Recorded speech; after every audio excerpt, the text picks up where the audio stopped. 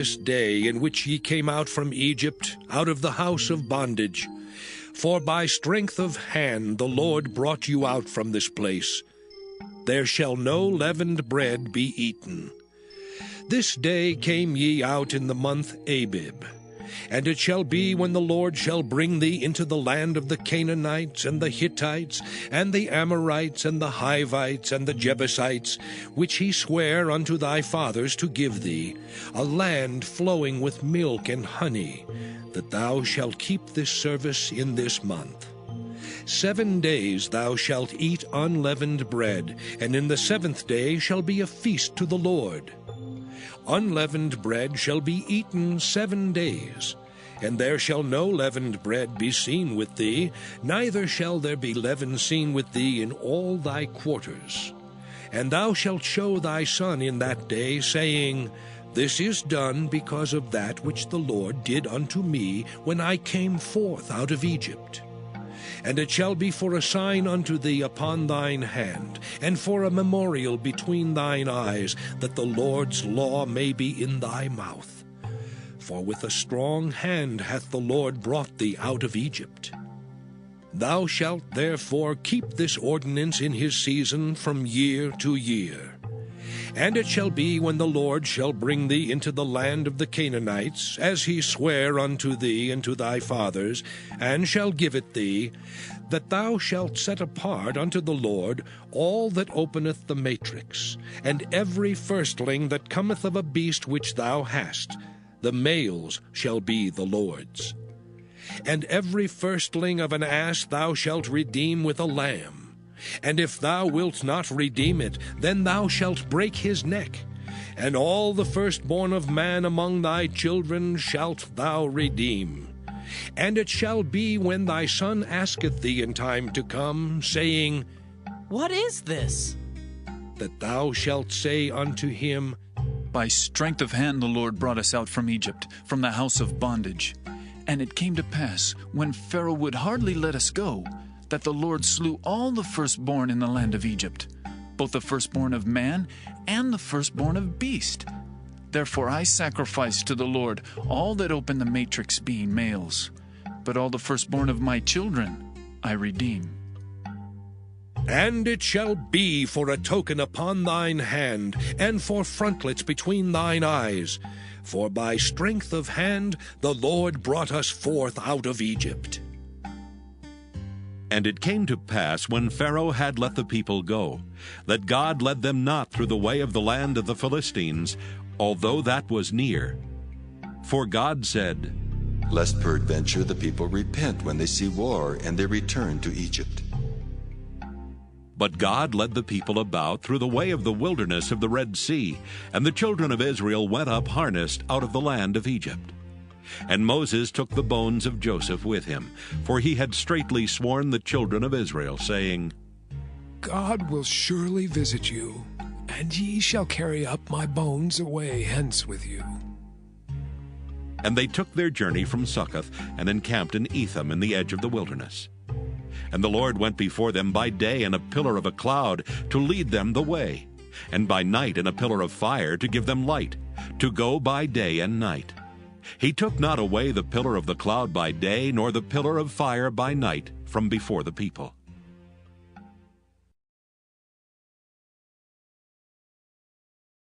Exodus chapter 14. And the Lord spake unto Moses, saying, Speak unto the children of Israel, that they turn and encamp before Pi-hahiroth, between Migdol and the sea, over against Baal-zephon. Before it shall ye encamp by the sea. For Pharaoh will say of the children of Israel, They are entangled in the land, the wilderness hath shut them in. And I will harden Pharaoh's heart, that he shall follow after them. And I will be honored upon Pharaoh, and upon all his host, that the Egyptians may know that I am the Lord. And they did so. And it was told the king of Egypt that the people fled.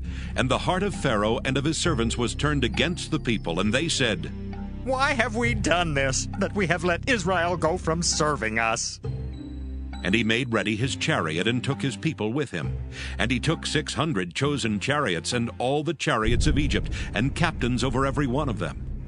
And the Lord hardened the heart of Pharaoh king of Egypt, and he pursued after the children of Israel. And the children of Israel went out with an high hand. But the Egyptians pursued after them, all the horses and chariots of Pharaoh, and his horsemen and his army, and overtook them encamping by the sea, beside Pi-hahiroth, before Baal-zephon. And when Pharaoh drew nigh, the children of Israel lifted up their eyes, and behold, the Egyptians marched after them.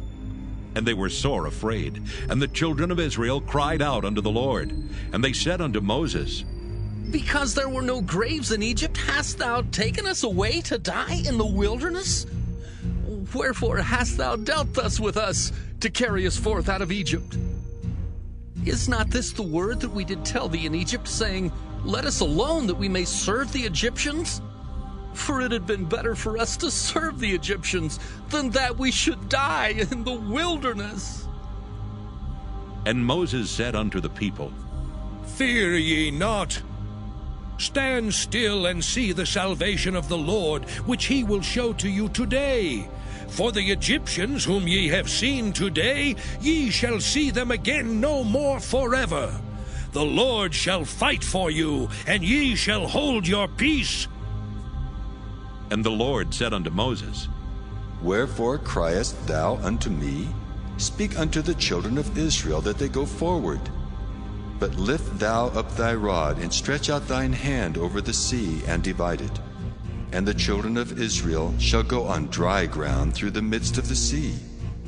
And I, behold, I will harden the hearts of the Egyptians, and they shall follow them. And I will get me honor upon Pharaoh, and upon all his host, upon his chariots, and upon his horsemen. And the Egyptians shall know that I am the Lord, when I have gotten me honor upon Pharaoh, upon his chariots, and upon his horsemen. And the angel of God, which went before the camp of Israel, removed and went behind them. And the pillar of the cloud went from before their face, and stood behind them. And it came between the camp of the Egyptians and the camp of Israel, and it was a cloud and darkness to them. But it gave light by night to these, so that the one came not near the other all the night. And Moses stretched out his hand over the sea, and the Lord caused the sea to go back by a strong east wind all that night, and made the sea dry land, and the waters were divided. And the children of Israel went into the midst of the sea upon the dry ground, and the waters were a wall unto them on their right hand and on their left. And the Egyptians pursued, and went in after them to the midst of the sea, even all Pharaoh's horses, his chariots, and his horsemen. And it came to pass that in the morning watch the Lord looked unto the host of the Egyptians through the pillar of fire and of the cloud, and troubled the host of the Egyptians, and took off their chariot wheels, that they drave them heavily. So that the Egyptians said, Let us flee from the face of Israel. For the Lord fighteth for them against the Egyptians. And the Lord said unto Moses, Stretch out thine hand over the sea, that the waters may come again upon the Egyptians, upon their chariots, and upon their horsemen. And Moses stretched forth his hand over the sea, and the sea returned to his strength when the morning appeared. And the Egyptians fled against it, and the Lord overthrew the Egyptians in the midst of the sea. And the waters returned and covered the chariots and the horsemen, and all the host of Pharaoh that came into the sea after them. There remained not so much as one of them.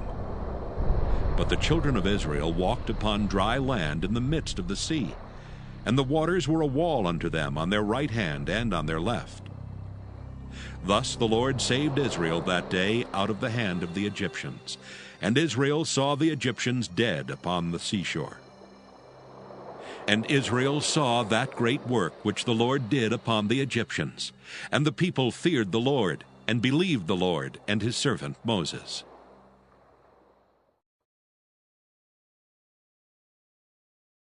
Exodus chapter 15.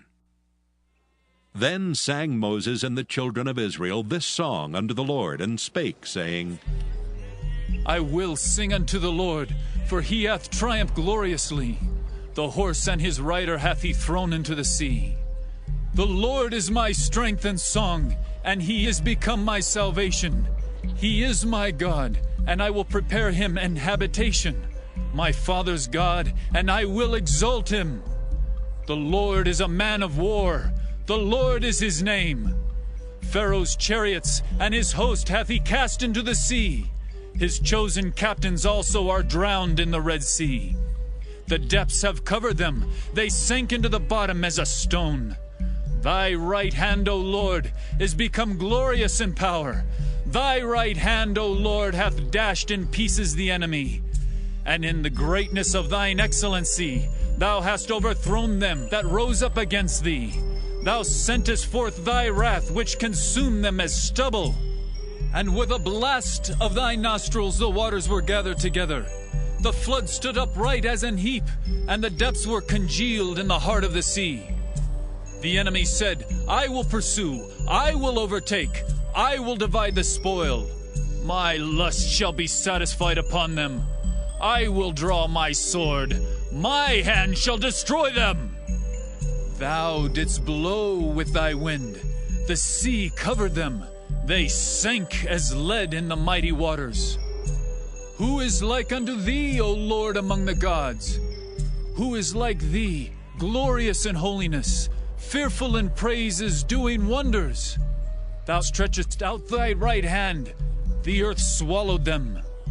Thou in thy mercy hast led forth the people which thou hast redeemed. Thou hast guided them in thy strength unto thy holy habitation. The people shall hear and be afraid. Sorrow shall take hold on the inhabitants of Palestina. Then the dukes of Edom shall be amazed. The mighty men of Moab, trembling, shall take hold upon them. All the inhabitants of Canaan shall melt away. Fear and dread shall fall upon them. By the greatness of thine arm, they shall be as still as a stone.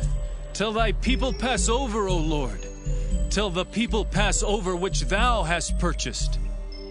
Thou shalt bring them in and plant them in the mountain of thine inheritance, in the place, O Lord, which thou hast made for thee to dwell in the sanctuary, O Lord, which thy hands have established.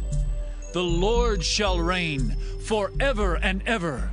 For the horse of Pharaoh went in with his chariots and with his horsemen into the sea, and the Lord brought again the waters of the sea upon them. But the children of Israel went on dry land in the midst of the sea. And Miriam the prophetess, the sister of Aaron, took a timbrel in her hand, and all the women went out after her with timbrels and with dances. And Miriam answered them, Sing ye to the Lord, for he hath triumphed gloriously. The horse and his rider hath he thrown into the sea. So Moses brought Israel from the Red Sea, and they went out into the wilderness of Shur. And they went 3 days in the wilderness and found no water. And when they came to Marah, they could not drink of the waters of Marah, for they were bitter. Therefore the name of it was called Marah.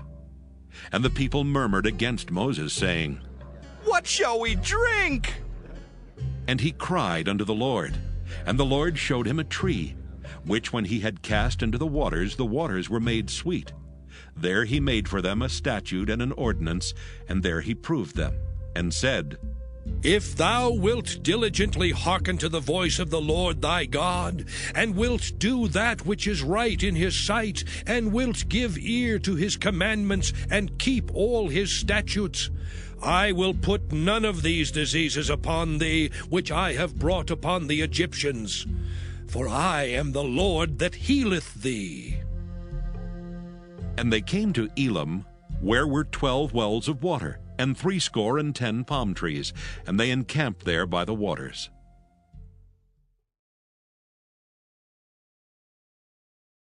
Exodus chapter 16. And they took their journey from Elim, and all the congregation of the children of Israel came unto the wilderness of Sin, which is between Elim and Sinai, on the 15th day of the 2nd month after their departing out of the land of Egypt. And the whole congregation of the children of Israel murmured against Moses and Aaron in the wilderness. And the children of Israel said unto them, Would to God we had died by the hand of the Lord in the land of Egypt, when we sat by the flesh pots, and when we did eat bread to the full. For ye have brought us forth into this wilderness to kill this whole assembly with hunger. Then said the Lord unto Moses, Behold, I will rain bread from heaven for you, and the people shall go out and gather a certain rate every day, that I may prove them, whether they will walk in my law or no. And it shall come to pass that on the 6th day they shall prepare that which they bring in, and it shall be twice as much as they gather daily. And Moses and Aaron said unto all the children of Israel, At even then ye shall know that the Lord hath brought you out from the land of Egypt. And in the morning then ye shall see the glory of the Lord, for that he heareth your murmurings against the Lord. And what are we that ye murmur against us? And Moses said, This shall be when the Lord shall give you in the evening flesh to eat, and in the morning bread to the full. For that the Lord heareth your murmurings which ye murmur against him. And what are we? Your murmurings are not against us, but against the Lord. And Moses spake unto Aaron, Say unto all the congregation of the children of Israel, Come near before the Lord, for he hath heard your murmurings. And it came to pass, as Aaron spake unto the whole congregation of the children of Israel, that they looked toward the wilderness, and behold, the glory of the Lord appeared in the cloud. And the Lord spake unto Moses, saying, I have heard the murmurings of the children of Israel. Speak unto them, saying, At even ye shall eat flesh, and in the morning ye shall be filled with bread, and ye shall know that I am the Lord your God. And it came to pass, that at even the quails came up and covered the camp, and in the morning the dew lay round about the host. And when the dew that lay was gone up, behold, upon the face of the wilderness there lay a small round thing, as small as the hoarfrost on the ground. And when the children of Israel saw it, they said one to another, It is manna. For they wist not what it was. And Moses said unto them, This is the bread which the Lord hath given you to eat. This is the thing which the Lord hath commanded. Gather of it every man according to his eating, an omer for every man according to the number of your persons. Take ye every man for them which are in his tents. And the children of Israel did so, and gathered, some more, some less. And when they did meet it with an omer, he that gathered much had nothing over, and he that gathered little had no lack. They gathered every man according to his eating. And Moses said, Let no man leave of it till the morning. Notwithstanding they hearkened not unto Moses, but some of them left of it until the morning, and it bred worms and stank, and Moses was wroth with them. And they gathered it every morning, every man according to his eating, and when the sun waxed hot, it melted. And it came to pass that on the 6th day they gathered twice as much bread, 2 omers for one man. And all the rulers of the congregation came and told Moses. And he said unto them, This is that which the Lord hath said. Tomorrow is the rest of the holy Sabbath unto the Lord. Bake that which ye will bake today, and seethe that ye will seethe. And that which remaineth over lay up for you to be kept until the morning. And they laid it up till the morning, as Moses bade. And it did not stink, neither was there any worm therein. And Moses said, Eat that today, for today is a Sabbath unto the Lord. Today ye shall not find it in the field. 6 days ye shall gather it, but on the 7th day, which is the Sabbath, in it there shall be none. And it came to pass that there went out some of the people on the 7th day for to gather, and they found none. And the Lord said unto Moses, How long refuse ye to keep my commandments and my laws? See, for that the Lord hath given you the Sabbath. Therefore he giveth you on the 6th day the bread of 2 days. Abide ye every man in his place. Let no man go out of his place on the 7th day. So the people rested on the 7th day. And the house of Israel called the name thereof manna. And it was like coriander seed white, and the taste of it was like wafers made with honey. And Moses said, This is the thing which the Lord commandeth. Fill an omer of it to be kept for your generations, that they may see the bread wherewith I have fed you in the wilderness, when I brought you forth from the land of Egypt. And Moses said unto Aaron, Take a pot, and put an omer full of manna therein, and lay it up before the Lord, to be kept for your generations. As the Lord commanded Moses, so Aaron laid it up before the testimony to be kept. And the children of Israel did eat manna 40 years, until they came to a land inhabited. They did eat manna until they came unto the borders of the land of Canaan. Now an omer is the 10th part of an ephah.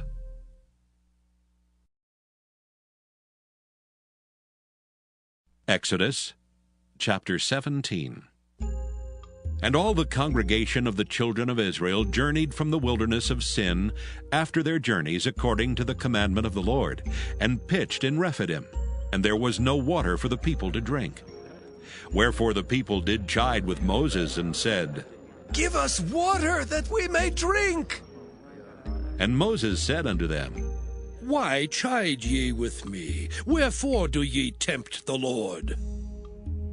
And the people thirsted there for water, and the people murmured against Moses, and said, Wherefore is this that thou hast brought us up out of Egypt, to kill us and our children and our cattle with thirst?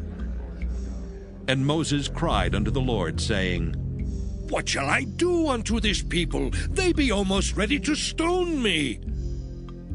And the Lord said unto Moses, Go on before the people, and take with thee of the elders of Israel, and thy rod wherewith thou smotest the river.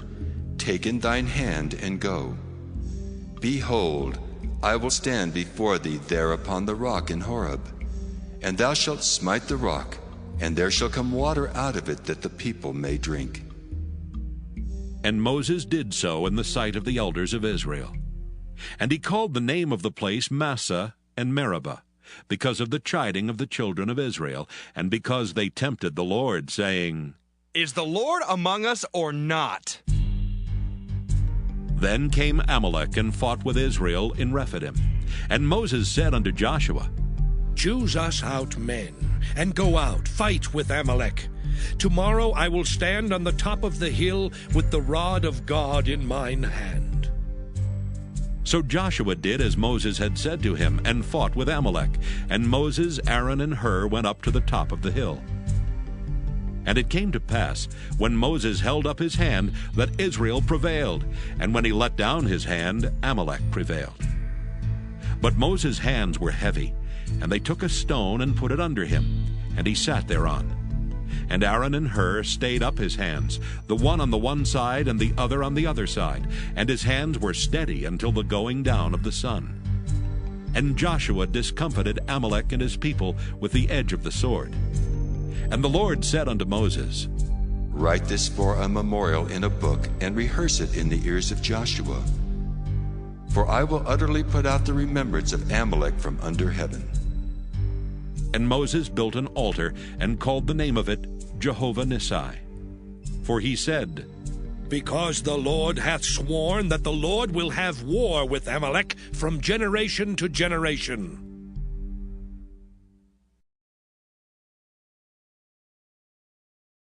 Exodus chapter 18.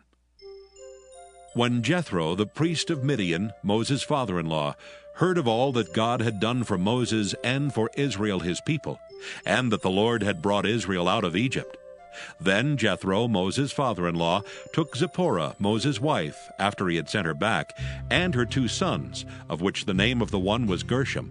For he said, I have been an alien in a strange land. And the name of the other was Eleazar. For the God of my father, said he, was mine help, and delivered me from the sword of Pharaoh. And Jethro, Moses' father-in-law, came with his sons and his wife unto Moses into the wilderness, where he encamped at the mount of God. And he said unto Moses, I, thy father-in-law Jethro, am come unto thee, and thy wife and her 2 sons with her. And Moses went out to meet his father-in-law, and did obeisance, and kissed him. And they asked each other of their welfare, and they came into the tent. And Moses told his father-in-law all that the Lord had done unto Pharaoh, and to the Egyptians for Israel's sake, and all the travail that had come upon them by the way, and how the Lord delivered them. And Jethro rejoiced for all the goodness which the Lord had done to Israel, whom he had delivered out of the hand of the Egyptians. And Jethro said, Blessed be the Lord, who hath delivered you out of the hand of the Egyptians, and out of the hand of Pharaoh, who hath delivered the people from under the hand of the Egyptians. Now I know that the Lord is greater than all gods, for in the thing wherein they dealt proudly he was above them. And Jethro, Moses' father-in-law, took a burnt offering and sacrifices for God.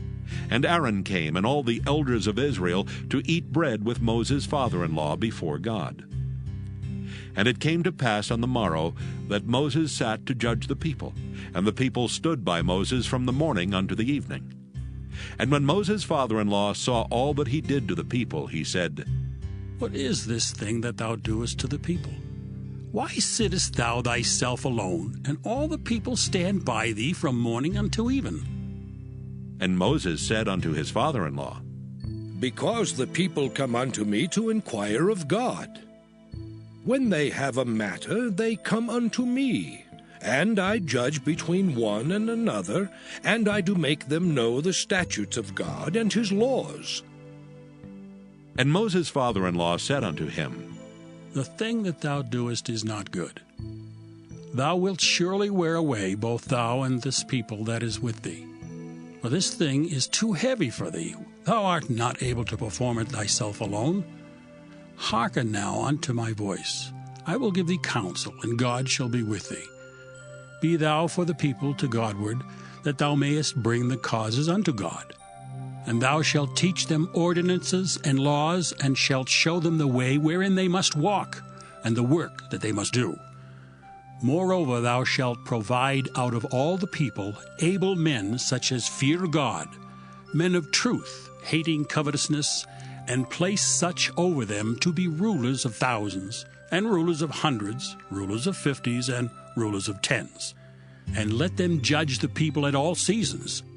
And it shall be that every great matter they shall bring unto thee, but every small matter they shall judge. So shall it be easier for thyself, and they shall bear the burden with thee. If thou shalt do this thing, and God command thee so, then thou shalt be able to endure, and all this people shall also go to their place in peace. So Moses hearkened to the voice of his father-in-law, and did all that he had said. And Moses chose able men out of all Israel, and made them heads over the people, rulers of thousands, rulers of hundreds, rulers of 50s, and rulers of 10s. And they judged the people at all seasons. The hard causes they brought unto Moses, but every small matter they judged themselves. And Moses let his father-in-law depart, and he went his way into his own land.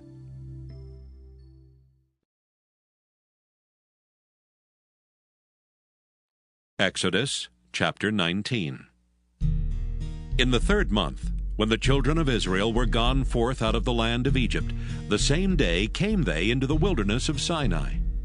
For they were departed from Rephidim, and were come to the desert of Sinai, and had pitched in the wilderness. And there Israel camped before the mount. And Moses went up unto God, and the Lord called unto him out of the mountain, saying, Thus shalt thou say to the house of Jacob, and tell the children of Israel, Ye have seen what I did unto the Egyptians, and how I bare you on eagle's wings, and brought you unto myself. Now therefore, if ye will obey my voice indeed, and keep my covenant, then ye shall be a peculiar treasure unto me above all people, for all the earth is mine. And ye shall be unto me a kingdom of priests, and an holy nation. These are the words which thou shalt speak unto the children of Israel. And Moses came and called for the elders of the people, and laid before their faces all these words which the Lord commanded him. And all the people answered together and said, All that the Lord hath spoken, we will do. And Moses returned the words of the people unto the Lord. And the Lord said unto Moses, Lo, I come unto thee in a thick cloud, that the people may hear when I speak with thee and believe thee forever. And Moses told the words of the people unto the Lord. And the Lord said unto Moses, Go unto the people, and sanctify them today and tomorrow, and let them wash their clothes, and be ready against the third day. For the third day the Lord will come down in the sight of all the people upon Mount Sinai. And thou shalt set bounds unto the people round about, saying, Take heed to yourselves that ye go not up into the mount, or touch the border of it. Whosoever toucheth the mount shall be surely put to death. There shall not an hand touch it, but he shall surely be stoned or shot through. Whether it be beast or man, it shall not live. When the trumpet soundeth long, they shall come up to the mount. And Moses went down from the mount unto the people, and sanctified the people, and they washed their clothes.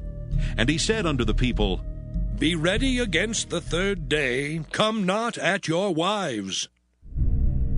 And it came to pass on the third day in the morning that there were thunders and lightnings, and a thick cloud upon the mount, and the voice of the trumpet exceeding loud, so that all the people that was in the camp trembled. And Moses brought forth the people out of the camp to meet with God, and they stood at the nether part of the mount. And Mount Sinai was altogether on a smoke, because the Lord descended upon it in fire. And the smoke thereof ascended as the smoke of a furnace, and the whole mount quaked greatly. And when the voice of the trumpet sounded long, and waxed louder and louder, Moses spake, and God answered him by a voice. And the Lord came down upon Mount Sinai on the top of the mount. And the Lord called Moses up to the top of the mount, and Moses went up. And the Lord said unto Moses, Go down, charge the people, lest they break through unto the Lord to gaze, and many of them perish. And let the priests also, which come near to the Lord, sanctify themselves, lest the Lord break forth upon them. And Moses said unto the Lord, The people cannot come up to Mount Sinai, for thou chargest us, saying, Set bounds about the mount, and sanctify it. And the Lord said unto him, Away, get thee down, and thou shalt come up, thou and Aaron with thee. But let not the priests and the people break through to come up unto the Lord, lest he break forth upon them. So Moses went down unto the people, and spake unto them. Exodus chapter 20. And God spake all these words, saying, I am the Lord thy God, which have brought thee out of the land of Egypt, out of the house of bondage. Thou shalt have no other gods before me. Thou shalt not make unto thee any graven image, or any likeness of anything that is in heaven above, or that is in the earth beneath, or that is in the water under the earth. Thou shalt not bow down thyself to them, nor serve them. For I, the Lord thy God, am a jealous God, visiting the iniquity of the fathers upon the children unto the third and fourth generation of them that hate me, and showing mercy unto thousands of them that love me and keep my commandments. Thou shalt not take the name of the Lord thy God in vain, for the Lord will not hold him guiltless that taketh his name in vain. Remember the Sabbath day to keep it holy. 6 days shalt thou labor and do all thy work, but the seventh day is the Sabbath of the Lord thy God. In it thou shalt not do any work, thou, nor thy son, nor thy daughter, thy manservant, nor thy maidservant, nor thy cattle, nor thy stranger that is within thy gates. For in 6 days the Lord made heaven and earth, the sea, and all that in them is, and rested the seventh day. Wherefore the Lord blessed the Sabbath day, and hallowed it. Honor thy father and thy mother, that thy days may be long upon the land which the Lord thy God giveth thee. Thou shalt not kill. Thou shalt not commit adultery. Thou shalt not steal. Thou shalt not bear false witness against thy neighbor. Thou shalt not covet thy neighbor's house. Thou shalt not covet thy neighbor's wife, nor his manservant, nor his maidservant, nor his ox, nor his ass, nor anything that is thy neighbor's. And all the people saw the thunderings and the lightnings and the noise of the trumpet and the mountain smoking. And when the people saw it, they removed and stood afar off. And they said unto Moses, Speak thou with us, and we will hear, but let not God speak with us, lest we die. And Moses said unto the people, Fear not, for God is come to prove you, and that his fear may be before your faces, that ye sin not. And the people stood afar off, and Moses drew near unto the thick darkness where God was. And the Lord said unto Moses, Thus thou shalt say unto the children of Israel, Ye have seen that I have talked with you from heaven. Ye shall not make with me gods of silver, neither shall ye make unto you gods of gold. An altar of earth thou shalt make unto me, and shalt sacrifice thereon thy burnt offerings, and thy peace offerings, thy sheep and thine oxen. In all places where I record my name, I will come unto thee, and I will bless thee. And if thou wilt make me an altar of stone, thou shalt not build it of hewn stone. For if thou lift up thy tool upon it, thou hast polluted it. Neither shalt thou go up by steps unto mine altar, that thy nakedness be not discovered thereon.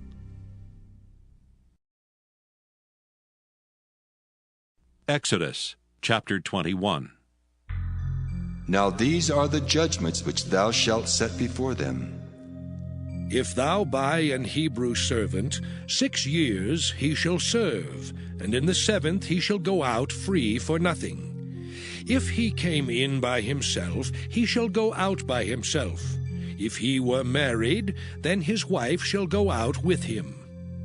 If his master have given him a wife, and she have borne him sons or daughters, the wife and her children shall be her master's, and he shall go out by himself.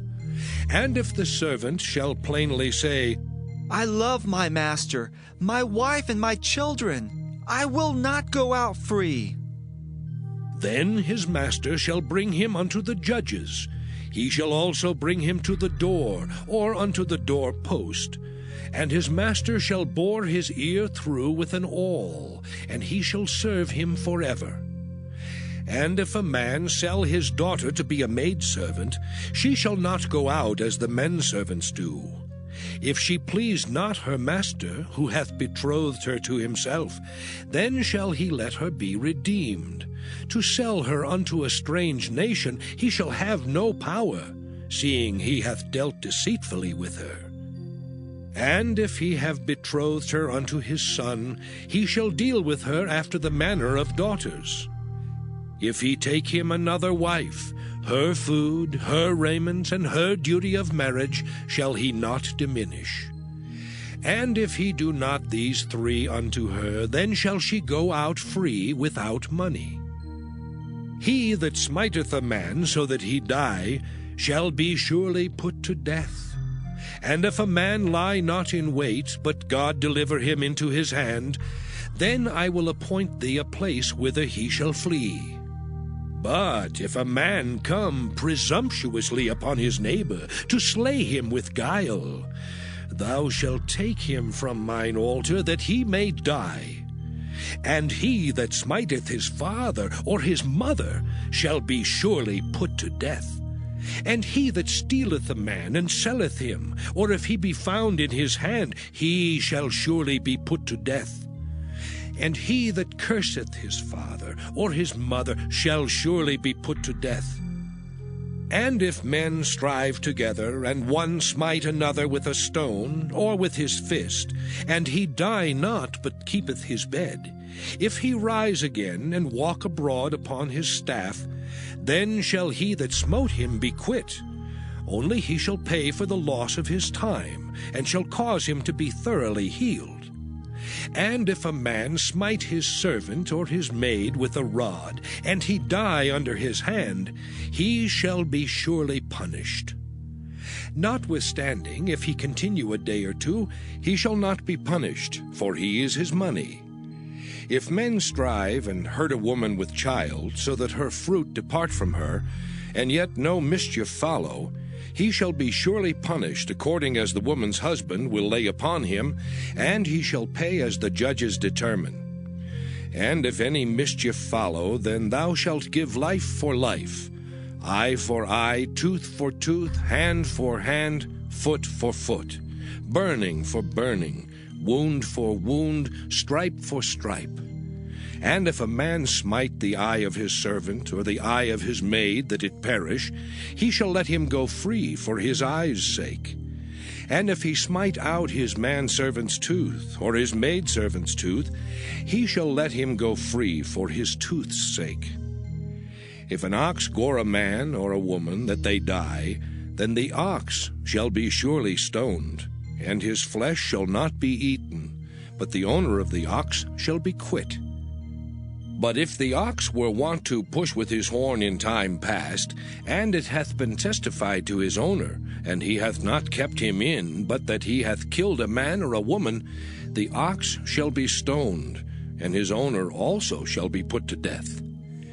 If there be laid on him a sum of money, then he shall give for the ransom of his life whatsoever is laid upon him. Whether he have gored a son, or have gored a daughter, according to this judgment shall it be done unto him. If the ox shall push a manservant or a maidservant, he shall give unto their master 30 shekels of silver, and the ox shall be stoned. And if a man shall open a pit, or if a man shall dig a pit and not cover it, and an ox or an ass fall therein, the owner of the pit shall make it good, and give money unto the owner of them, and the dead beast shall be his. And if one man's ox hurt another's, that he die, then they shall sell the live ox, and divide the money of it, and the dead ox also they shall divide. Or if it be known that the ox hath used to push in time past, and his owner hath not kept him in, he shall surely pay ox for ox, and the dead shall be his own.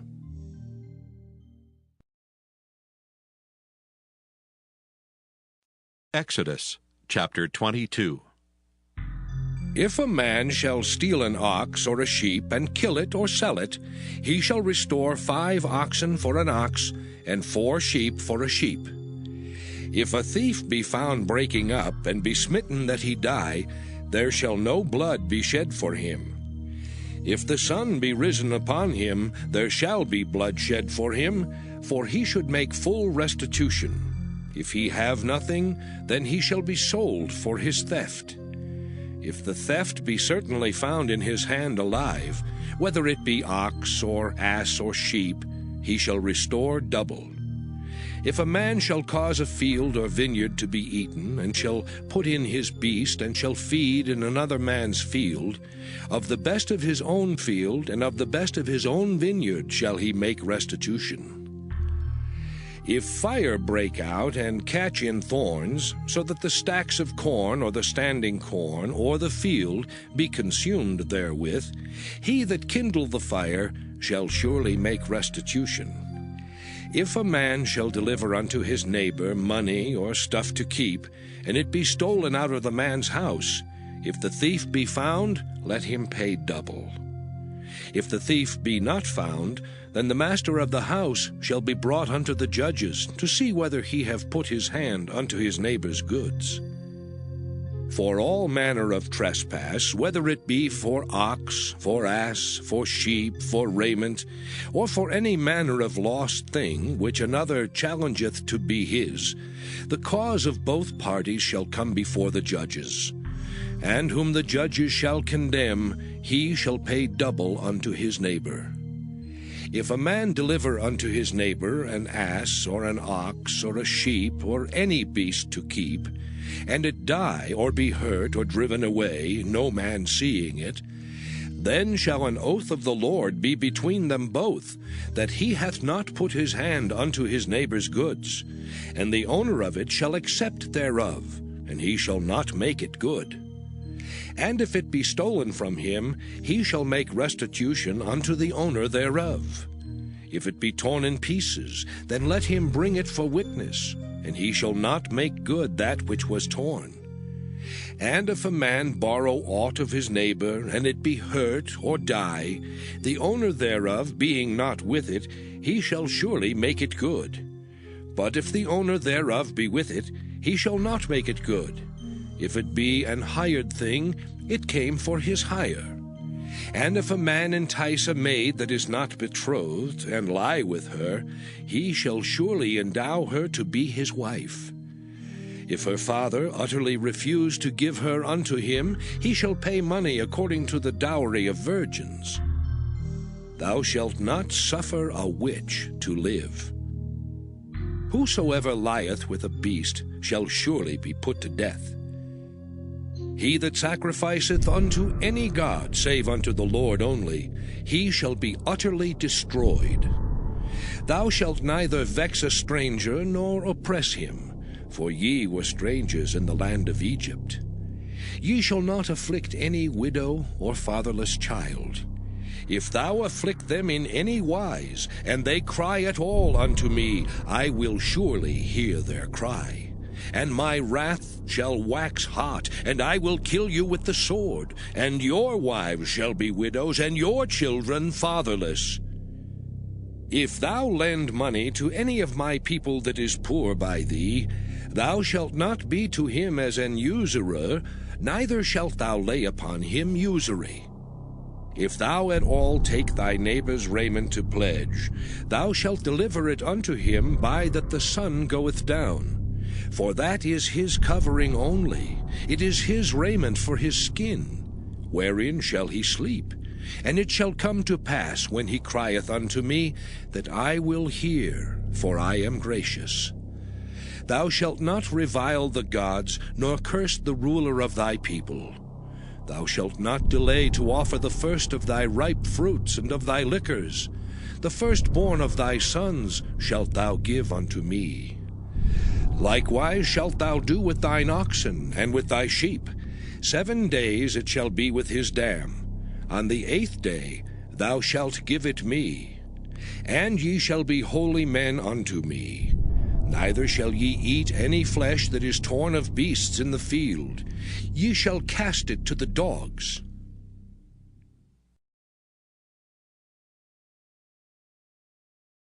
Exodus chapter 23. Thou shalt not raise a false report. Put not thine hand with the wicked to be an unrighteous witness. Thou shalt not follow a multitude to do evil. Neither shalt thou speak in a cause to decline after many to wrest judgment. Neither shalt thou countenance a poor man in his cause. If thou meet thine enemy's ox or his ass going astray, thou shalt surely bring it back to him again. If thou see the ass of him that hateth thee lying under his burden, and wouldest forbear to help him, thou shalt surely help with him. Thou shalt not wrest the judgment of thy poor in his cause. Keep thee far from a false matter, and the innocent and righteous slay thou not, for I will not justify the wicked. And thou shalt take no gift, for the gift blindeth the wise, and perverteth the words of the righteous. Also thou shalt not oppress a stranger, for ye know the heart of a stranger, seeing ye were strangers in the land of Egypt. And 6 years thou shalt sow thy land, and shalt gather in the fruits thereof. But the 7th year thou shalt let it rest and lie still, that the poor of thy people may eat. And what they leave the beasts of the field shall eat. In like manner thou shalt deal with thy vineyard and with thy oliveyard. 6 days thou shalt do thy work, and on the 7th day thou shalt rest. That thine ox and thine ass may rest, and the son of thy handmaid, and the stranger may be refreshed. And in all things that I have said unto you be circumspect. And make no mention of the name of other gods, neither let it be heard out of thy mouth. 3 times thou shalt keep a feast unto me in the year. Thou shalt keep the feast of unleavened bread. Thou shalt eat unleavened bread 7 days, as I commanded thee in the time appointed of the month Abib. For in it thou camest out from Egypt, and none shall appear before me empty. And the feast of harvest, the first fruits of thy labors, which thou hast sown in the field, and the feast of ingathering, which is in the end of the year, when thou hast gathered in thy labors out of the field. 3 times in the year all thy males shall appear before the Lord God. Thou shalt not offer the blood of my sacrifice with leavened bread, neither shall the fat of my sacrifice remain until the morning. The first of the first fruits of thy land thou shalt bring into the house of the Lord thy God. Thou shalt not see the kid in his mother's milk. Behold, I send an angel before thee to keep thee in the way, and to bring thee into the place which I have prepared. Beware of him, and obey his voice. Provoke him not, for he will not pardon your transgressions, for my name is in him. But if thou shalt indeed obey his voice, and do all that I speak, then I will be an enemy unto thine enemies, and an adversary unto thine adversaries. For mine angel shall go before thee, and bring thee in unto the Amorites and the Hittites and the Perizzites, and the Canaanites and Hivites and the Jebusites, and I will cut them off. Thou shalt not bow down to their gods, nor serve them, nor do after their works, but thou shalt utterly overthrow them, and quite break down their images. And ye shall serve the Lord your God, and he shall bless thy bread and thy water, and I will take sickness away from the midst of thee. There shall nothing cast their young, nor be barren in thy land. The number of thy days I will fulfill. I will send my fear before thee, and will destroy all the people to whom thou shalt come, and I will make all thine enemies turn their backs unto thee. And I will send hornets before thee, which shall drive out the Hivite, the Canaanite, and the Hittite from before thee. I will not drive them out from before thee in 1 year, lest the land become desolate, and the beast of the field multiply against thee. By little and little I will drive them out from before thee, until thou be increased and inherit the land. And I will set thy bounds from the Red Sea even unto the sea of the Philistines, and from the desert unto the river. For I will deliver the inhabitants of the land into your hand, and thou shalt drive them out before thee. Thou shalt make no covenant with them, nor with their gods. They shall not dwell in thy land, lest they make thee sin against me. For if thou serve their gods, it will surely be a snare unto thee.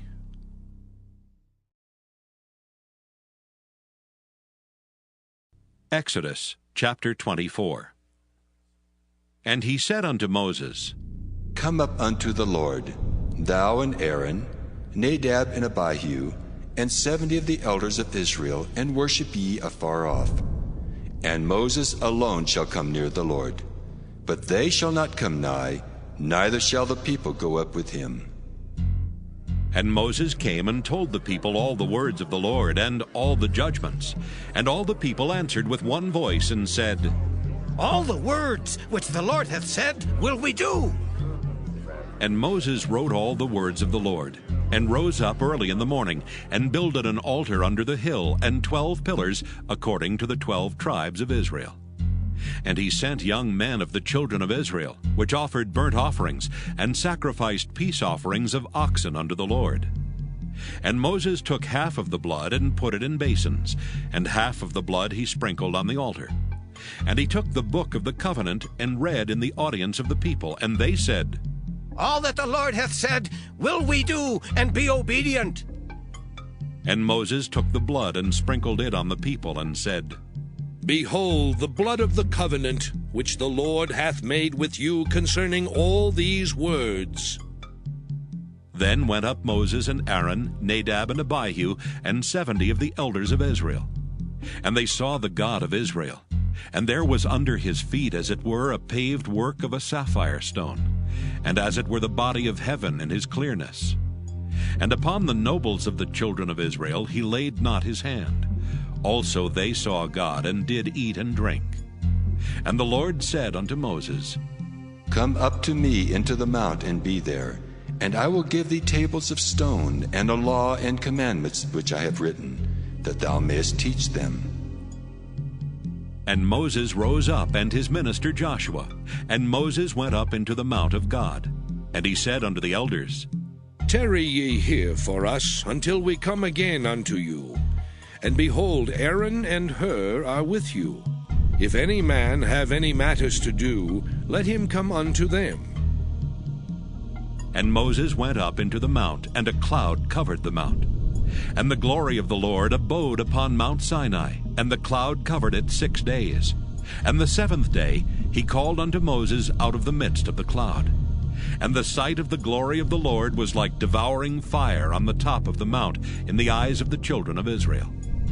And Moses went into the midst of the cloud, and gat him up into the mount. And Moses was in the mount 40 days and 40 nights.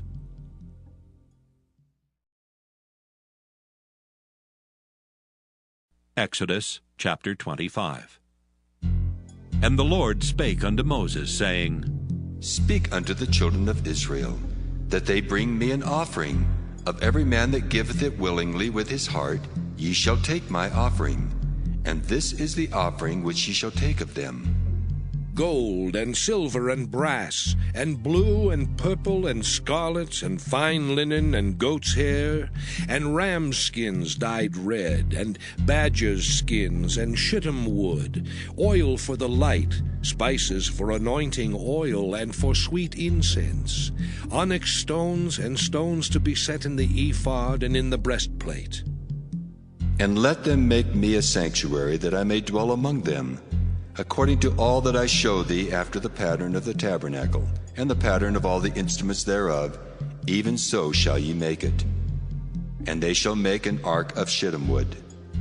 2 cubits and a half shall be the length thereof, and 1 cubit and a half the breadth thereof, and 1 cubit and a half the height thereof. And thou shalt overlay it with pure gold, within and without shalt thou overlay it, and shalt make upon it a crown of gold round about. And thou shalt cast 4 rings of gold for it, and put them in the 4 corners thereof, and 2 rings shall be in the one side of it, and 2 rings in the other side of it. And thou shalt make staves of shittim wood, and overlay them with gold. And thou shalt put the staves into the rings by the sides of the ark, that the ark may be borne with them. The staves shall be in the rings of the ark, they shall not be taken from it. And thou shalt put into the ark the testimony which I shall give thee. And thou shalt make a mercy seat of pure gold. 2 cubits and a half shall be the length thereof, and 1 cubit and a half the breadth thereof. And thou shalt make 2 cherubims of gold. Of beaten work shalt thou make them, in the 2 ends of the mercy seat. And make 1 cherub on the one end, and the other cherub on the other end. Even of the mercy seat shall ye make the cherubims on the 2 ends thereof. And the cherubims shall stretch forth their wings on high, covering the mercy seat with their wings, and their faces shall look one to another. Toward the mercy seat shall the faces of the cherubims be. And thou shalt put the mercy seat above upon the ark, and in the ark thou shalt put the testimony that I shall give thee. And there I will meet with thee, and I will commune with thee from above the mercy seat, from between the 2 cherubims which are upon the ark of the testimony, of all things which I will give thee in commandment unto the children of Israel. Thou shalt also make a table of shittim wood. 2 cubits shall be the length thereof, and 1 cubit the breadth thereof, and 1 cubit and a half the height thereof. And thou shalt overlay it with pure gold, and make thereto a crown of gold round about. And thou shalt make unto it a border of an handbreadth round about. And thou shalt make a golden crown to the border thereof round about. And thou shalt make for it 4 rings of gold, and put the rings in the 4 corners that are on the 4 feet thereof. Over against the border shall the rings be for places of the staves to bear the table. And thou shalt make the staves of shittim wood, and overlay them with gold, that the table may be borne with them.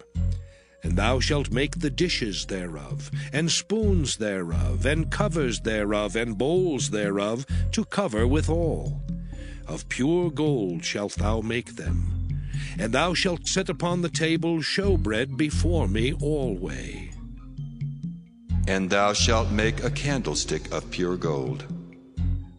Of beaten work shall the candlestick be made, his shaft and his branches, his bowls, his knops and his flowers shall be of the same. And 6 branches shall come out of the sides of it, 3 branches of the candlestick out of the one side, and 3 branches of the candlestick out of the other side.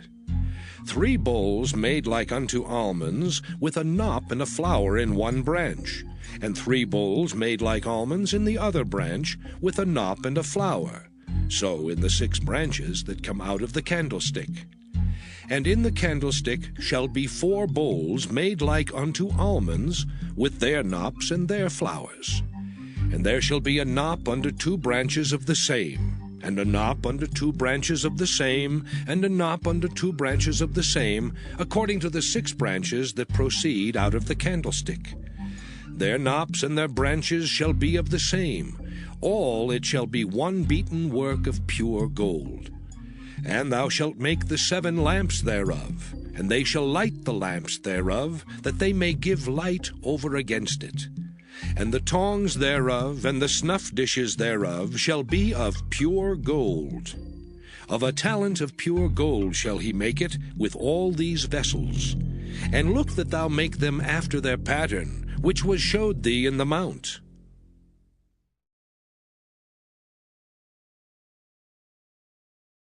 Exodus chapter 26.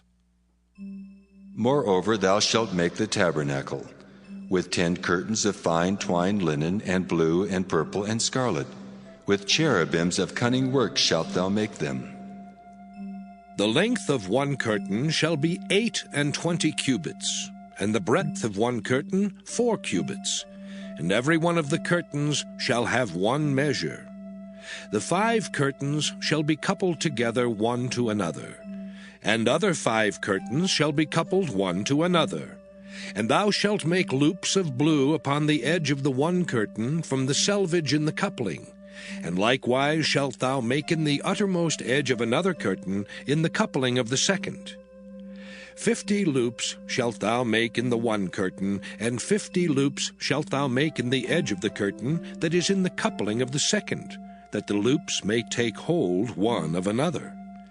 And thou shalt make 50 taches of gold, and couple the curtains together with the taches, and it shall be one tabernacle. And thou shalt make curtains of goat's hair to be a covering upon the tabernacle. 11 curtains shalt thou make. The length of one curtain shall be 30 cubits, and the breadth of one curtain 4 cubits, and the 11 curtains shall be all of one measure. And thou shalt couple 5 curtains by themselves, and 6 curtains by themselves, and shalt double the 6th curtain in the forefront of the tabernacle. And thou shalt make 50 loops on the edge of the one curtain that is outmost in the coupling, and 50 loops in the edge of the curtain which coupleth the second. And thou shalt make 50 taches of brass, and put the taches into the loops, and couple the tent together, that it may be one. And the remnant that remaineth of the curtains of the tent, the half curtain that remaineth, shall hang over the backside of the tabernacle. And a cubit on the one side, and a cubit on the other side of that which remaineth in the length of the curtains of the tent, it shall hang over the sides of the tabernacle on this side and on that side, to cover it. And thou shalt make a covering for the tent of rams' skins dyed red, and a covering above of badgers' skins.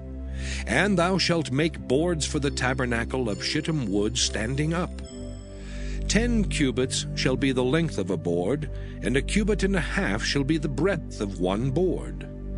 2 tenons shall there be in one board, set in order one against another. Thus shalt thou make for all the boards of the tabernacle. And thou shalt make the boards for the tabernacle, 20 boards on the south side southward. And thou shalt make 40 sockets of silver under the 20 boards, 2 sockets under one board for his 2 tenons, and 2 sockets under another board for his 2 tenons. And for the second side of the tabernacle, on the north side, there shall be 20 boards, and there 40 sockets of silver, 2 sockets under one board, and 2 sockets under another board. And for the sides of the tabernacle westward thou shalt make 6 boards, and 2 boards shalt thou make for the corners of the tabernacle in the 2 sides. And they shall be coupled together beneath, and they shall be coupled together above the head of it unto one ring. Thus shall it be for them both. They shall be for the 2 corners. And they shall be 8 boards, and their sockets of silver 16 sockets, 2 sockets under one board, and 2 sockets under another board. And thou shalt make bars of shittim wood, 5 for the boards of the one side of the tabernacle, and 5 bars for the boards of the other side of the tabernacle, and 5 bars for the boards of the side of the tabernacle for the 2 sides westward. And the middle bar in the midst of the boards shall reach from end to end. And thou shalt overlay the boards with gold, and make their rings of gold for places for the bars. And thou shalt overlay the bars with gold. And thou shalt rear up the tabernacle according to the fashion thereof which was showed thee in the mount. And thou shalt make a veil of blue and purple and scarlet, and fine twined linen of cunning work. With cherubims shall it be made. And thou shalt hang it upon 4 pillars of shittim wood overlaid with gold. Their hooks shall be of gold upon the 4 sockets of silver. And thou shalt hang up the veil under the taches, that thou mayest bring in thither within the veil the ark of the testimony. And the veil shall divide unto you between the holy place and the most holy. And thou shalt put the mercy seat upon the ark of the testimony in the most holy place. And thou shalt set the table without the veil, and the candlestick over against the table on the side of the tabernacle toward the south.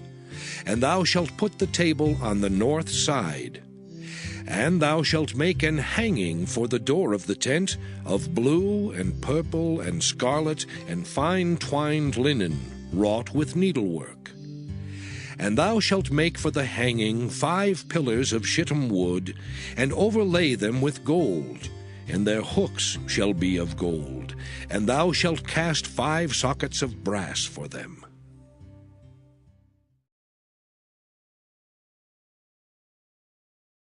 Exodus chapter 27. And thou shalt make an altar of shittim wood, 5 cubits long and 5 cubits broad. The altar shall be 4 square, and the height thereof shall be 3 cubits. And thou shalt make the horns of it upon the 4 corners thereof. His horns shall be of the same, and thou shalt overlay it with brass. And thou shalt make his pans to receive his ashes, and his shovels, and his basins, and his flesh hooks, and his fire pans. All the vessels thereof thou shalt make of brass. And thou shalt make for it a grate of network of brass, and upon the net shalt thou make 4 brazen rings in the 4 corners thereof. And thou shalt put it under the compass of the altar beneath, that the net may be even to the midst of the altar. And thou shalt make staves for the altar, staves of shittim wood, and overlay them with brass. And the staves shall be put into the rings, and the staves shall be upon the 2 sides of the altar, to bear it. Hollow with boards shalt thou make it, as it was showed thee in the mount, so shall they make it. And thou shalt make the court of the tabernacle. For the south side southward there shall be hangings for the court of fine twined linen of 100 cubits long for one side. And the 20 pillars thereof and their 20 sockets shall be of brass.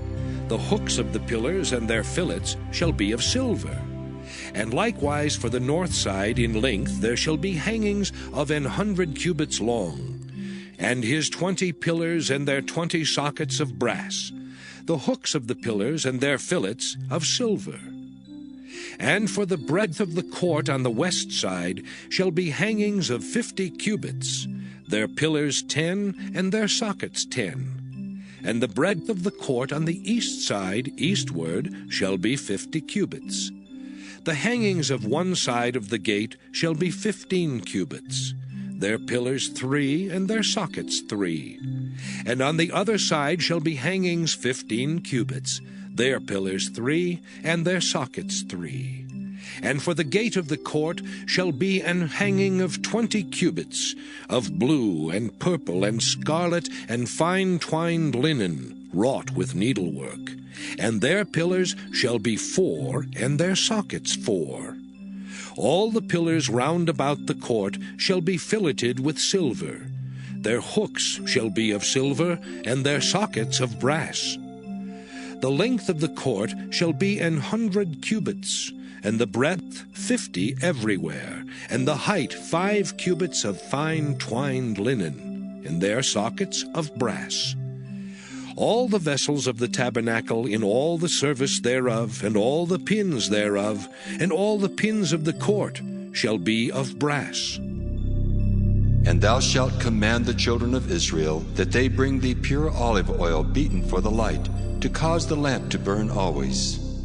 In the tabernacle of the congregation without the veil, which is before the testimony, Aaron and his sons shall order it from evening to morning before the Lord. It shall be a statute forever unto their generations on the behalf of the children of Israel.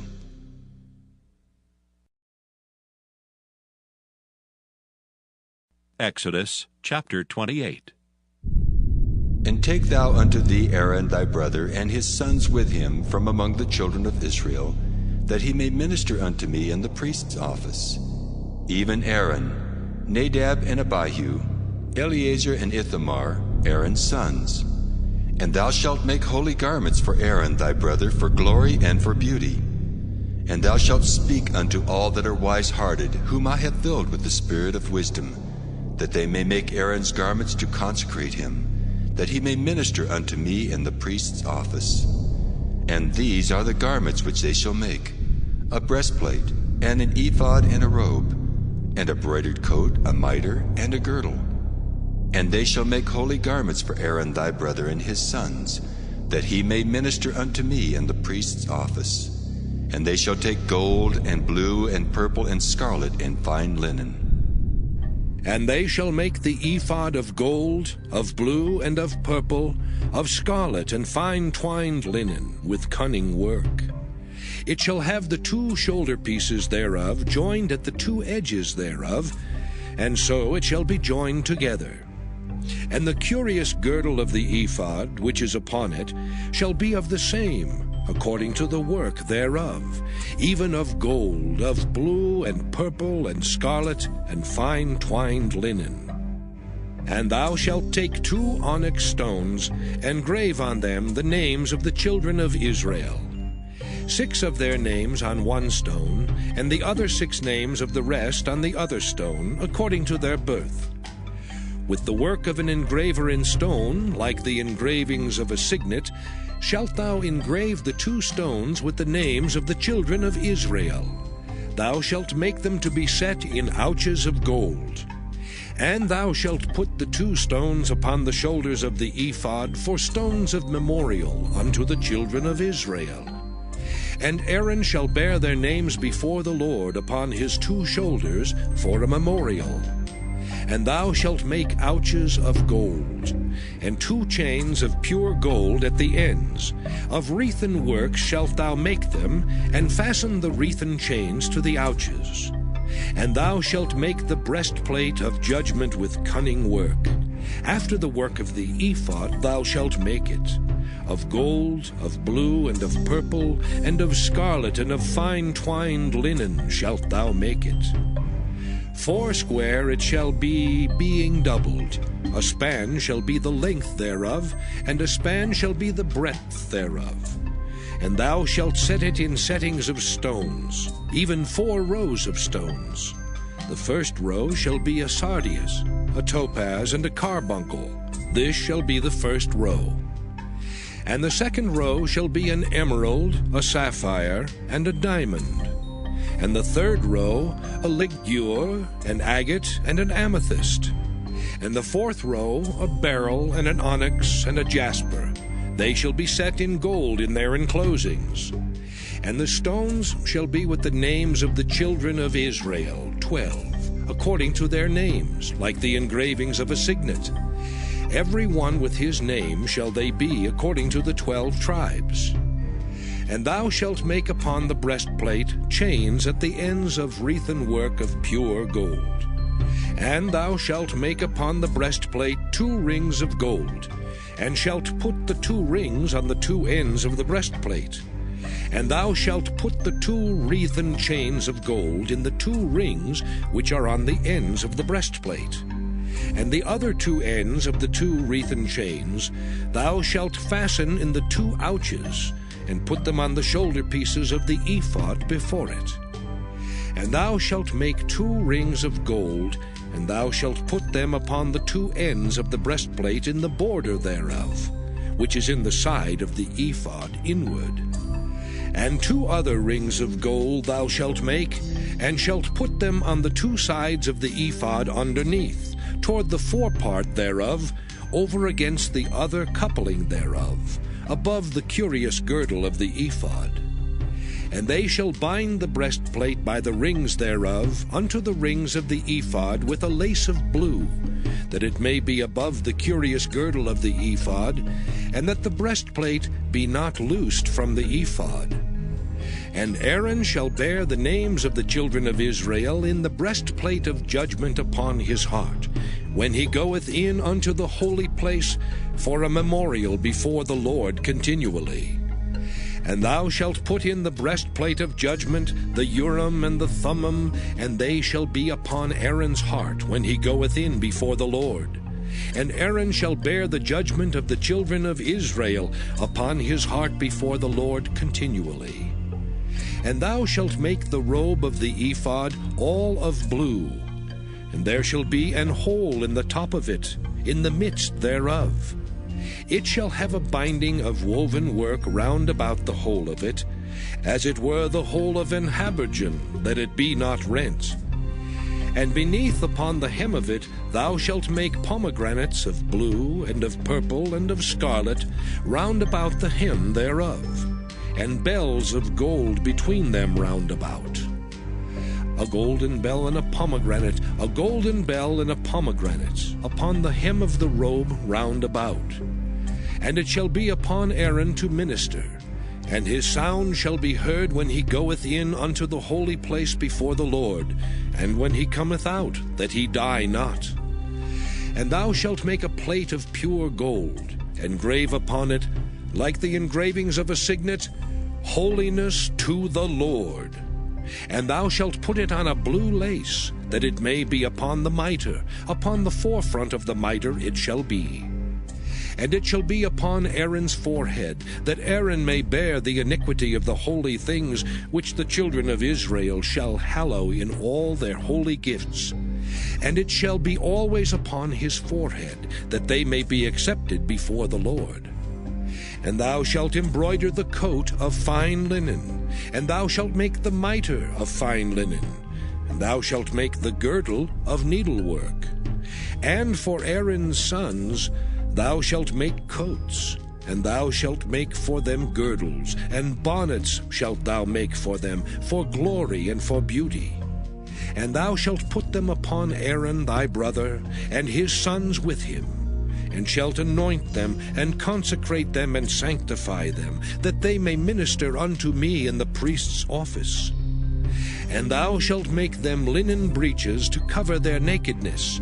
From the loins even unto the thighs they shall reach. And they shall be upon Aaron and upon his sons when they come in unto the tabernacle of the congregation, or when they come near unto the altar to minister in the holy place, that they bear not iniquity and die. It shall be a statute forever unto him and his seed after him.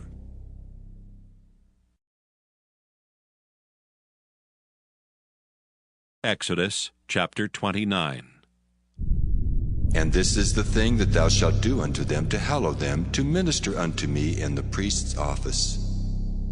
Take 1 young bullock and 2 rams without blemish, and unleavened bread and cakes unleavened, tempered with oil, and wafers unleavened, anointed with oil. Of wheaten flour shalt thou make them. And thou shalt put them into 1 basket, and bring them in the basket with the bullock and the 2 rams. And Aaron and his sons thou shalt bring unto the door of the tabernacle of the congregation, and shalt wash them with water. And thou shalt take the garments, and put upon Aaron the coat, and the robe of the ephod, and the breastplate, and gird him with the curious girdle of the ephod. And thou shalt put the mitre upon his head, and put the holy crown upon the mitre. Then shalt thou take the anointing oil, and pour it upon his head, and anoint him. And thou shalt bring his sons, and put coats upon them. And thou shalt gird them with girdles, Aaron and his sons, and put the bonnets on them. And the priest's office shall be theirs for a perpetual statute. And thou shalt consecrate Aaron and his sons. And thou shalt cause a bullock to be brought before the tabernacle of the congregation. And Aaron and his sons shall put their hands upon the head of the bullock. And thou shalt kill the bullock before the Lord, by the door of the tabernacle of the congregation. And thou shalt take of the blood of the bullock, and put it upon the horns of the altar with thy finger, and pour all the blood beside the bottom of the altar. And thou shalt take all the fat that covereth the inwards, and the caul that is above the liver, and the 2 kidneys, and the fat that is upon them, and burn them upon the altar. But the flesh of the bullock, and his skin, and his dung, shalt thou burn with fire without the camp. It is a sin offering. Thou shalt also take 1 ram, and Aaron and his sons shall put their hands upon the head of the ram. And thou shalt slay the ram, and thou shalt take his blood, and sprinkle it round about upon the altar. And thou shalt cut the ram in pieces, and wash the inwards of him, and his legs, and put them unto his pieces, and unto his head. And thou shalt burn the whole ram upon the altar. It is a burnt offering unto the Lord. It is a sweet savour, an offering made by fire unto the Lord. And thou shalt take the other ram, and Aaron and his sons shall put their hands upon the head of the ram. Then shalt thou kill the ram, and take of his blood, and put it upon the tip of the right ear of Aaron, and upon the tip of the right ear of his sons, and upon the thumb of their right hand, and upon the great toe of their right foot, and sprinkle the blood upon the altar round about. And thou shalt take of the blood that is upon the altar, and of the anointing oil, and sprinkle it upon Aaron, and upon his garments, and upon his sons, and upon the garments of his sons with him. And he shall be hallowed, and his garments, and his sons' garments with him. Also thou shalt take of the ram the fat and the rump, and the fat that covereth the inwards, and the caul above the liver, and the 2 kidneys, and the fat that is upon them, and the right shoulder, for it is a ram of consecration. And 1 loaf of bread, and 1 cake of oiled bread, and 1 wafer out of the basket of the unleavened bread that is before the Lord. And thou shalt put all in the hands of Aaron, and in the hands of his sons, and shalt wave them for a wave offering before the Lord. And thou shalt receive them of their hands, and burn them upon the altar for a burnt offering, for a sweet savour before the Lord. It is an offering made by fire unto the Lord. And thou shalt take the breast of the ram of Aaron's consecration, and wave it for a wave offering before the Lord, and it shall be thy part. And thou shalt sanctify the breast of the wave offering, and the shoulder of the heave offering, which is waved and which is heaved up, of the ram of the consecration, even of that which is for Aaron, and of that which is for his sons. And it shall be Aaron's and his sons by a statute forever from the children of Israel.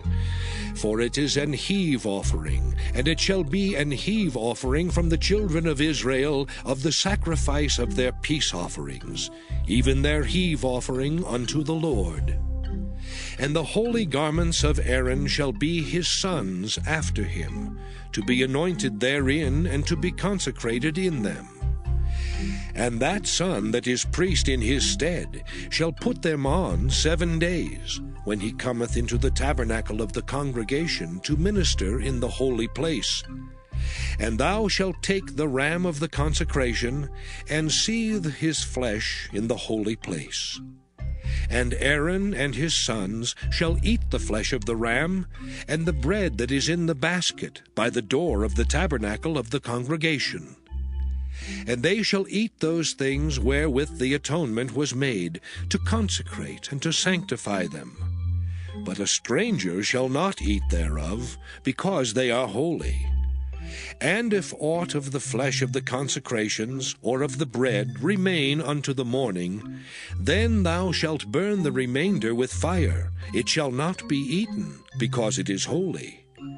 And thus shalt thou do unto Aaron and to his sons according to all things which I have commanded thee. 7 days shalt thou consecrate them. And thou shalt offer every day a bullock for a sin offering for atonement.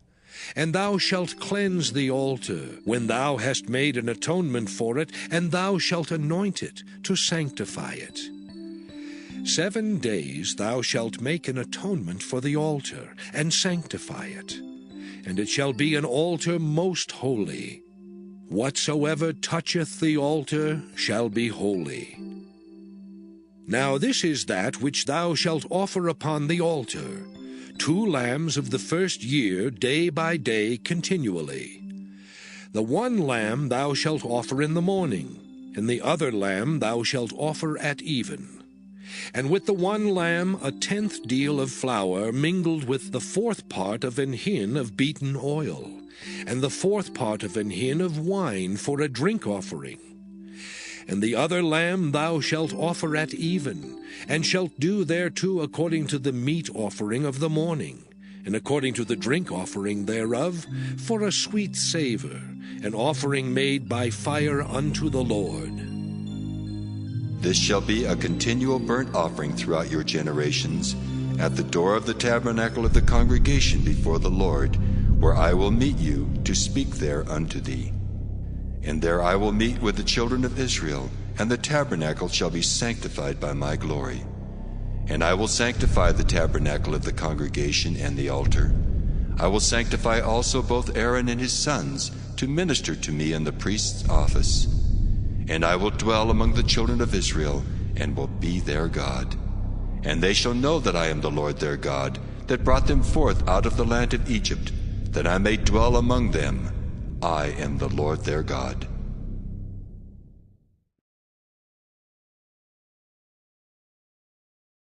Exodus chapter 30. And thou shalt make an altar to burn incense upon. Of shittim wood shalt thou make it. A cubit shall be the length thereof, and a cubit the breadth thereof. 4 square shall it be, and 2 cubits shall be the height thereof. The horns thereof shall be of the same, and thou shalt overlay it with pure gold, the top thereof, and the sides thereof round about, and the horns thereof, and thou shalt make unto it a crown of gold round about. And 2 golden rings shalt thou make to it under the crown of it, by the 2 corners thereof, upon the 2 sides of it shalt thou make it, and they shall be for places for the staves to bear it withal. And thou shalt make the staves of shittim wood, and overlay them with gold. And thou shalt put it before the veil that is by the ark of the testimony, before the mercy seat that is over the testimony, where I will meet with thee. And Aaron shall burn thereon sweet incense every morning. When he dresseth the lamps, he shall burn incense upon it. And when Aaron lighteth the lamps at even, he shall burn incense upon it, a perpetual incense before the Lord throughout your generations. Ye shall offer no strange incense thereon, nor burnt sacrifice, nor meat offering. Neither shall ye pour drink offering thereon. And Aaron shall make an atonement upon the horns of it once in a year with the blood of the sin offering of atonements. Once in the year shall he make atonement upon it throughout your generations. It is most holy unto the Lord. And the Lord spake unto Moses, saying, When thou takest the sum of the children of Israel after their number, then shall they give every man a ransom for his soul unto the Lord, when thou numberest them. That there be no plague among them when thou numberest them. This they shall give every one that passeth among them that are numbered, half a shekel after the shekel of the sanctuary. A shekel is 20 gerahs, and half shekel shall be the offering of the Lord. Every one that passeth among them that are numbered, from 20 years old and above, shall give an offering unto the Lord. The rich shall not give more, and the poor shall not give less than half a shekel when they give an offering unto the Lord, to make an atonement for your souls. And thou shalt take the atonement money of the children of Israel, and shalt appoint it for the service of the tabernacle of the congregation, that it may be a memorial unto the children of Israel before the Lord, to make an atonement for your souls. And the Lord spake unto Moses, saying, Thou shalt also make a laver of brass, and his foot also of brass, to wash withal. And thou shalt put it between the tabernacle of the congregation and the altar, and thou shalt put water therein. For Aaron and his sons shall wash their hands and their feet thereat. When they go into the tabernacle of the congregation, they shall wash with water, that they die not. Or when they come near to the altar to minister, to burn offering made by fire unto the Lord. So they shall wash their hands and their feet, that they die not. And it shall be a statute forever to them, even to him and to his seed throughout their generations. Moreover the Lord spake unto Moses, saying, Take thou also unto thee principal spices. Of pure myrrh 500 shekels, and of sweet cinnamon half so much, even 250 shekels, and of sweet calamus 250 shekels, and of cassia 500 shekels, after the shekel of the sanctuary, and of oil olive and hin. And thou shalt make it an oil of holy ointment, an ointment compound after the art of the apothecary. It shall be an holy anointing oil. And thou shalt anoint the tabernacle of the congregation therewith, and the ark of the testimony, and the table and all his vessels, and the candlestick and his vessels, and the altar of incense, and the altar of burnt offering with all his vessels, and the laver and his foot. And thou shalt sanctify them, that they may be most holy. Whatsoever toucheth them shall be holy. And thou shalt anoint Aaron and his sons, and consecrate them, that they may minister unto me in the priest's office. And thou shalt speak unto the children of Israel, saying, This shall be an holy anointing oil unto me throughout your generations. Upon man's flesh shall it not be poured, neither shall ye make any other like it, after the composition of it. It is holy, and it shall be holy unto you. Whosoever compoundeth any like it, or whosoever putteth any of it upon a stranger, shall even be cut off from his people. And the Lord said unto Moses, Take unto thee sweet spices, stadge and onycha and galbanum. These sweet spices with pure frankincense, of each shall there be a like weight. And thou shalt make it a perfume, a confection after the art of the apothecary, tempered together, pure and holy. And thou shalt beat some of it very small, and put of it before the testimony in the tabernacle of the congregation, where I will meet with thee. It shall be unto you most holy. And as for the perfume which thou shalt make, ye shall not make to yourselves according to the composition thereof. It shall be unto thee holy for the Lord. Whosoever shall make like unto that, to smell thereto, shall even be cut off from his people.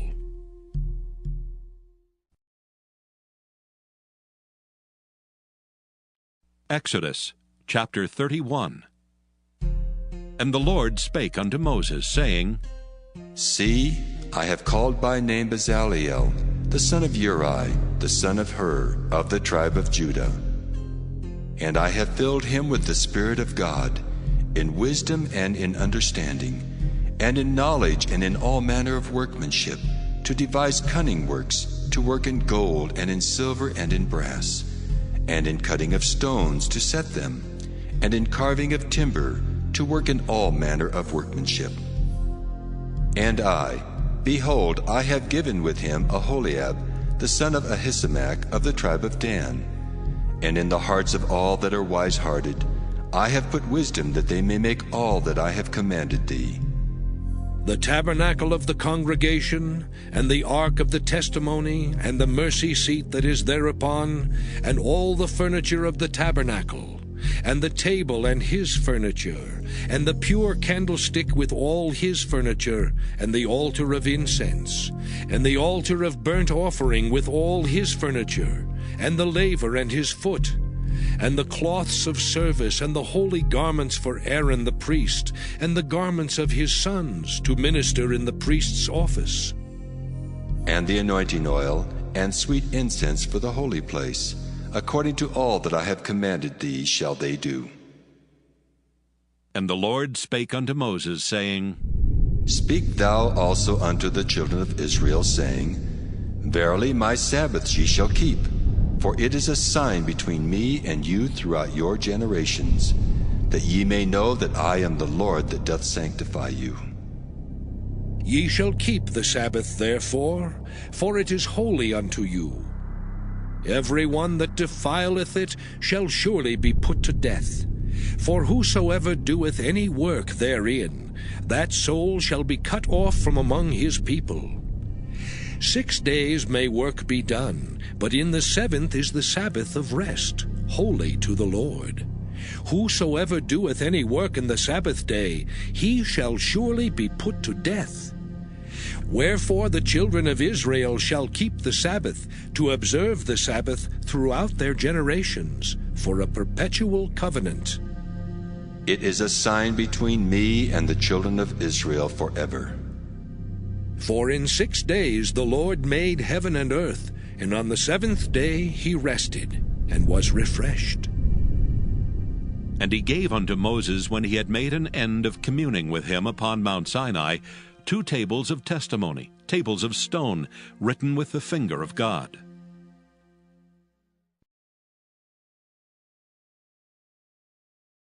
Exodus chapter 32. And when the people saw that Moses delayed to come down out of the mount, the people gathered themselves together unto Aaron, and said unto him, Up, make us gods which shall go before us. For as for this Moses, the man that brought us up out of the land of Egypt, we wot not what has become of him. And Aaron said unto them, Break off the golden earrings which are in the ears of your wives, of your sons, and of your daughters, and bring them unto me. And all the people brake off the golden earrings which were in their ears, and brought them unto Aaron. And he received them at their hand, and fashioned it with a graving tool, after he had made it a molten calf. And they said, These be thy gods, O Israel, which brought thee up out of the land of Egypt. And when Aaron saw it, he built an altar before it, And Aaron made proclamation and said, "Tomorrow is a feast to the Lord." And they rose up early on the morrow, and offered burnt offerings, and brought peace offerings. And the people sat down to eat and to drink, and rose up to play. And the Lord said unto Moses, Go, get thee down, for thy people which thou broughtest out of the land of Egypt have corrupted themselves. They have turned aside quickly out of the way which I commanded them. They have made them a molten calf, and have worshipped it, and have sacrificed thereunto, and said, These be thy gods, O Israel, which have brought thee up out of the land of Egypt. And the Lord said unto Moses, I have seen this people, and behold, it is a stiff-necked people. Now therefore let me alone, that my wrath may wax hot against them, and that I may consume them. And I will make of thee a great nation. And Moses besought the Lord his God, and said, Lord, why doth thy wrath wax hot against thy people, which thou hast brought forth out of the land of Egypt with great power and with a mighty hand? Wherefore should the Egyptians speak and say, For mischief did he bring them out, to slay them in the mountains, and to consume them from the face of the earth? Turn from thy fierce wrath, and repent of this evil against thy people. Remember Abraham, Isaac, and Israel, thy servants, to whom thou swarest by thine own self, and saidst unto them, I will multiply your seed as the stars of heaven, and all this land that I have spoken of will I give unto your seed, and they shall inherit it forever. And the Lord repented of the evil which he thought to do unto his people. And Moses turned and went down from the mount, and the 2 tables of the testimony were in his hand. The tables were written on both their sides. On the one side and on the other were they written. And the tables were the work of God, and the writing was the writing of God, graven upon the tables. And when Joshua heard the noise of the people as they shouted, he said unto Moses, There is a noise of war in the camp. And he said, It is not the voice of them that shout for mastery, neither is it the voice of them that cry for being overcome, but the noise of them that sing do I hear. And it came to pass, as soon as he came nigh unto the camp, that he saw the calf and the dancing. And Moses' anger waxed hot, and he cast the tables out of his hands, and brake them beneath the mount. And he took the calf which they had made, and burnt it in the fire, and ground it to powder, and strawed it upon the water, and made the children of Israel drink of it. And Moses said unto Aaron, What did this people unto thee, that thou hast brought so great a sin upon them? And Aaron said, Let not the anger of my Lord wax hot. Thou knowest the people, that they are set on mischief. For they said unto me, Make us gods, which shall go before us. For as for this Moses, the man that brought us up out of the land of Egypt, we wot not what is become of him. And I said unto them, Whosoever hath any gold, let them break it off. So they gave it me. Then I cast it into the fire, and there came out this calf. And when Moses saw that the people were naked, for Aaron had made them naked unto their shame among their enemies, then Moses stood in the gate of the camp and said, Who is on the Lord's side? Let him come unto me. And all the sons of Levi gathered themselves together unto him. And he said unto them, Thus saith the Lord God of Israel, Put every man his sword by his side, and go in and out from gate to gate throughout the camp, and slay every man his brother, and every man his companion, and every man his neighbor. And the children of Levi did according to the word of Moses. And there fell of the people that day about 3,000 men. For Moses had said, Consecrate yourselves today to the Lord, even every man upon his son and upon his brother, that he may bestow upon you a blessing this day. And it came to pass on the morrow that Moses said unto the people, Ye have sinned a great sin, and now I will go up unto the Lord. Peradventure I shall make an atonement for your sin. And Moses returned unto the Lord and said, Oh, this people have sinned a great sin, and have made them gods of gold. Yet now, if thou wilt forgive their sin, and if not, blot me, I pray thee, out of thy book which thou hast written. And the Lord said unto Moses, Whosoever hath sinned against me, him will I blot out of my book. Therefore now go, lead the people unto the place of which I have spoken unto thee. Behold, mine angel shall go before thee. Nevertheless, in the day when I visit, I will visit their sin upon them. And the Lord plagued the people because they made the calf which Aaron made.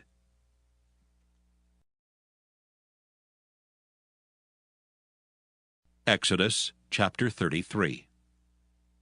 And the Lord said unto Moses, Depart and go up hence, thou and the people which thou hast brought up out of the land of Egypt, unto the land which I swear unto Abraham, to Isaac, and to Jacob, saying, Unto thy seed will I give it. And I will send an angel before thee, and I will drive out the Canaanite, the Amorite, and the Hittite, and the Perizzite, the Hivite, and the Jebusite, unto a land flowing with milk and honey, for I will not go up in the midst of thee, for thou art a stiff-necked people, lest I consume thee in the way.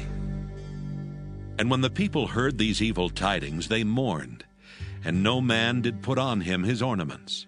For the Lord had said unto Moses, Say unto the children of Israel, Ye are a stiff-necked people. I will come up into the midst of thee in a moment, and consume thee.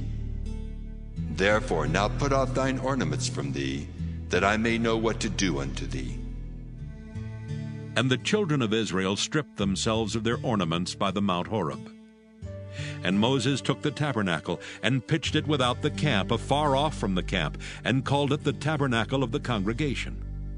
And it came to pass that every one which sought the Lord went out unto the tabernacle of the congregation, which was without the camp. And it came to pass, when Moses went out unto the tabernacle, that all the people rose up, and stood every man at his tent door, and looked after Moses until he was gone into the tabernacle.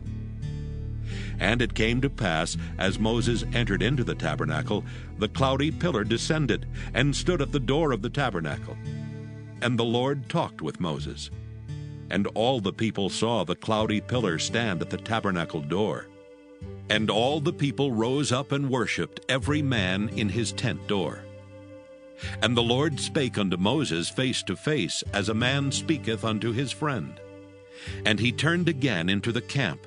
But his servant Joshua, the son of Nun, a young man, departed not out of the tabernacle. And Moses said unto the Lord, See, thou sayest unto me, Bring up this people, and thou hast not let me know whom thou wilt send with me. Yet thou hast said, I know thee by name, and thou hast also found grace in my sight. Now therefore I pray thee, if I have found grace in thy sight, show me now thy way, that I may know thee, that I may find grace in thy sight, and consider that this nation is thy people. And he said, My presence shall go with thee, and I will give thee rest. And he said unto him, If thy presence go not with me, carry us not up hence. For wherein shall it be known here that I and thy people have found grace in thy sight? Is it not in that thou goest with us? So shall we be separated, I and thy people, from all the people that are upon the face of the earth. And the Lord said unto Moses, I will do this thing also that thou hast spoken, for thou hast found grace in my sight, and I know thee by name. And he said, I beseech thee, show me thy glory. And he said, I will make all my goodness pass before thee, and I will proclaim the name of the Lord before thee, and will be gracious to whom I will be gracious, and will show mercy on whom I will show mercy. And he said, Thou canst not see my face, for there shall no man see me and live. And the Lord said, Behold, there is a place by me, and thou shalt stand upon a rock. And it shall come to pass, while my glory passeth by, that I will put thee in a cleft of the rock, and will cover thee with my hand while I pass by. And I will take away mine hand, and thou shalt see my back parts, but my face shall not be seen.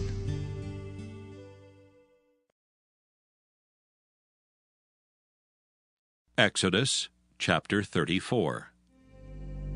And the Lord said unto Moses, Hew thee 2 tables of stone like unto the first, and I will write upon these tables the words that were in the first tables which thou breakest. And be ready in the morning, and come up in the morning unto Mount Sinai, and present thyself there to me in the top of the mount. And no man shall come up with thee, neither let any man be seen throughout all the mount, neither let the flocks nor herds feed before that mount. And he hewed 2 tables of stone like unto the first. And Moses rose up early in the morning, and went up unto Mount Sinai, as the Lord had commanded him, and took in his hand the 2 tables of stone. And the Lord descended in the cloud, and stood with him there, and proclaimed the name of the Lord. And the Lord passed by before him, and proclaimed, The Lord God, merciful and gracious, long-suffering and abundant in goodness and truth, keeping mercy for thousands, forgiving iniquity and transgression and sin, and that will by no means clear the guilty, visiting the iniquity of the fathers upon the children, and upon the children's children, unto the 3rd and to the 4th generation. And Moses made haste, and bowed his head toward the earth, and worshipped. And he said, If now I have found grace in thy sight, O Lord, let my Lord, I pray thee, go among us. For it is a stiff-necked people, and pardon our iniquity and our sin, and take us for thine inheritance. And he said, Behold, I make a covenant. Before all thy people I will do marvels, such as have not been done in all the earth, nor in any nation. And all the people among which thou art shall see the work of the Lord. For it is a terrible thing that I will do with thee. Observe thou that which I command thee this day. Behold, I drive out before thee the Amorite, and the Canaanite, and the Hittite, and the Perizzite, and the Hivite, and the Jebusite. Take heed to thyself, lest thou make a covenant with the inhabitants of the land whither thou goest, lest it be for a snare in the midst of thee. But ye shall destroy their altars, break their images, and cut down their groves. For thou shalt worship no other God, for the Lord, whose name is jealous, is a jealous God. Lest thou make a covenant with the inhabitants of the land, and they go a-whoring after their gods, and do sacrifice unto their gods, and one call thee, and thou eat of his sacrifice. And thou take of their daughters unto thy sons, and their daughters go a-whoring after their gods, and make thy sons go a-whoring after their gods. Thou shalt make thee no molten gods. The feast of unleavened bread shalt thou keep. 7 days thou shalt eat unleavened bread, as I commanded thee in the time of the month Abib. For in the month Abib thou camest out from Egypt. All that openeth the matrix is mine, and every firstling among thy cattle, whether ox or sheep, that is male. But the firstling of an ass thou shalt redeem with a lamb. And if thou redeem him not, then shalt thou break his neck. All the firstborn of thy sons thou shalt redeem, and none shall appear before me empty. 6 days thou shalt work, but on the 7th day thou shalt rest. In earing time and in harvest thou shalt rest. And thou shalt observe the feast of weeks, of the first fruits of wheat harvest, and the feast of ingathering at the year's end. Thrice in the year shall all your men children appear before the Lord God, the God of Israel. For I will cast out the nations before thee, and enlarge thy borders. Neither shall any man desire thy land, when thou shalt go up to appear before the Lord thy God thrice in the year. Thou shalt not offer the blood of my sacrifice with leaven, neither shall the sacrifice of the feast of the Passover be left unto the morning. The first of the first fruits of thy land thou shalt bring unto the house of the Lord thy God. Thou shalt not see the kid in his mother's milk. And the Lord said unto Moses, Write thou these words, for after the tenor of these words I have made a covenant with thee and with Israel. And he was there with the Lord 40 days and 40 nights.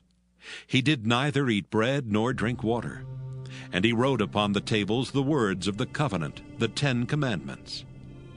And it came to pass, when Moses came down from Mount Sinai with the 2 tables of testimony in Moses' hand, when he came down from the mount, that Moses wist not that the skin of his face shone while he talked with him. And when Aaron and all the children of Israel saw Moses, behold, the skin of his face shone, and they were afraid to come nigh him. And Moses called unto them, and Aaron and all the rulers of the congregation returned unto him, and Moses talked with them. And afterward all the children of Israel came nigh, and he gave them in commandment all that the Lord had spoken with him in Mount Sinai. Until Moses had done speaking with them, he put a veil on his face. But when Moses went in before the Lord to speak with him, he took the veil off until he came out. And he came out and spake unto the children of Israel that which he was commanded. And the children of Israel saw the face of Moses, that the skin of Moses' face shone. And Moses put the veil upon his face again, until he went in to speak with him.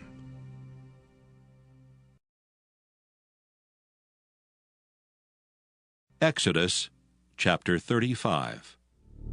And Moses gathered all the congregation of the children of Israel together, and said unto them, These are the words which the Lord hath commanded, that ye should do them. 6 days shall work be done, but on the 7th day there shall be to you an holy day, a Sabbath of rest to the Lord. Whosoever doeth work therein shall be put to death. Ye shall kindle no fire throughout your habitations upon the Sabbath day. And Moses spake unto all the congregation of the children of Israel, saying, This is the thing which the Lord commanded, saying, Take ye from among you an offering unto the Lord. Whosoever is of a willing heart, let him bring it, an offering of the Lord, gold and silver and brass, and blue and purple and scarlet, and fine linen, and goat's hair, and ram's skins dyed red, and badger's skins, and shittim wood, and oil for the light, and spices for anointing oil, and for the sweet incense, and onyx stones, and stones to be set for the ephod and for the breastplate. And every wise-hearted among you shall come and make all that the Lord hath commanded. The tabernacle, his tent and his covering, his taches and his boards, his bars, his pillars and his sockets, the ark and the staves thereof with the mercy seat and the veil of the covering, the table and his staves, and all his vessels and the showbread, the candlestick also for the light, and his furniture, and his lamps with the oil for the light, and the incense altar, and his staves, and the anointing oil, and the sweet incense, and the hanging for the door at the entering in of the tabernacle, the altar of burnt offering with his brazen grate, his staves and all his vessels, the laver and his foot, the hangings of the court, his pillars and their sockets, and the hanging for the door of the court, the pins of the tabernacle and the pins of the court and their cords, the cloths of service to do service in the holy place,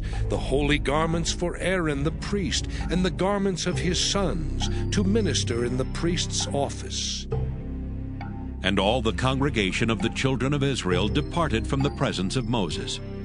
And they came, every one whose heart stirred him up, and every one whom his spirit made willing. And they brought the Lord's offering to the work of the tabernacle of the congregation, and for all his service, and for the holy garments. And they came, both men and women, as many as were willing-hearted, and brought bracelets and earrings and rings and tablets, all jewels of gold. And every man that offered an offering of gold unto the Lord. And every man with whom was found blue and purple and scarlet and fine linen, and goat's hair and red skins of rams and badgers' skins brought them. Every one that did offer an offering of silver and brass brought the Lord's offering. And every man with whom was found shittim wood for any work of the service brought it. And all the women that were wise-hearted did spin with their hands, and brought that which they had spun, both of blue and of purple and of scarlet and of fine linen. And all the women whose heart stirred them up in wisdom spun goat's hair. And the rulers brought onyx stones, and stones to be set for the ephod and for the breastplate, and spice and oil for the light, and for the anointing oil, and for the sweet incense. The children of Israel brought a willing offering unto the Lord, every man and woman whose heart made them willing to bring for all manner of work, which the Lord had commanded to be made by the hand of Moses. And Moses said unto the children of Israel, See, the Lord hath called by name Bezaleel, the son of Uri, the son of Hur, of the tribe of Judah. And he hath filled him with the Spirit of God, in wisdom, in understanding, and in knowledge, and in all manner of workmanship, and to devise curious works, to work in gold, and in silver, and in brass, and in the cutting of stones to set them, and in carving of wood to make any manner of cunning work. And he hath put in his heart that he may teach, both he and Aholiab the son of Ahisamach of the tribe of Dan. Them hath he filled with wisdom of heart, to work all manner of work, of the engraver, and of the cunning workman, and of the embroiderer, in blue and in purple, in scarlet and in fine linen, and of the weaver, even of them that do any work, and of those that devise cunning work.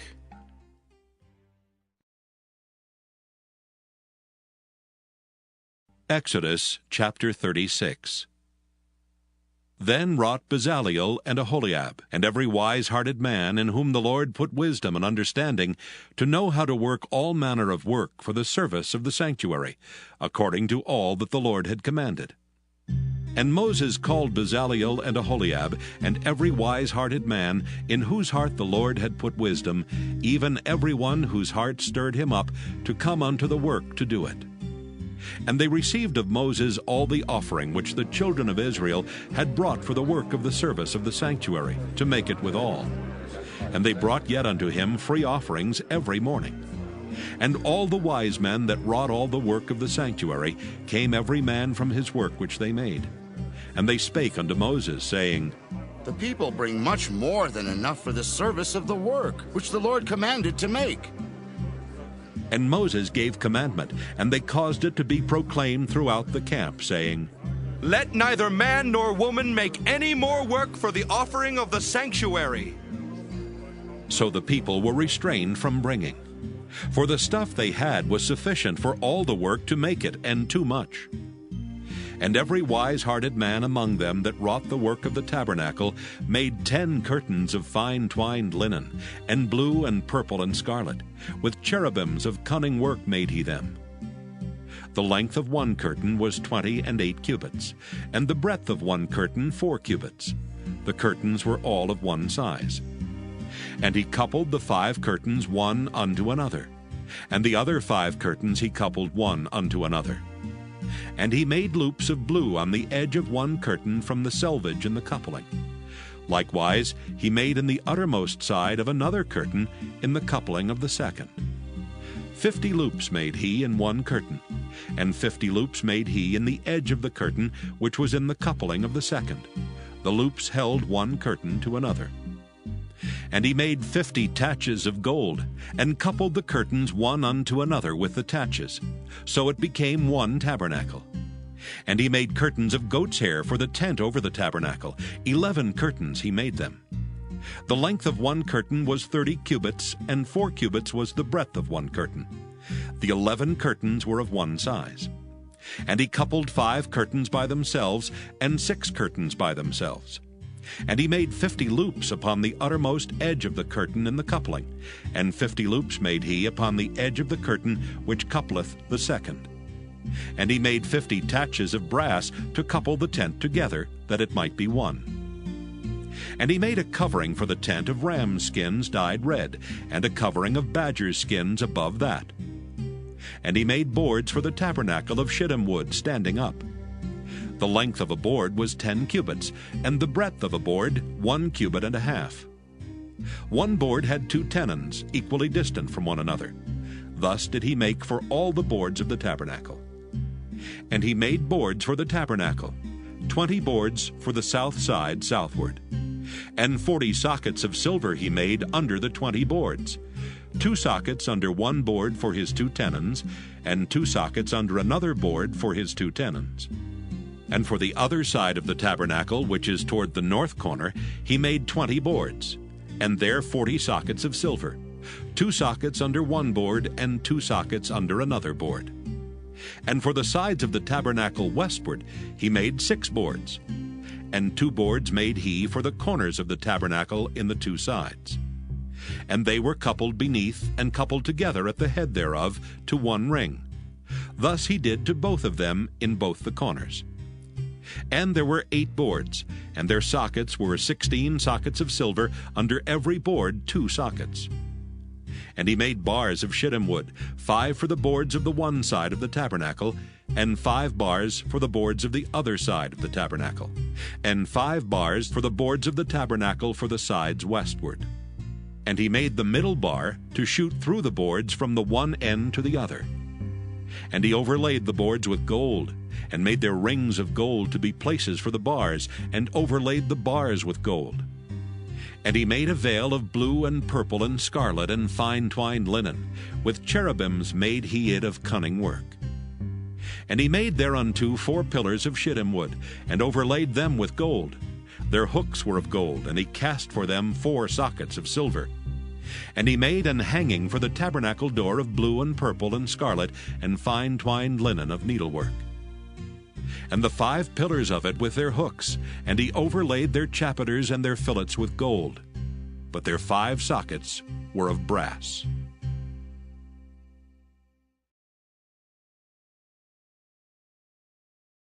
Exodus chapter 37. And Bezaleel made the ark of shittim wood.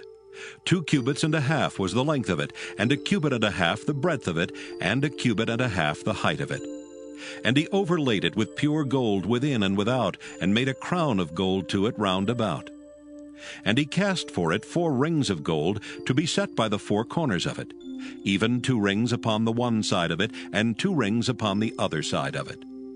And he made staves of shittim wood, and overlaid them with gold. And he put the staves into the rings by the sides of the ark, to bear the ark. And he made the mercy seat of pure gold.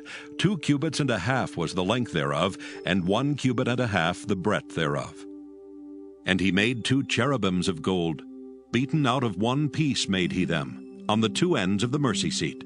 1 cherub on the end on this side, and another cherub on the other end on that side. Out of the mercy seat made he the cherubims on the 2 ends thereof.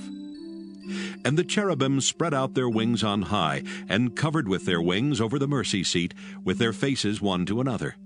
Even to the mercy seatward were the faces of the cherubims. And he made the table of shittim wood. 2 cubits was the length thereof, and 1 cubit the breadth thereof, and 1 cubit and a half the height thereof. And he overlaid it with pure gold, and made thereunto a crown of gold round about. Also he made thereunto a border of an handbreadth round about, and made a crown of gold for the border thereof round about. And he cast for it 4 rings of gold, and put the rings upon the 4 corners that were in the 4 feet thereof. Over against the border were the rings, the places for the staves to bear the table. And he made the staves of shittim wood, and overlaid them with gold to bear the table. And he made the vessels which were upon the table, his dishes and his spoons and his bowls, and his covers to cover withal of pure gold. And he made the candlestick of pure gold. Of beaten work made he the candlestick. His shaft and his branch, his bowls, his knops and his flowers were of the same. And 6 branches going out of the sides thereof. 3 branches of the candlestick out of the one side thereof, and 3 branches of the candlestick out of the other side thereof. 3 bowls made after the fashion of almonds in one branch, a knop and a flower. And 3 bowls made like almonds in another branch, a knop and a flower. So throughout the 6 branches going out of the candlestick. And in the candlestick were 4 bowls made like almonds, his knops and his flowers. And a knop under 2 branches of the same, and a knop under 2 branches of the same, and a knop under 2 branches of the same, according to the 6 branches going out of it. Their knops and their branches were of the same, all of it was one beaten work of pure gold. And he made his 7 lamps, and his snuffers, and his snuff dishes of pure gold. Of a talent of pure gold made he it, and all the vessels thereof. And he made the incense altar of shittim wood. The length of it was a cubit, and the breadth of it a cubit. It was 4 square, and 2 cubits was the height of it. The horns thereof were of the same. And he overlaid it with pure gold, both the top of it and the sides thereof round about, and the horns of it. Also he made unto it a crown of gold round about. And he made 2 rings of gold for it under the crown thereof, by the 2 corners of it, upon the 2 sides thereof, to be places for the staves to bear it withal. And he made the staves of shittim wood, and overlaid them with gold. And he made the holy anointing oil, and the pure incense of sweet spices, according to the work of the apothecary.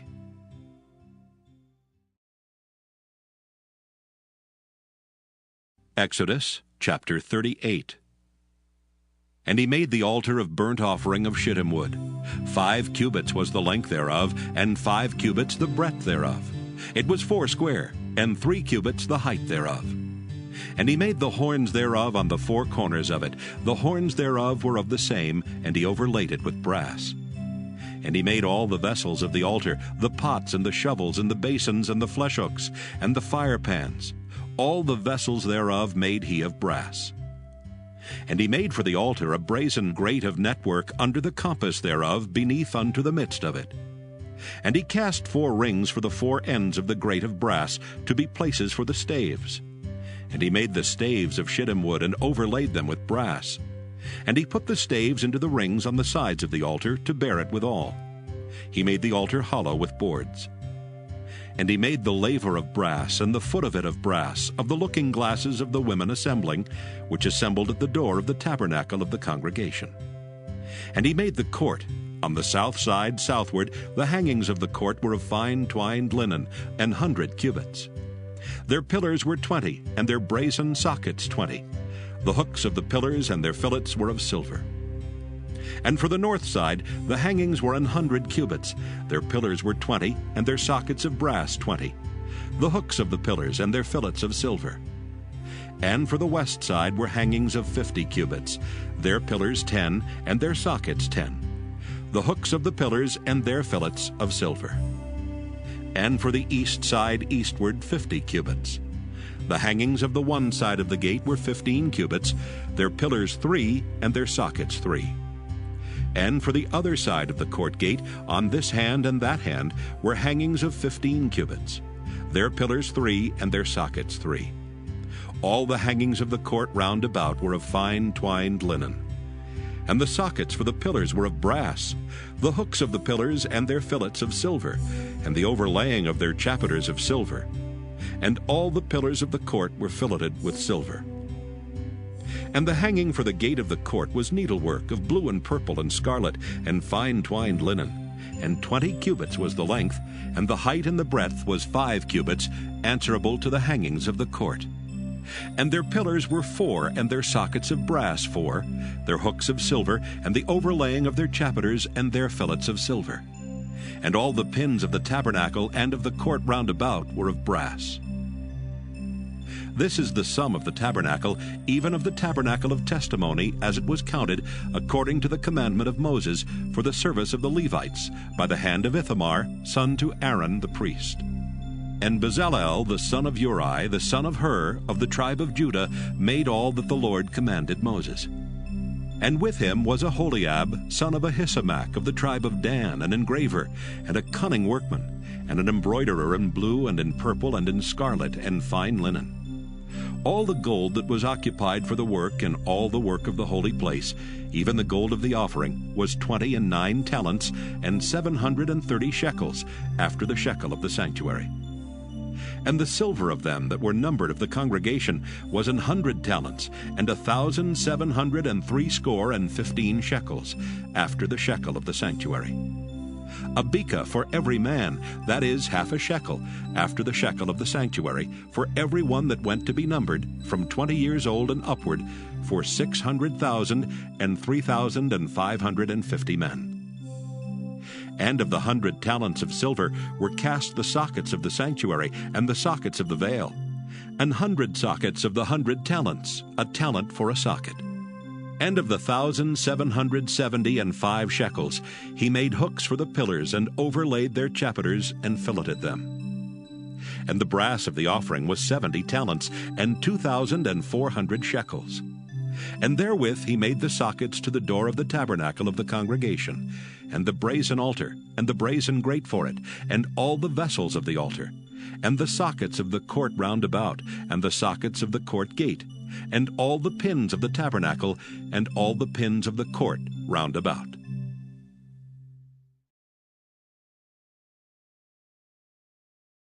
Exodus chapter 39. And of the blue and purple and scarlet they made cloths of service, to do service in the holy place, and made the holy garments for Aaron, as the Lord commanded Moses. And he made the ephod of gold, blue, and purple, and scarlet, and fine twined linen. And they did beat the gold into thin plates, and cut it into wires, to work it in the blue, and in the purple, and in the scarlet, and in the fine linen, with cunning work. They made shoulder pieces for it, to couple it together. By the two edges was it coupled together. And the curious girdle of his ephod that was upon it was of the same, according to the work thereof, of gold, blue, and purple, and scarlet, and fine twined linen, as the Lord commanded Moses. And they wrought onyx stones enclosed in ouches of gold, graven, as signets are graven, with the names of the children of Israel. And he put them on the shoulders of the ephod, that they should be stones for a memorial to the children of Israel, as the Lord commanded Moses. And he made the breastplate of cunning work, like the work of the ephod, of gold, blue, and purple, and scarlet, and fine twined linen. It was 4 square. They made the breastplate double. A span was the length thereof, and a span the breadth thereof, being doubled. And they set in it 4 rows of stones. The first row was a sardius, a topaz, and a carbuncle. This was the first row. And the second row an emerald, a sapphire, and a diamond. And the third row a ligure, an agate, and an amethyst. And the fourth row a beryl, an onyx, and a jasper. They were enclosed in ouches of gold in their enclosings. And the stones were according to the names of the children of Israel, 12, according to their names, like the engravings of a signet, every one with his name according to the 12 tribes. And they made upon the breastplate chains at the ends, of wreathen work of pure gold. And they made 2 ouches of gold and 2 gold rings, and put the 2 rings in the 2 ends of the breastplate. And they put the 2 wreathen chains of gold and the 2 rings on the ends of the breastplate. And the 2 ends of the 2 wreathen chains they fastened in the 2 ouches, and put them on the shoulder pieces of the ephod before it. And they made 2 rings of gold, and put them on the 2 ends of the breastplate, upon the border of it, which was on the side of the ephod inward. And they made 2 other golden rings, and put them on the 2 sides of the ephod underneath, toward the forepart of it, over against the other coupling thereof, above the curious girdle of the ephod. And they did bind the breastplate by his rings under the rings of the ephod with a lace of blue, that it might be above the curious girdle of the ephod, and that the breastplate might not be loosed from the ephod, as the Lord commanded Moses. And he made the robe of the ephod of woven work, all of blue. And there was an hole in the midst of the robe as the hole of an habergeon, with a band round about the hole that it should not rend. And they made upon the hems of the robe pomegranates of blue and purple and scarlet and twined linen. And they made bells of pure gold, and put the bells between the pomegranates upon the hem of the robe, round about between the pomegranates. A bell and a pomegranate, a bell and a pomegranate, round about the hem of the robe to minister in, as the Lord commanded Moses. And they made coats of fine linen of woven work for Aaron and for his sons, and a mitre of fine linen, and goodly bonnets of fine linen, and linen breeches of fine twined linen, and a girdle of fine twined linen, and blue and purple and scarlet of needlework, as the Lord commanded Moses. And they made the plate of the holy crown of pure gold, and wrote upon it a writing, like to the engravings of a signet, Holiness to the Lord. And they tied unto it a lace of blue to fasten it on high upon the mitre, as the Lord commanded Moses. Thus was all the work of the tabernacle of the tent of the congregation finished. And the children of Israel did according to all that the Lord commanded Moses, so did they. And they brought the tabernacle unto Moses, the tent and all his furniture, his taches, his boards, his bars, and his pillars and his sockets, and the covering of ram skins dyed red, and the covering of badger skins, and the veil of the covering, the ark of the testimony, and the staves thereof, and the mercy seat, the table and all the vessels thereof, and the showbread, the pure candlestick, with the lamps thereof, even with the lamps to be set in order, and all the vessels thereof, and the oil for light, and the golden altar, and the anointing oil, and the sweet incense, and the hanging for the tabernacle door, the brazen altar and his grate of brass, his staves and all his vessels, the laver and his foot, the hangings of the court, his pillars and his sockets, and the hanging for the court gate, his cords and his pins, and all the vessels of the service of the tabernacle for the tent of the congregation, the cloths of service to do service in the holy place, and the holy garments for Aaron the priest, and his sons' garments, to minister in the priest's office. According to all that the Lord commanded Moses, so the children of Israel made all the work.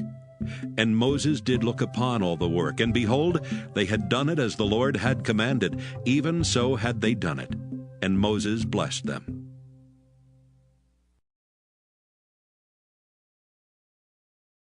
Exodus chapter 40. And the Lord spake unto Moses, saying, On the first day of the first month shalt thou set up the tabernacle of the tent of the congregation. And thou shalt put therein the ark of the testimony, and cover the ark with the veil. And thou shalt bring in the table, and set in order the things that are to be set in order upon it. And thou shalt bring in the candlestick, and light the lamps thereof. And thou shalt set the altar of gold for the incense before the ark of the testimony, and put the hanging of the door to the tabernacle. And thou shalt set the altar of the burnt offering before the door of the tabernacle of the tent of the congregation. And thou shalt set the laver between the tent of the congregation and the altar, and shalt put water therein. And thou shalt set up the court round about, and hang up the hanging at the court gate. And thou shalt take the anointing oil, and anoint the tabernacle and all that is therein, and shalt hallow it and all the vessels thereof, and it shall be holy. And thou shalt anoint the altar of the burnt offering, and all his vessels, and sanctify the altar, and it shall be an altar most holy. And thou shalt anoint the laver and his foot, and sanctify it. And thou shalt bring Aaron and his sons unto the door of the tabernacle of the congregation, and wash them with water. And thou shalt put upon Aaron the holy garments, and anoint him, and sanctify him, that he may minister unto me in the priest's office. And thou shalt bring his sons, and clothe them with coats. And thou shalt anoint them as thou didst anoint their father, that they may minister unto me in the priest's office. For their anointing shall surely be an everlasting priesthood throughout their generations. Thus did Moses, according to all that the Lord commanded him, so did he. And it came to pass in the first month in the second year, on the first day of the month, that the tabernacle was reared up. And Moses reared up the tabernacle, and fastened his sockets, and set up the boards thereof, and put in the bars thereof, and reared up his pillars. And he spread abroad the tent over the tabernacle, and put the covering of the tent above upon it, as the Lord commanded Moses. And he took and put the testimony into the ark, and set the staves on the ark, and put the mercy seat above upon the ark. And he brought the ark into the tabernacle, and set up the veil of the covering, and covered the ark of the testimony, as the Lord commanded Moses. And he put the table in the tent of the congregation upon the side of the tabernacle northward without the veil. And he set the bread in order upon it before the Lord, as the Lord had commanded Moses. And he put the candlestick in the tent of the congregation over against the table on the side of the tabernacle southward.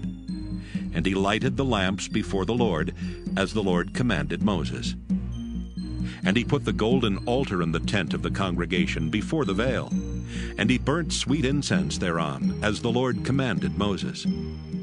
And he set up the hanging at the door of the tabernacle. And he put the altar of burnt offering by the door of the tabernacle of the tent of the congregation, and offered upon it the burnt offering and the meat offering, as the Lord commanded Moses. And he set the laver between the tent of the congregation and the altar, and put water there to wash withal. And Moses and Aaron and his sons washed their hands and their feet thereat. When they went into the tent of the congregation, and when they came near unto the altar, they washed, as the Lord commanded Moses. And he reared up the court round about the tabernacle and the altar, and set up the hanging of the court gate. So Moses finished the work. Then a cloud covered the tent of the congregation, and the glory of the Lord filled the tabernacle. And Moses was not able to enter into the tent of the congregation, because the cloud abode thereon, and the glory of the Lord filled the tabernacle. And when the cloud was taken up from over the tabernacle, the children of Israel went onward in all their journeys. But if the cloud were not taken up, then they journeyed not till the day that it was taken up. For the cloud of the Lord was upon the tabernacle by day, and fire was on it by night, in the sight of all the house of Israel, throughout all their journeys.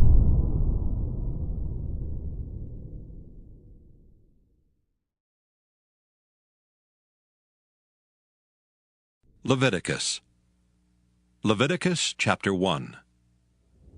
And the Lord called unto Moses, and spake unto him out of the tabernacle of the congregation, saying, Speak unto the children of Israel, and say unto them, If any man of you bring an offering unto the Lord, ye shall bring your offering of the cattle, even of the herd, and of the flock. If his offering be a burnt sacrifice of the herd, let him offer a male without blemish. He shall offer it of his own voluntary will at the door of the tabernacle of the congregation before the Lord. And he shall put his hand upon the head of the burnt offering, and it shall be accepted for him to make atonement for him. And he shall kill the bullock before the Lord. And the priests, Aaron's sons, shall bring the blood, and sprinkle the blood round about upon the altar that is by the door of the tabernacle of the congregation. And he shall flay the burnt offering, and cut it into his pieces. And the sons of Aaron the priest shall put fire upon the altar, and lay the wood in order upon the fire. And the priests, Aaron's sons, shall lay the parts, the head and the fat, in order upon the wood that is on the fire, which is upon the altar. But his inwards and his legs shall he wash in water, and the priest shall burn all on the altar, to be a burnt sacrifice, an offering made by fire, of a sweet savor unto the Lord. And if his offering be of the flocks, namely of the sheep or of the goats, for a burnt sacrifice, he shall bring it a male without blemish. And he shall kill it on the side of the altar northward before the Lord. And the priests, Aaron's sons, shall sprinkle his blood round about upon the altar. And he shall cut it into his pieces, with his head and his fat, and the priest shall lay them in order on the wood that is on the fire which is upon the altar. But he shall wash the inwards and the legs with water, and the priest shall bring it all and burn it upon the altar. It is a burnt sacrifice, an offering made by fire of a sweet savor unto the Lord. And if the burnt sacrifice for his offering to the Lord be of fowls, then he shall bring his offering of turtle doves or of young pigeons. And the priest shall bring it unto the altar, and wring off his head, and burn it on the altar. And the blood thereof shall be wrung out at the side of the altar. And he shall pluck away his crop with his feathers, and cast it beside the altar on the east part, by the place of the ashes. And he shall cleave it with the wings thereof, but shall not divide it asunder. And the priest shall burn it upon the altar, upon the wood that is upon the fire. It is a burnt sacrifice, an offering made by fire, of a sweet savor unto the Lord.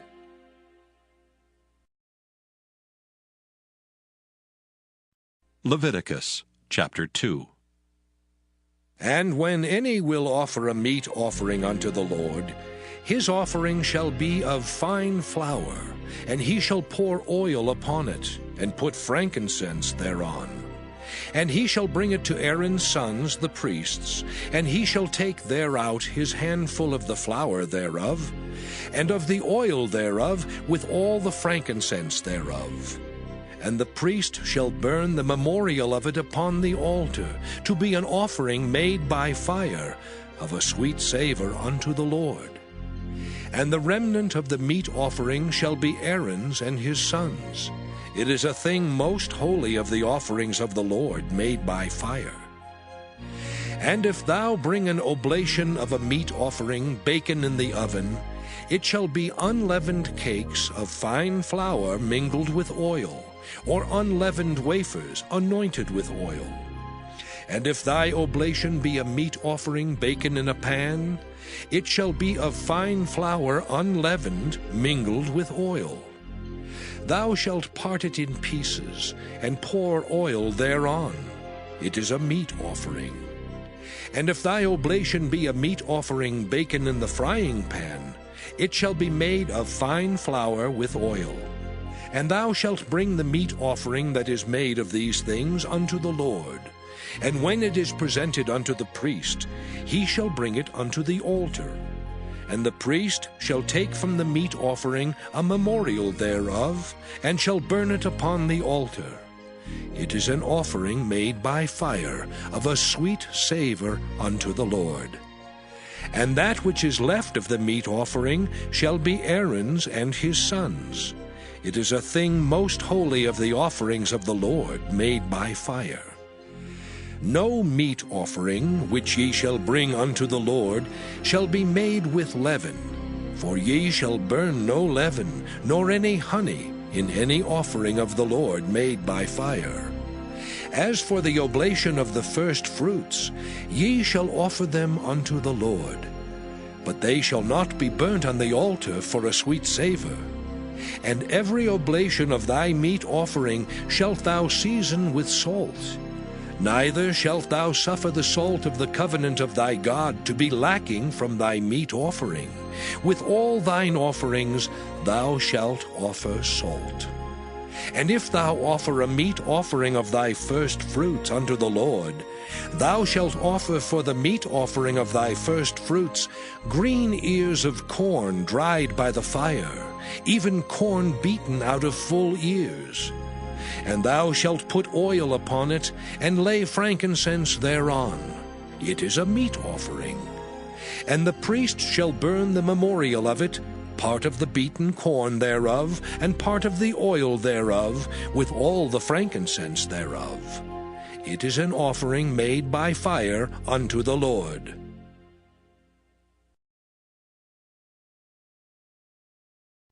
Leviticus chapter 3.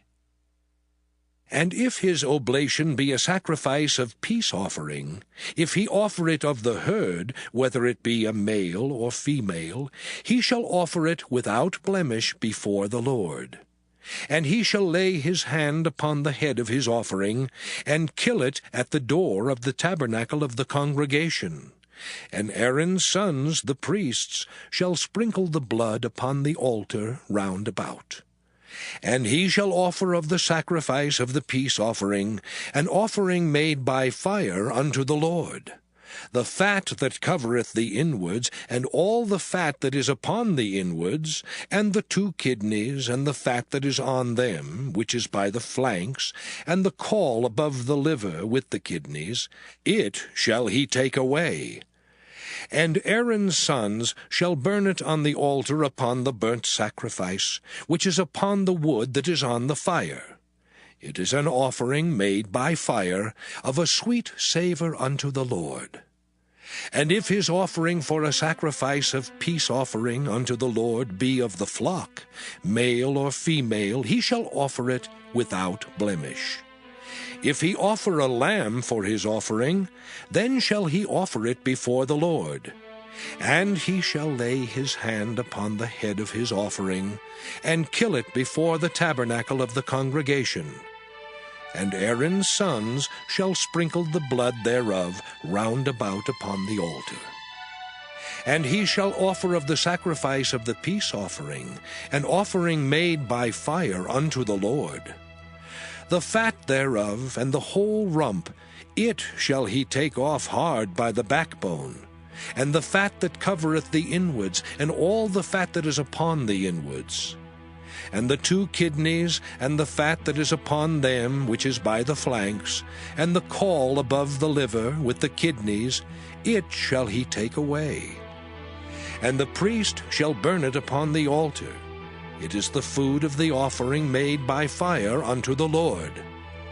And if his offering be a goat, then he shall offer it before the Lord. And he shall lay his hand upon the head of it, and kill it before the tabernacle of the congregation. And the sons of Aaron shall sprinkle the blood thereof upon the altar round about. And he shall offer thereof his offering, even an offering made by fire unto the Lord. The fat that covereth the inwards, and all the fat that is upon the inwards, and the 2 kidneys, and the fat that is upon them, which is by the flanks, and the caul above the liver with the kidneys, it shall he take away. And the priest shall burn them upon the altar. It is the food of the offering made by fire, for a sweet savour. All the fat is the Lord's. It shall be a perpetual statute for your generations throughout all your dwellings, that ye eat neither fat nor blood.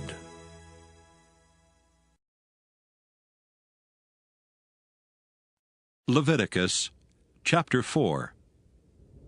And the Lord spake unto Moses, saying, Speak unto the children of Israel, saying, If a soul shall sin through ignorance against any of the commandments of the Lord concerning things which ought not to be done, and shall do against any of them, if the priest that is anointed do sin according to the sin of the people, then let him bring for his sin which he hath sinned a young bullock without blemish unto the Lord for a sin offering.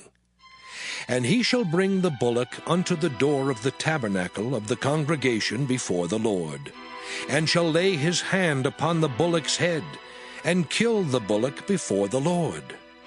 And the priest that is anointed shall take of the bullock's blood, and bring it to the tabernacle of the congregation.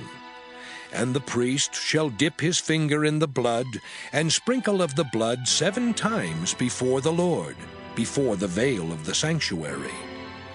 And the priest shall put some of the blood upon the horns of the altar of sweet incense before the Lord, which is in the tabernacle of the congregation, and shall pour all the blood of the bullock at the bottom of the altar of the burnt offering, which is at the door of the tabernacle of the congregation. And he shall take off from it all the fat of the bullock for the sin offering, the fat that covereth the inwards, and all the fat that is upon the inwards, and the 2 kidneys, and the fat that is upon them, which is by the flanks, and the caul above the liver, with the kidneys, it shall he take away. As it was taken off from the bullock of the sacrifice of peace offerings, and the priest shall burn them upon the altar of the burnt offering. And the skin of the bullock and all his flesh, with his head and with his legs, and his inwards and his dung, even the whole bullock shall he carry forth without the camp unto a clean place, where the ashes are poured out, and burn him on the wood with fire.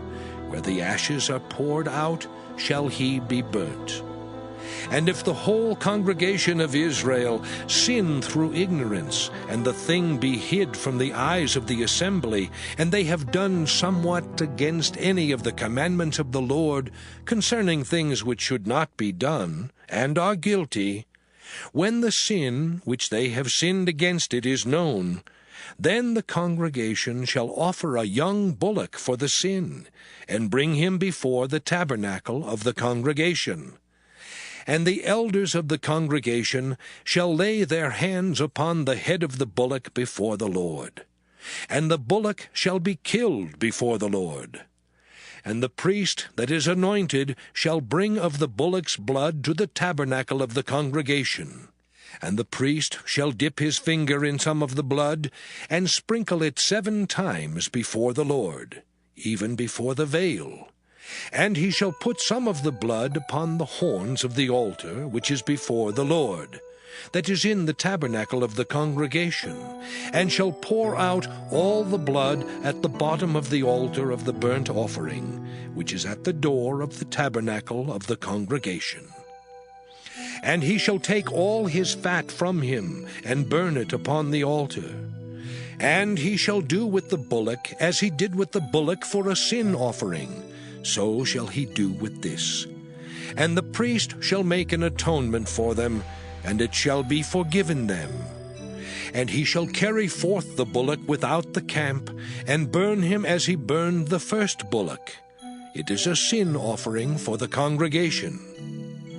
When a ruler hath sinned, and done somewhat through ignorance against any of the commandments of the Lord his God, concerning things which should not be done, and is guilty, or if his sin, wherein he hath sinned, come to his knowledge, he shall bring his offering, a kid of the goats, a male without blemish. And he shall lay his hand upon the head of the goat, and kill it in the place where they kill the burnt offering before the Lord. It is a sin offering. And the priest shall take of the blood of the sin offering with his finger, and put it upon the horns of the altar of burnt offering, and shall pour out his blood at the bottom of the altar of burnt offering. And he shall burn all his fat upon the altar, as the fat of the sacrifice of peace offerings. And the priest shall make an atonement for him as concerning his sin, and it shall be forgiven him. And if any one of the common people sin through ignorance, while he doeth somewhat against any of the commandments of the Lord concerning things which ought not to be done, and be guilty, or if his sin which he hath sinned come to his knowledge, then he shall bring his offering, a kid of the goats, a female without blemish, for his sin which he hath sinned. And he shall lay his hand upon the head of the sin offering, and slay the sin offering in the place of the burnt offering. And the priest shall take of the blood thereof with his finger, and put it upon the horns of the altar of burnt offering, and shall pour out all the blood thereof at the bottom of the altar. And he shall take away all the fat thereof, as the fat is taken away from off the sacrifice of peace offerings. And the priest shall burn it upon the altar for a sweet savour unto the Lord. And the priest shall make an atonement for him, and it shall be forgiven him.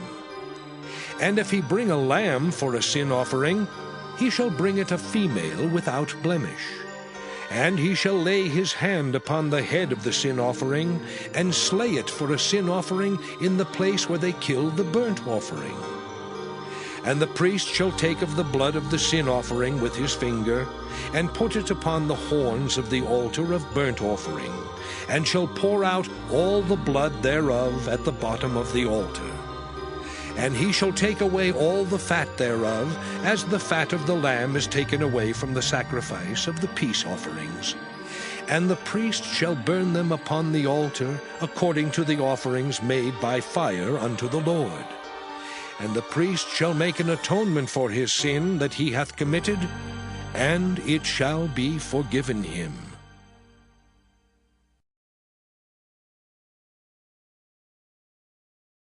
Leviticus chapter 5. And if a soul sin, and hear the voice of swearing, and is a witness, whether he hath seen or known of it, if he do not utter it, then he shall bear his iniquity. Or if a soul touch any unclean thing, whether it be a carcass of an unclean beast, or a carcass of unclean cattle, or the carcass of unclean creeping things, and if it be hidden from him, he also shall be unclean and guilty. Or if he touch the uncleanness of man, whatsoever uncleanness it be, that a man shall be defiled withal, and it be hid from him, when he knoweth of it, then he shall be guilty. Or if a soul swear, pronouncing with his lips to do evil, or to do good, whatsoever it be that a man shall pronounce with an oath, and it be hid from him, when he knoweth of it, then he shall be guilty in one of these. And it shall be, when he shall be guilty in one of these things, that he shall confess that he hath sinned in that thing. And he shall bring his trespass offering unto the Lord for his sin which he hath sinned, a female from the flock, a lamb or a kid of the goats for a sin offering. And the priest shall make an atonement for him concerning his sin. And if he be not able to bring a lamb, then he shall bring for his trespass which he hath committed 2 turtle doves or 2 young pigeons unto the Lord, one for a sin offering, and the other for a burnt offering. And he shall bring them unto the priest, who shall offer that which is for the sin offering first, and wring off his head from his neck, but shall not divide it asunder. And he shall sprinkle of the blood of the sin offering upon the side of the altar, and the rest of the blood shall be wrung out at the bottom of the altar. It is a sin offering. And he shall offer the second for a burnt offering according to the manner. And the priest shall make an atonement for him for his sin which he hath sinned, and it shall be forgiven him. But if he be not able to bring 2 turtle doves or 2 young pigeons, then he that sinned shall bring for his offering the 10th part of an ephah of fine flour for a sin offering. He shall put no oil upon it, neither shall he put any frankincense thereon, for it is a sin offering. Then shall he bring it to the priest, and the priest shall take his handful of it, even a memorial thereof, and burn it on the altar, according to the offerings made by fire unto the Lord. It is a sin offering. And the priest shall make an atonement for him, as touching his sin that he hath sinned in one of these, and it shall be forgiven him. And the remnant shall be the priest's, as a meat offering. And the Lord spake unto Moses, saying, If a soul commit a trespass and sin through ignorance in the holy things of the Lord, then he shall bring for his trespass unto the Lord a ram without blemish out of the flocks, with thy estimation by shekels of silver, after the shekel of the sanctuary, for a trespass offering. And he shall make amends for the harm that he hath done in the holy thing, and shall add the 5th part thereto, and give it unto the priest. And the priest shall make an atonement for him with the ram of the trespass offering, and it shall be forgiven him. And if a soul sin, and commit any of these things which are forbidden to be done by the commandments of the Lord, though he wist it not, yet is he guilty, and shall bear his iniquity. And he shall bring a ram without blemish out of the flock, with thy estimation for a trespass offering unto the priest. And the priest shall make an atonement for him concerning his ignorance wherein he erred, and wist it not, and it shall be forgiven him. It is a trespass offering. He hath certainly trespassed against the Lord.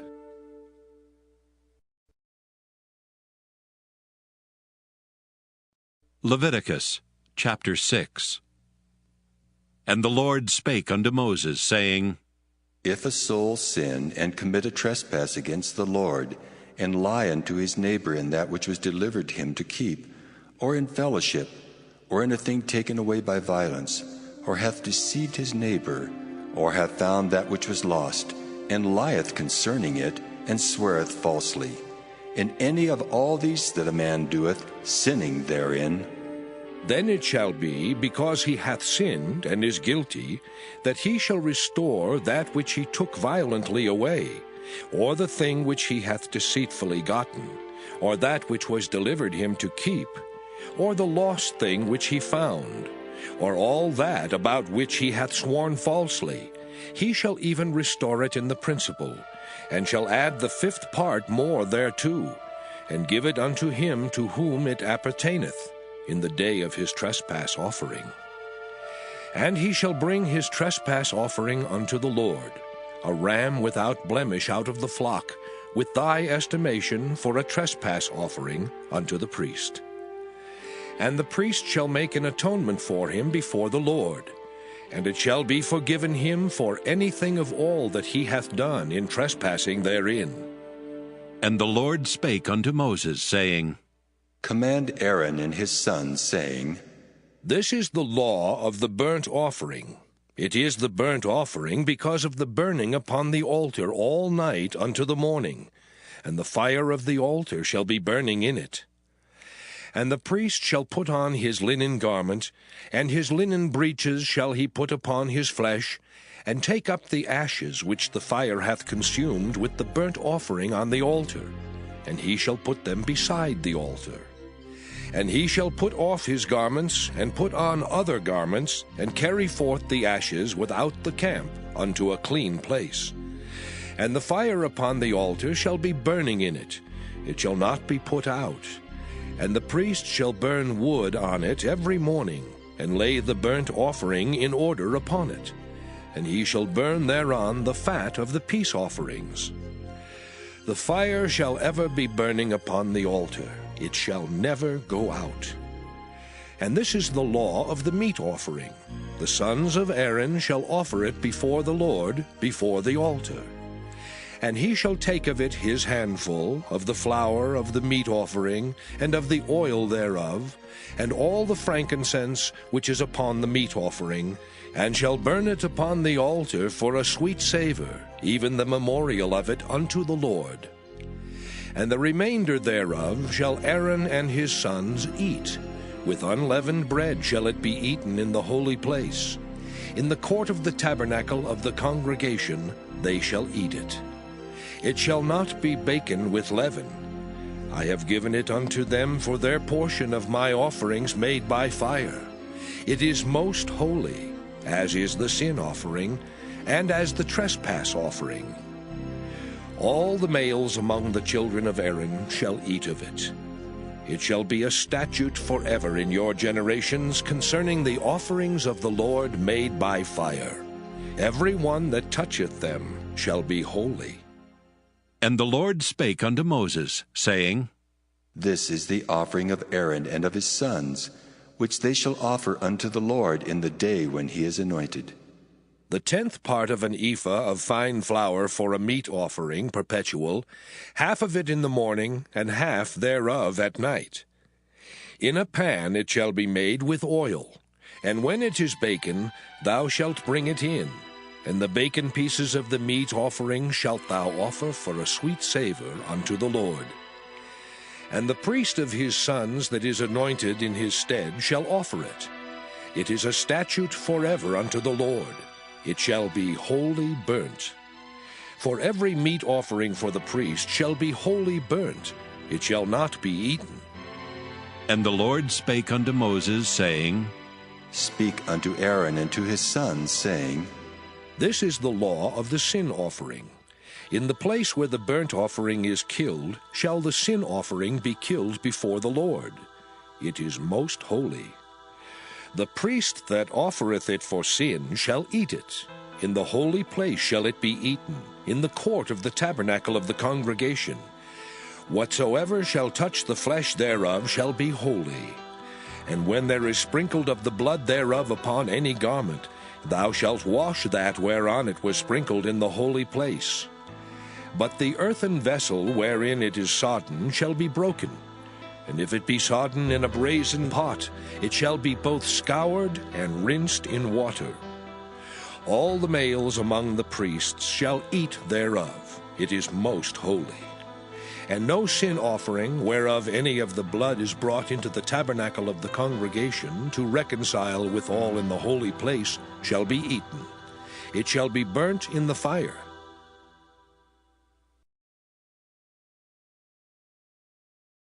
Leviticus chapter 7. Likewise, this is the law of the trespass offering. It is most holy. In the place where they kill the burnt offering shall they kill the trespass offering, and the blood thereof shall he sprinkle round about upon the altar. And he shall offer of it all the fat thereof, the rump and the fat that covereth the inwards, and the 2 kidneys and the fat that is on them, which is by the flanks, and the caul that is above the liver, with the kidneys, it shall he take away. And the priest shall burn them upon the altar for an offering made by fire unto the Lord. It is a trespass offering. Every male among the priests shall eat thereof. It shall be eaten in the holy place. It is most holy. As the sin offering is, so is the trespass offering. There is one law for them. The priest that maketh atonement therewith shall have it. And the priest that offereth any man's burnt offering, even the priest shall have to himself the skin of the burnt offering which he hath offered. And all the meat offering that is baken in the oven, and all that is dressed in the frying pan and in the pan, shall be the priest's that offereth it. And every meat offering mingled with oil and dry shall all the sons of Aaron have, one as much as another. And this is the law of the sacrifice of peace offerings, which he shall offer unto the Lord. If he offer it for a thanksgiving, then he shall offer with the sacrifice of thanksgiving unleavened cakes mingled with oil, and unleavened wafers anointed with oil, and cakes mingled with oil of fine flour, fried. Besides the cakes, he shall offer for his offering leavened bread with the sacrifice of thanksgiving of his peace offerings. And of it he shall offer one out of the whole oblation for an heave offering unto the Lord. And it shall be the priest's that sprinkleth the blood of the peace offerings. And the flesh of the sacrifice of his peace offerings for thanksgiving shall be eaten the same day that it is offered. He shall not leave any of it until the morning. But if the sacrifice of his offering be a vow, or a voluntary offering, it shall be eaten the same day that he offereth his sacrifice, and on the morrow also the remainder of it shall be eaten. But the remainder of the flesh of the sacrifice on the 3rd day shall be burnt with fire. And if any of the flesh of the sacrifice of his peace offerings be eaten at all on the 3rd day, it shall not be accepted, neither shall it be imputed unto him that offereth it. It shall be an abomination, and the soul that eateth of it shall bear his iniquity. And the flesh that toucheth any unclean thing shall not be eaten. It shall be burnt with fire. And as for the flesh, all that be clean shall eat thereof. But the soul that eateth of the flesh of the sacrifice of peace offerings, that pertain unto the Lord, having his uncleanness upon him, even that soul shall be cut off from his people. Moreover, the soul that shall touch any unclean thing, as the uncleanness of man, or any unclean beast, or any abominable unclean thing, and eat of the flesh of the sacrifice of peace offerings, which pertain unto the Lord, even that soul shall be cut off from his people. And the Lord spake unto Moses, saying, Speak unto the children of Israel, saying, Ye shall eat no manner of fat, of ox, or of sheep, or of goat. And the fat of the beast that dieth of itself, and the fat of that which is torn with beasts, may be used in any other use, but ye shall in no wise eat of it. For whosoever eateth the fat of the beast, of which men offer an offering made by fire unto the Lord, even the soul that eateth it shall be cut off from his people. Moreover, ye shall eat no manner of blood, whether it be of fowl or of beast, in any of your dwellings. Whatsoever soul it be that eateth any manner of blood, even that soul shall be cut off from his people. And the Lord spake unto Moses, saying, Speak unto the children of Israel, saying, He that offereth the sacrifice of his peace offerings unto the Lord shall bring his oblation unto the Lord of the sacrifice of his peace offerings. His own hands shall bring the offerings of the Lord made by fire.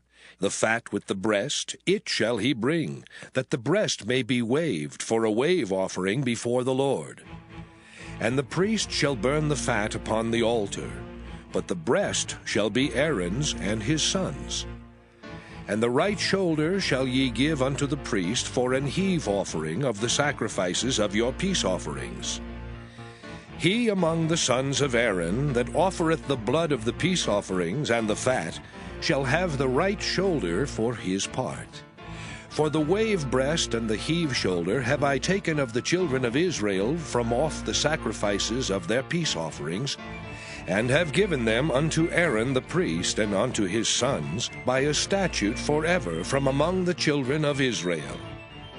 This is the portion of the anointing of Aaron, and of the anointing of his sons, out of the offerings of the Lord, made by fire, in the day when he presented them to minister unto the Lord in the priest's office, which the Lord commanded to be given them of the children of Israel in the day that he anointed them, by a statute forever throughout their generations. This is the law of the burnt offering, of the meat offering, and of the sin offering, and of the trespass offering, and of the consecrations, and of the sacrifice of the peace offerings, which the Lord commanded Moses in Mount Sinai in the day that he commanded the children of Israel to offer their oblations unto the Lord in the wilderness of Sinai.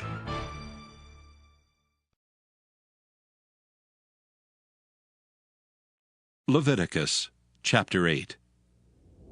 And the Lord spake unto Moses, saying, Take Aaron and his sons with him, and the garments and the anointing oil, and a bullock for the sin offering, and 2 rams and a basket of unleavened bread.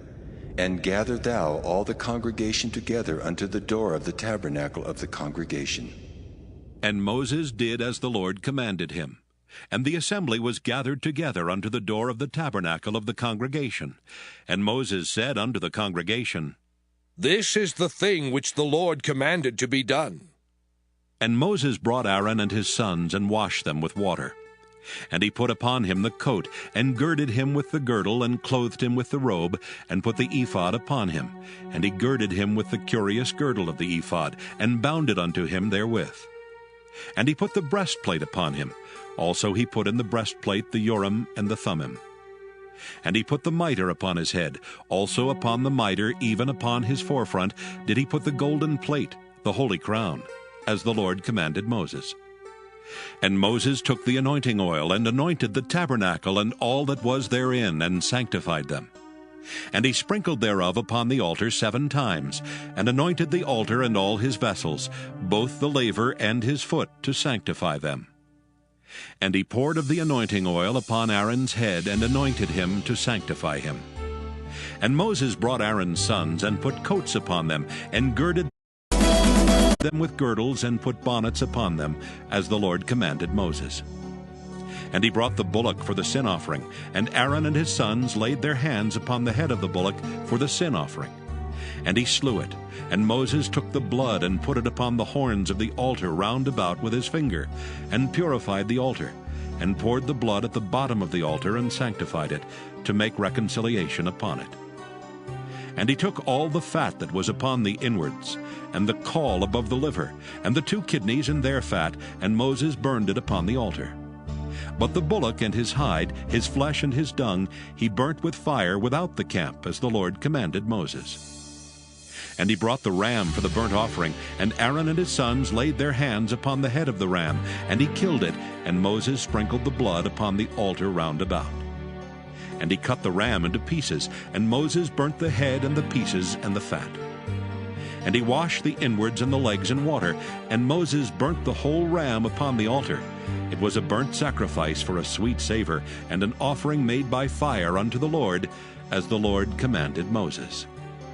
And he brought the other ram, the ram of consecration. And Aaron and his sons laid their hands upon the head of the ram, and he slew it. And Moses took of the blood of it, and put it upon the tip of Aaron's right ear, and upon the thumb of his right hand, and upon the great toe of his right foot. And he brought Aaron's sons, and Moses put of the blood upon the tip of their right ear, and upon the thumbs of their right hands, and upon the great toes of their right feet. And Moses sprinkled the blood upon the altar round about. And he took the fat and the rump, and all the fat that was upon the inwards, and the caul above the liver, and the 2 kidneys and their fat, and the right shoulder. And out of the basket of unleavened bread that was before the Lord, he took 1 unleavened cake, and a cake of oiled bread, and 1 wafer, and put them on the fat, and upon the right shoulder. And he put all upon Aaron's hands, and upon his sons' hands, and waved them for a wave offering before the Lord. And Moses took them from off their hands, and burnt them on the altar upon the burnt offering. They were consecrations for a sweet savor. It is an offering made by fire unto the Lord. And Moses took the breast, and waved it for a wave offering before the Lord. For of the ram of consecration it was Moses' part, as the Lord commanded Moses. And Moses took of the anointing oil, and of the blood which was upon the altar, and sprinkled it upon Aaron, and upon his garments, and upon his sons, and upon his sons' garments with him, and sanctified Aaron and his garments, and his sons' garments with him. And Moses said unto Aaron and to his sons, Boil the flesh at the door of the tabernacle of the congregation, and there eat it with the bread that is in the basket of consecrations, as I commanded, saying, Aaron and his sons shall eat it. And that which remaineth of the flesh and of the bread shall ye burn with fire. And ye shall not go out of the door of the tabernacle of the congregation in 7 days, until the days of your consecration be at an end. For 7 days shall he consecrate you. As he hath done this day, so the Lord hath commanded to do, to make an atonement for you. Therefore shall ye abide at the door of the tabernacle of the congregation day and night 7 days, and keep the charge of the Lord, that ye die not, for so I am commanded. So Aaron and his sons did all things which the Lord commanded by the hand of Moses.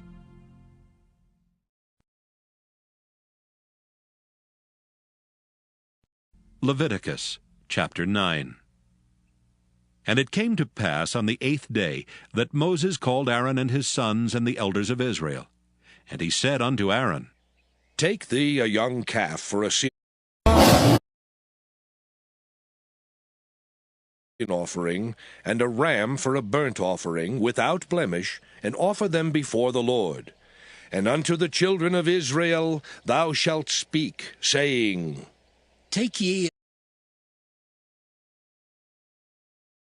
a kid of the goats for a sin offering, and a calf and a lamb, both of the first year, without blemish, for a burnt offering. Also a bullock and a ram for peace offerings, to sacrifice before the Lord, and a meat offering mingled with oil. For today the Lord will appear unto you. And they brought that which Moses commanded before the tabernacle of the congregation. And all the congregation drew near and stood before the Lord. And Moses said, This is the thing which the Lord commanded that ye should do, and the glory of the Lord shall appear unto you. And Moses said unto Aaron, Go unto the altar, and offer thy sin offering and thy burnt offering, and make an atonement for thyself and for the people, and offer the offering of the people, and make an atonement for them, as the Lord commanded. Aaron therefore went unto the altar, and slew the calf of the sin offering which was for himself.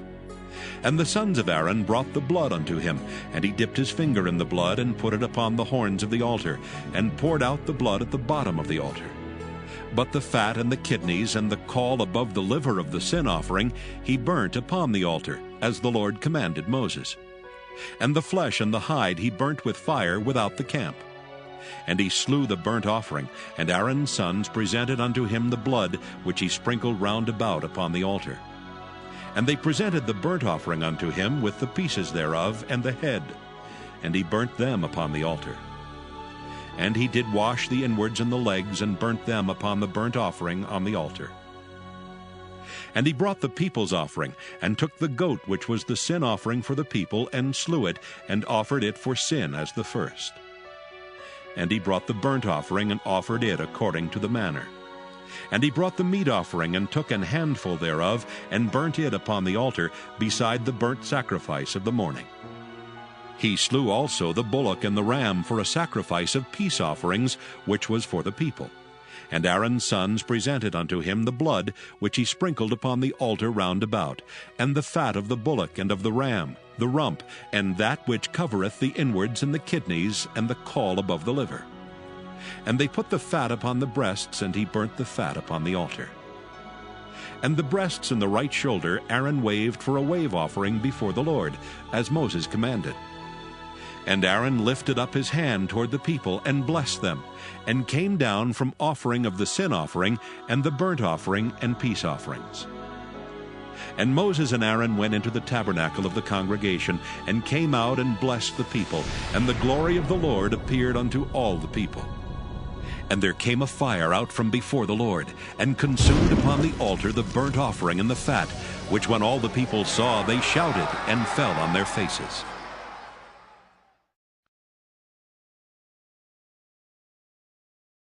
Leviticus chapter 10.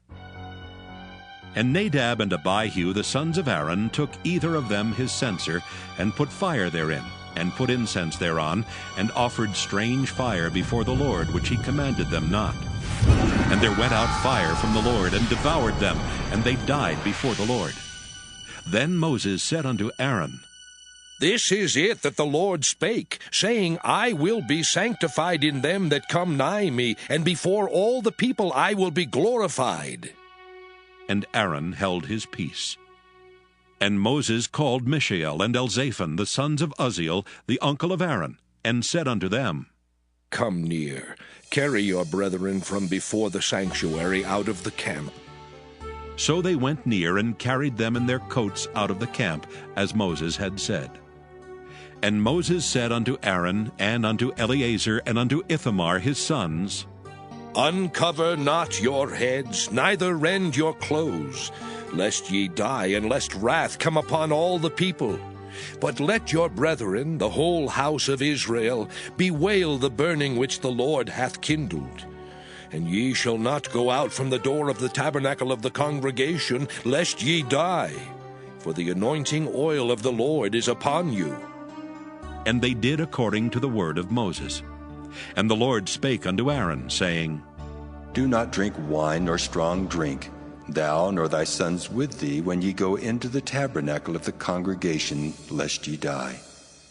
It shall be a statute forever throughout your generations, and that ye may put difference between holy and unholy, and between unclean and clean, and that ye may teach the children of Israel all the statutes which the Lord has spoken unto them by the hand of Moses.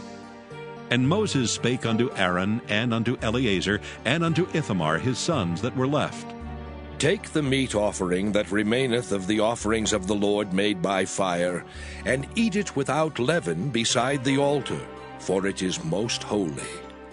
And ye shall eat it in the holy place, because it is thy due, and thy son's due, of the sacrifices of the Lord made by fire, for so I am commanded. And the wave breast and heave shoulder shall ye eat in a clean place, thou and thy sons and thy daughters with thee, for they be thy due, and thy sons' due, which are given out of the sacrifices of peace offerings of the children of Israel. The heave shoulder and the wave breast shall they bring with the offerings made by fire of the fat, to wave it for a wave offering before the Lord. and it shall be thine and thy sons with thee by a statute forever, as the Lord hath commanded. And Moses diligently sought the goat of the sin offering, and behold, it was burnt. And he was angry with Eleazar and Ithamar, the sons of Aaron, which were left alive, saying, Wherefore have ye not eaten the sin offering in the holy place, seeing it is most holy? And God hath given it you to bear the iniquity of the congregation, to make atonement for them before the Lord. Behold, the blood of it was not brought in within the holy place. Ye should indeed have eaten it in the holy place, as I commanded. And Aaron said unto Moses, Behold, this day have they offered their sin offering and their burnt offering before the Lord, and such things have befallen me. And if I had eaten the sin offering today, should it have been accepted in the sight of the Lord? And when Moses heard that, he was content.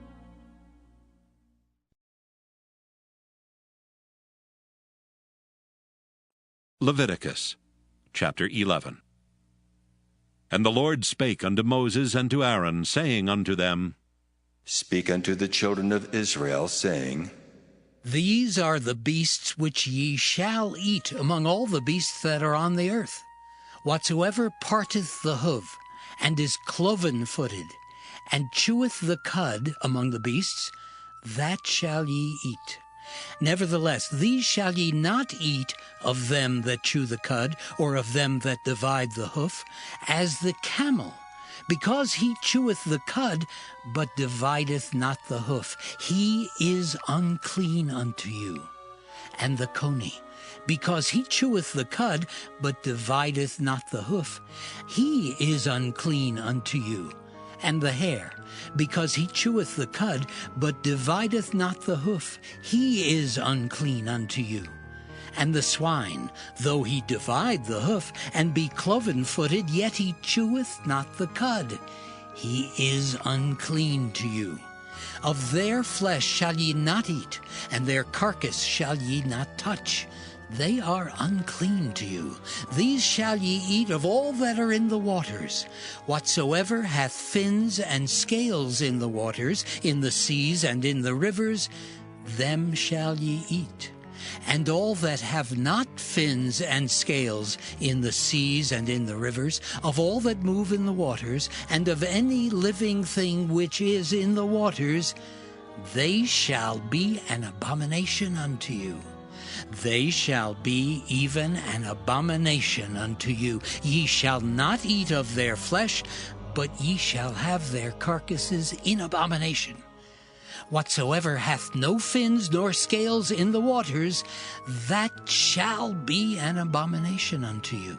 And these are they which ye shall have in abomination among the fowls. They shall not be eaten, they are an abomination: the eagle, and the ossifrage, and the osprey, and the vulture, and the kite after his kind, every raven after his kind, and the owl, and the nighthawk, and the cuckoo, and the hawk after his kind, and the little owl, and the cormorant, and the great owl, and the swan, and the pelican, and the gyre eagle, and the stork, the heron after her kind, and the lapwing, and the bat. All fowls that creep, going upon all four, shall be an abomination unto you. Yet these may ye eat of every flying, creeping thing that goeth upon all four, which have legs above their feet to leap withal upon the earth. Even these of them ye may eat: the locust after his kind, and the bald locust after his kind, and the beetle after his kind, and the grasshopper after his kind. But all other flying, creeping things which have 4 feet shall be an abomination unto you. And for these ye shall be unclean. Whosoever toucheth the carcass of them shall be unclean until the even. And whosoever beareth aught of the carcass of them shall wash his clothes, and be unclean until the even. The carcasses of every beast which divideth the hoof, and is not cloven-footed, nor cheweth the cud, are unclean unto you. Every one that toucheth them shall be unclean. And whatsoever goeth upon his paws among all manner of beasts that go on all four, those are unclean unto you. Whoso toucheth their carcass shall be unclean until the even. And he that beareth the carcass of them shall wash his clothes, and be unclean until the even. They are unclean unto you. These also shall be unclean unto you among the creeping things that creep upon the earth, the weasel and the mouse, and the tortoise after his kind, and the ferret, and the chameleon, and the lizard, and the snail, and the mole. These are unclean to you among all that creep. Whosoever doth touch them when they be dead shall be unclean until the even. And upon whatsoever any of them when they are dead doth fall, it shall be unclean, whether it be any vessel of wood or raiment or skin or sack, whatsoever vessel it be, wherein any work is done, it must be put into water, and it shall be unclean until the even. So it shall be cleansed. And every earthen vessel whereinto any of them falleth, whatsoever is in it shall be unclean, and ye shall break it.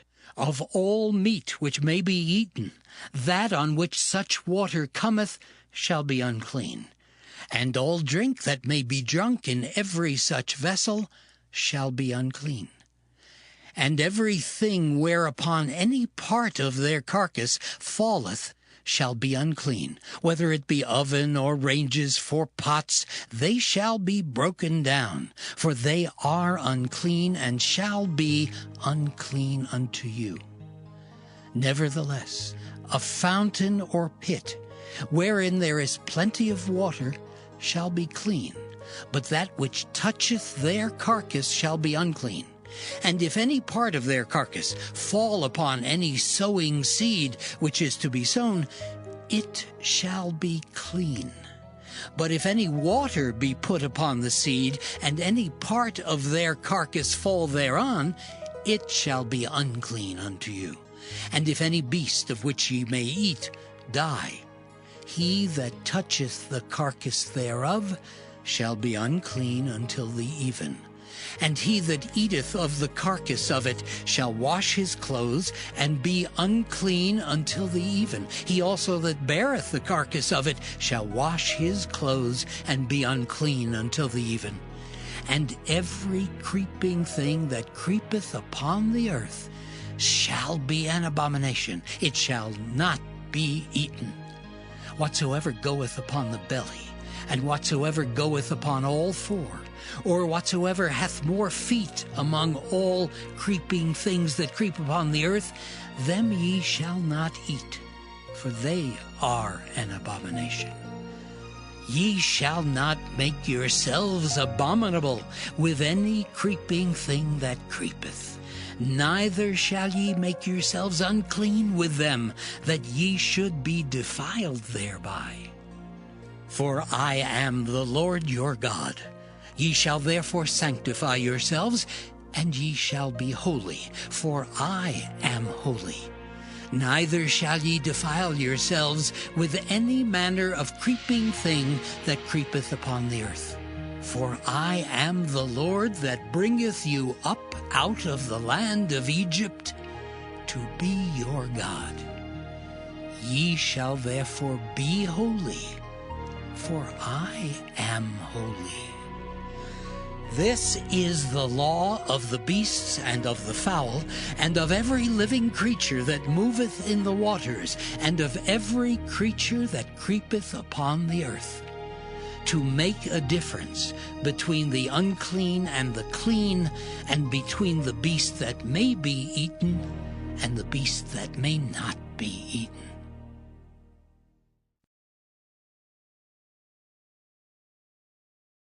Leviticus Chapter 12. And the Lord spake unto Moses, saying, Speak unto the children of Israel, saying, If a woman have conceived seed and born a man-child, then she shall be unclean 7 days. According to the days of the separation for her infirmity shall she be unclean. And in the 8th day the flesh of his foreskin shall be circumcised. And she shall then continue in the blood of her purifying 33 days. She shall touch no hallowed thing, nor come into the sanctuary until the days of her purifying be fulfilled. But if she bear a maid child, then she shall be unclean 2 weeks, as in her separation, and she shall continue in the blood of her purifying 66 days. And when the days of her purifying are fulfilled, for a son or for a daughter, she shall bring a lamb of the 1st year for a burnt offering, and a young pigeon or a turtle dove for a sin offering unto the door of the tabernacle of the congregation, unto the priest, who shall offer it before the Lord, and make an atonement for her, and she shall be cleansed from the issue of her blood. This is the law for her that hath borne a male or a female. And if she be not able to bring a lamb, then she shall bring 2 turtles, or 2 young pigeons, the one for the burnt offering, and the other for a sin offering. And the priest shall make an atonement for her, and she shall be clean.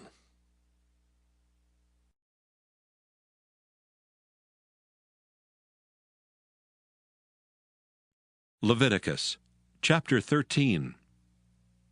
And the Lord spake unto Moses and Aaron, saying, When a man shall have in the skin of his flesh a rising, a scab or bright spot, and it be in the skin of his flesh like the plague of leprosy, then he shall be brought unto Aaron the priest, or unto one of his sons, the priests. And the priest shall look on the plague in the skin of the flesh, and when the hair in the plague is turned white, and the plague in sight be deeper than the skin of his flesh, it is a plague of leprosy, and the priest shall look on him and pronounce him unclean.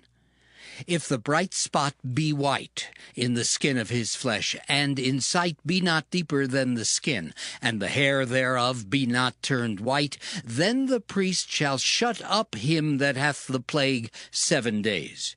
And the priest shall look on him the 7th day, and behold, if the plague in his sight be at a stay, and the plague spread not in the skin, then the priest shall shut him up 7 days more. And the priest shall look on him again the 7th day, and behold, if the plague be somewhat dark, and the plague spread not in the skin, the priest shall pronounce him clean. It is but a scab, and he shall wash his clothes and be clean. But if the scab spread much abroad in the skin, after that he hath been seen of the priest for his cleansing, he shall be seen of the priest again. And if the priest see that, behold, the scab spreadeth in the skin, then the priest shall pronounce him unclean. It is a leprosy. When the plague of leprosy is in a man, then he shall be brought unto the priest.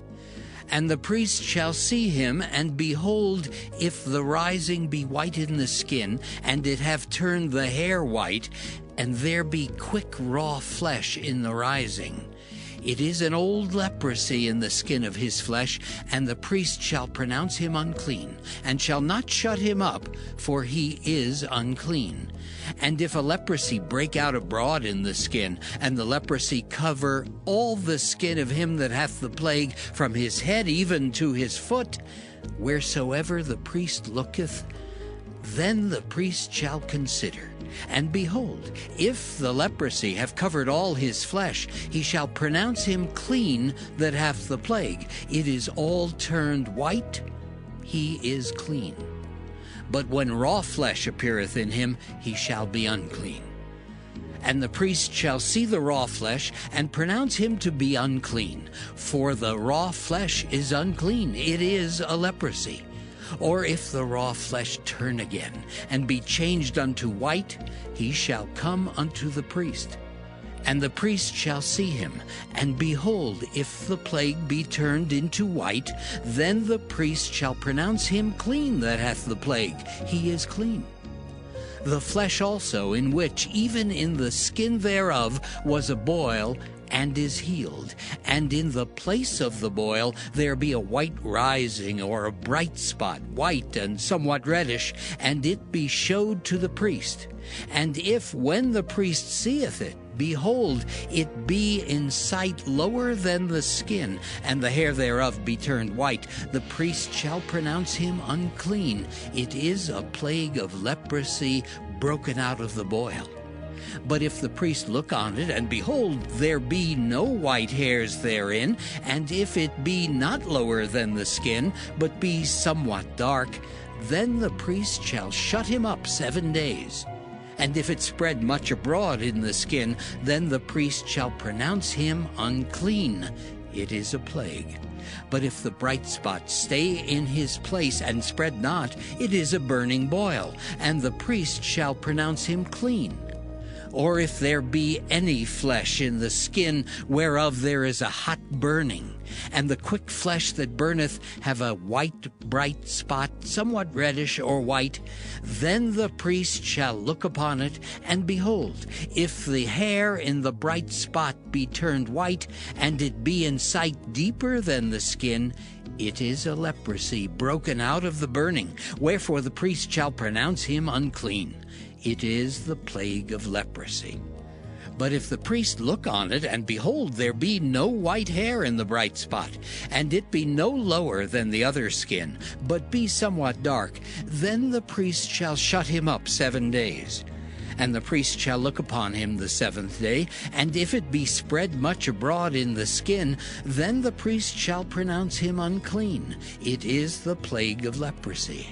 And if the bright spot stay in his place, and spread not in the skin, but it be somewhat dark, it is a rising of the burning, and the priest shall pronounce him clean, for it is an inflammation of the burning.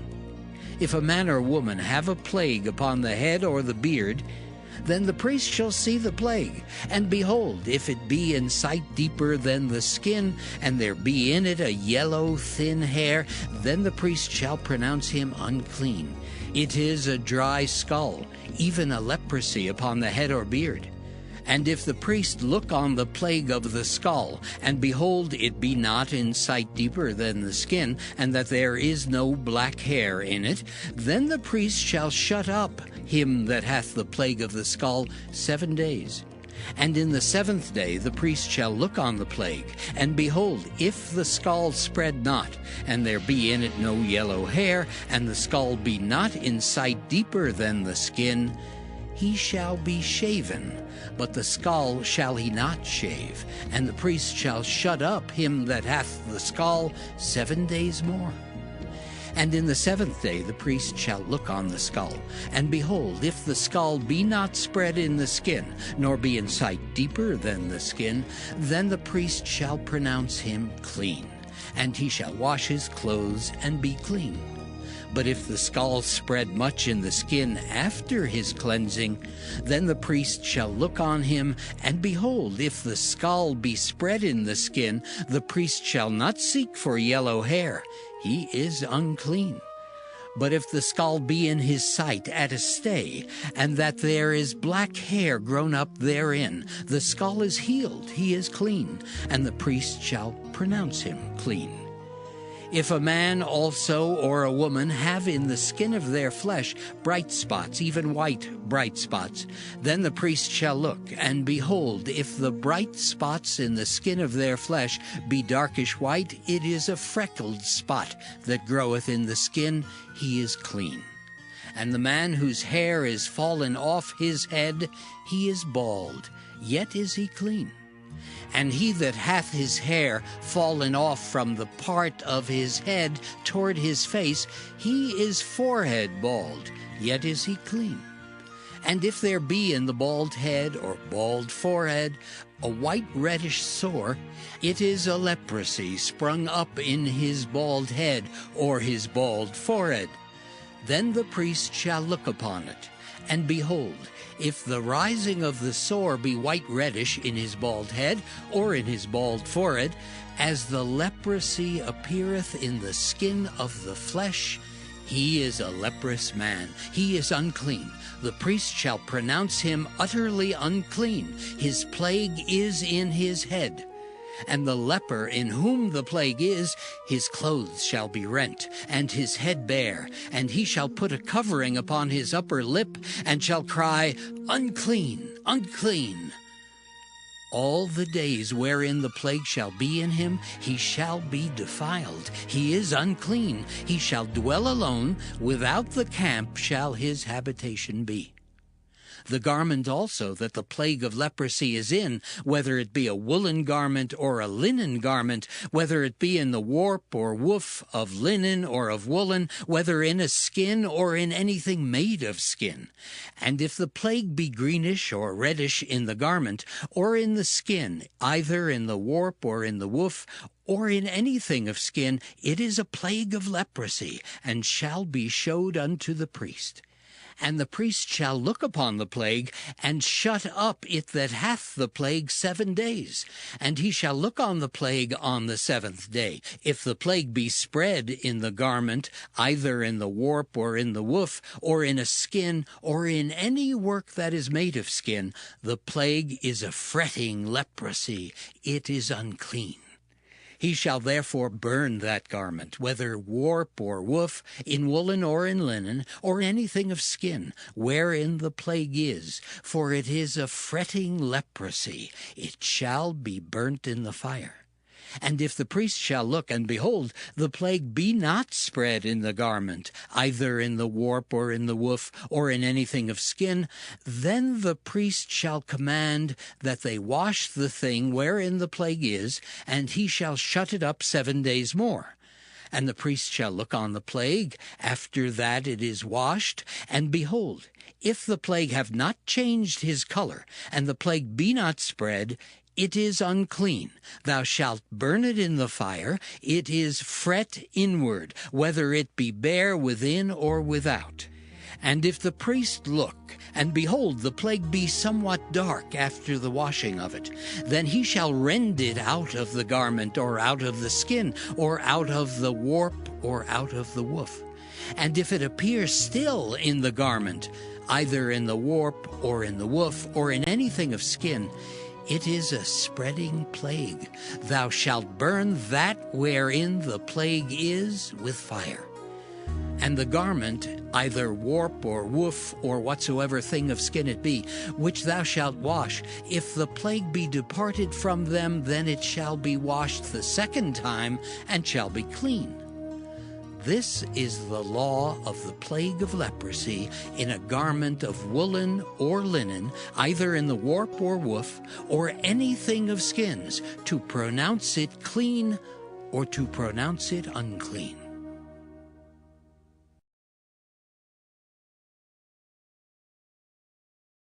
Leviticus chapter 14. And the Lord spake unto Moses, saying, This shall be the law of the leper in the day of his cleansing. He shall be brought unto the priest, and the priest shall go forth out of the camp, and the priest shall look, and behold, if the plague of leprosy be healed in the leper, then shall the priest command to take for him that is to be cleansed 2 birds alive and clean, and cedar wood, and scarlet and hyssop. And the priest shall command that one of the birds be killed in an earthen vessel over running water. As for the living bird, he shall take it, and the cedar wood, and the scarlet, and the hyssop, and shall dip them and the living bird in the blood of the bird that was killed over the running water. And he shall sprinkle upon him that is to be cleansed from the leprosy 7 times, and shall pronounce him clean, and shall let the living bird loose into the open field. And he that is to be cleansed shall wash his clothes, and shave off all his hair, and wash himself in water, that he may be clean. And after that he shall come into the camp, and shall tarry abroad out of his tent 7 days. But it shall be on the 7th day that he shall shave all his hair off his head, and his beard and his eyebrows, even all his hair he shall shave off. And he shall wash his clothes. Also he shall wash his flesh in water, and he shall be clean. And on the 8th day he shall take 2 he-lambs without blemish, and 1 ewe-lamb of the 1st year without blemish, and 3/10 deals of fine flour for a meat offering, mingled with oil, and 1 log of oil. And the priest that maketh him clean shall present the man that is to be made clean, and those things before the Lord, at the door of the tabernacle of the congregation. And the priest shall take 1 he-lamb, and offer him for a trespass offering, and the log of oil, and wave them for a wave offering before the Lord. And he shall slay the lamb in the place where he shall kill the sin offering and the burnt offering, in the holy place. For as the sin offering is the priest's, so is the trespass offering. It is most holy. And the priest shall take some of the blood of the trespass offering, and the priest shall put it upon the tip of the right ear of him that is to be cleansed, and upon the thumb of his right hand, and upon the great toe of his right foot. And the priest shall take some of the log of oil, and pour it into the palm of his own left hand. And the priest shall dip his right finger in the oil that is in his left hand, and shall sprinkle of the oil with his finger 7 times before the Lord. And of the rest of the oil that is in his hand shall the priest put upon the tip of the right ear of him that is to be cleansed, and upon the thumb of his right hand, and upon the great toe of his right foot, upon the blood of the trespass offering. And the remnant of the oil that is in the priest's hand he shall pour upon the head of him that is to be cleansed. And the priest shall make an atonement for him before the Lord. And the priest shall offer the sin offering, and make an atonement for him that is to be cleansed from his uncleanness, and afterward he shall kill the burnt offering. And the priest shall offer the burnt offering and the meat offering upon the altar. And the priest shall make an atonement for him, and he shall be clean. And if he be poor and cannot get so much, then he shall take 1 lamb for a trespass offering to be waved, to make an atonement for him, and 1/10 deal of fine flour mingled with oil for a meat offering, and a log of oil. And 2 turtle doves, or 2 young pigeons, such as he is able to get, and the one shall be a sin offering, and the other a burnt offering. And he shall bring them on the 8th day for his cleansing unto the priest, unto the door of the tabernacle of the congregation before the Lord. And the priest shall take the lamb of the trespass offering, and the log of oil, and the priest shall wave them for a wave offering before the Lord. And he shall kill the lamb of the trespass offering, and the priest shall take some of the blood of the trespass offering, and put it upon the tip of the right ear of him that is to be cleansed, and upon the thumb of his right hand, and upon the great toe of his right foot. And the priest shall pour of the oil into the palm of his own left hand. And the priest shall sprinkle with his right finger some of the oil that is in his left hand 7 times before the Lord.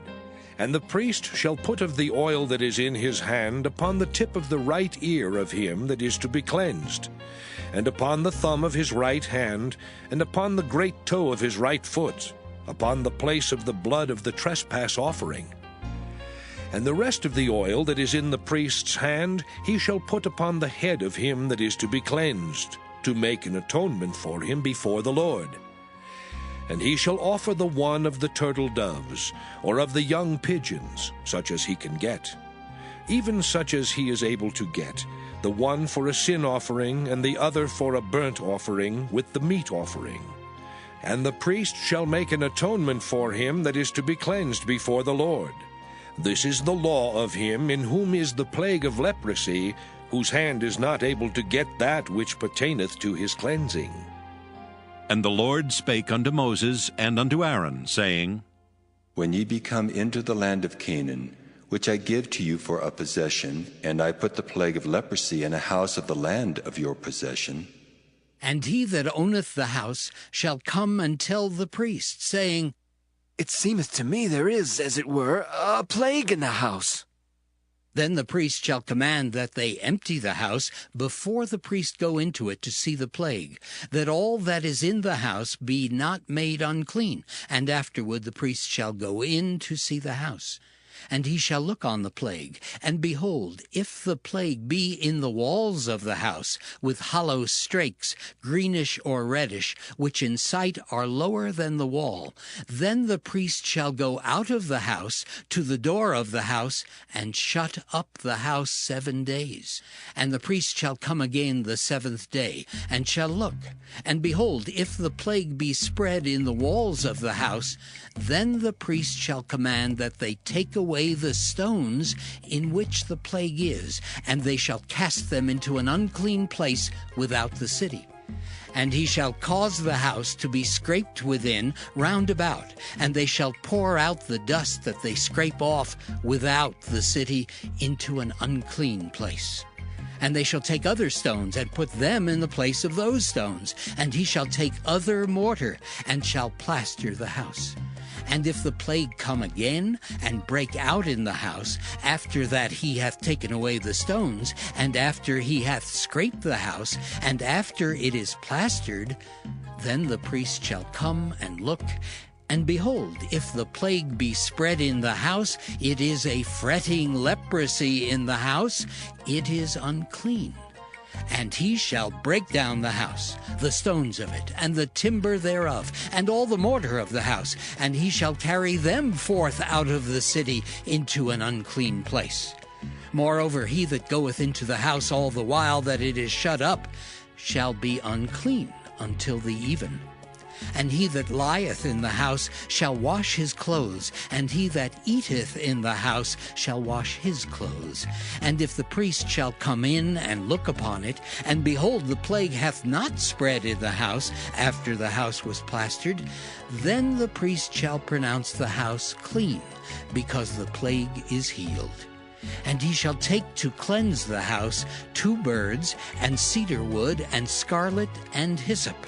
And he shall kill the one of the birds in an earthen vessel over running water. And he shall take the cedar wood, and the hyssop, and the scarlet, and the living bird, and dip them in the blood of the slain bird, and in the running water, and sprinkle the house 7 times. And he shall cleanse the house with the blood of the bird, and with the running water, and with the living bird, and with the cedar wood, and with the hyssop, and with the scarlet. But he shall let go the living bird out of the city into the open fields, and make an atonement for the house, and it shall be clean.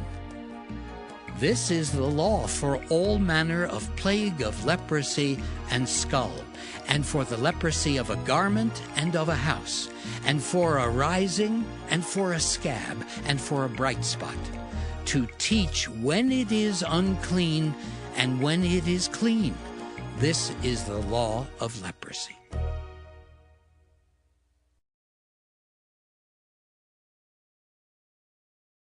Leviticus chapter 15. And the Lord spake unto Moses and to Aaron, saying, Speak unto the children of Israel, and say unto them, When any man hath a running issue out of his flesh, because of his issue he is unclean. And this shall be his uncleanness in his issue, whether his flesh run with his issue, or his flesh be stopped from his issue, it is his uncleanness. Every bed whereon he lieth that hath the issue is unclean, and everything whereon he sitteth shall be unclean. And whosoever toucheth his bed shall wash his clothes, and bathe himself in water, and be unclean until the even. And he that sitteth on anything whereon he sat that hath the issue shall wash his clothes, and bathe himself in water, and be unclean until the even. And he that toucheth the flesh of him that hath the issue shall wash his clothes, and bathe himself in water, and be unclean until the even. And if he that hath the issue spit upon him that is clean, then he shall wash his clothes, and bathe himself in water, and be unclean until the even. And what saddle soever he rideth upon that hath the issue shall be unclean. And whosoever toucheth anything that was under him shall be unclean until the even. And he that beareth any of those things shall wash his clothes, and bathe himself in water, and be unclean until the even. And whomsoever he toucheth that hath the issue, and hath not rinsed his hands in water, he shall wash his clothes, and bathe himself in water, and be unclean until the even. And the vessel of earth that he toucheth, which hath the issue, shall be broken, and every vessel of wood shall be rinsed in water. And when he that hath an issue is cleansed of his issue, then he shall number to himself 7 days for his cleansing, and wash his clothes, and bathe his flesh in running water, and shall be clean. And on the 8th day he shall take to him 2 turtle doves, or 2 young pigeons, and come before the Lord unto the door of the tabernacle of the congregation, and give them unto the priest. And the priest shall offer them, the one for a sin offering, and the other for a burnt offering.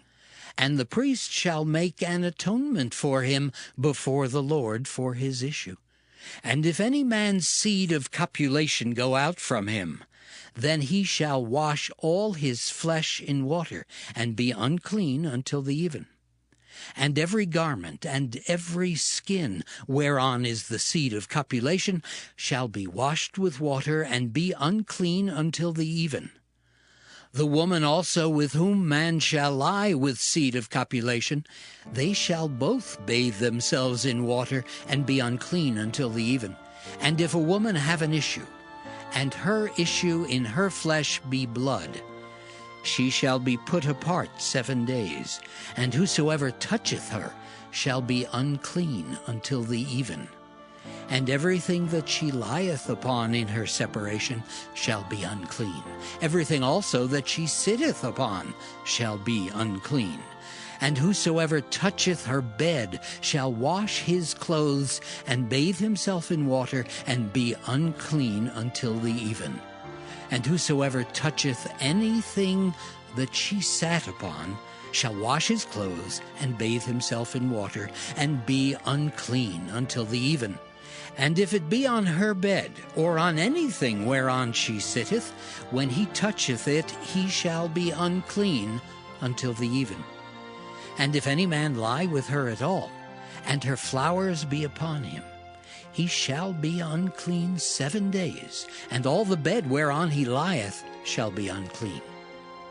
And if a woman have an issue of her blood many days out of the time of her separation, or if it run beyond the time of her separation, all the days of the issue of her uncleanness shall be as the days of her separation. She shall be unclean. Every bed whereon she lieth all the days of her issue shall be unto her as the bed of her separation, and whatsoever she sitteth upon shall be unclean, as the uncleanness of her separation. And whosoever toucheth those things shall be unclean, and shall wash his clothes, and bathe himself in water, and be unclean until the even. But if she be cleansed of her issue, then she shall number to herself 7 days, and after that she shall be clean. And on the 8th day she shall take unto her 2 turtles, or 2 young pigeons, and bring them unto the priest, to the door of the tabernacle of the congregation. And the priest shall offer the one for a sin offering, and the other for a burnt offering. And the priest shall make an atonement for her before the Lord for the issue of her uncleanness. Thus shall ye separate the children of Israel from their uncleanness, that they die not in their uncleanness when they defile my tabernacle that is among them. This is the law of him that hath an issue, and of him whose seed goeth from him, and is defiled therewith, and of her that is sick of her flowers, and of him that hath an issue, of the man and of the woman, and of him that lieth with her that is unclean.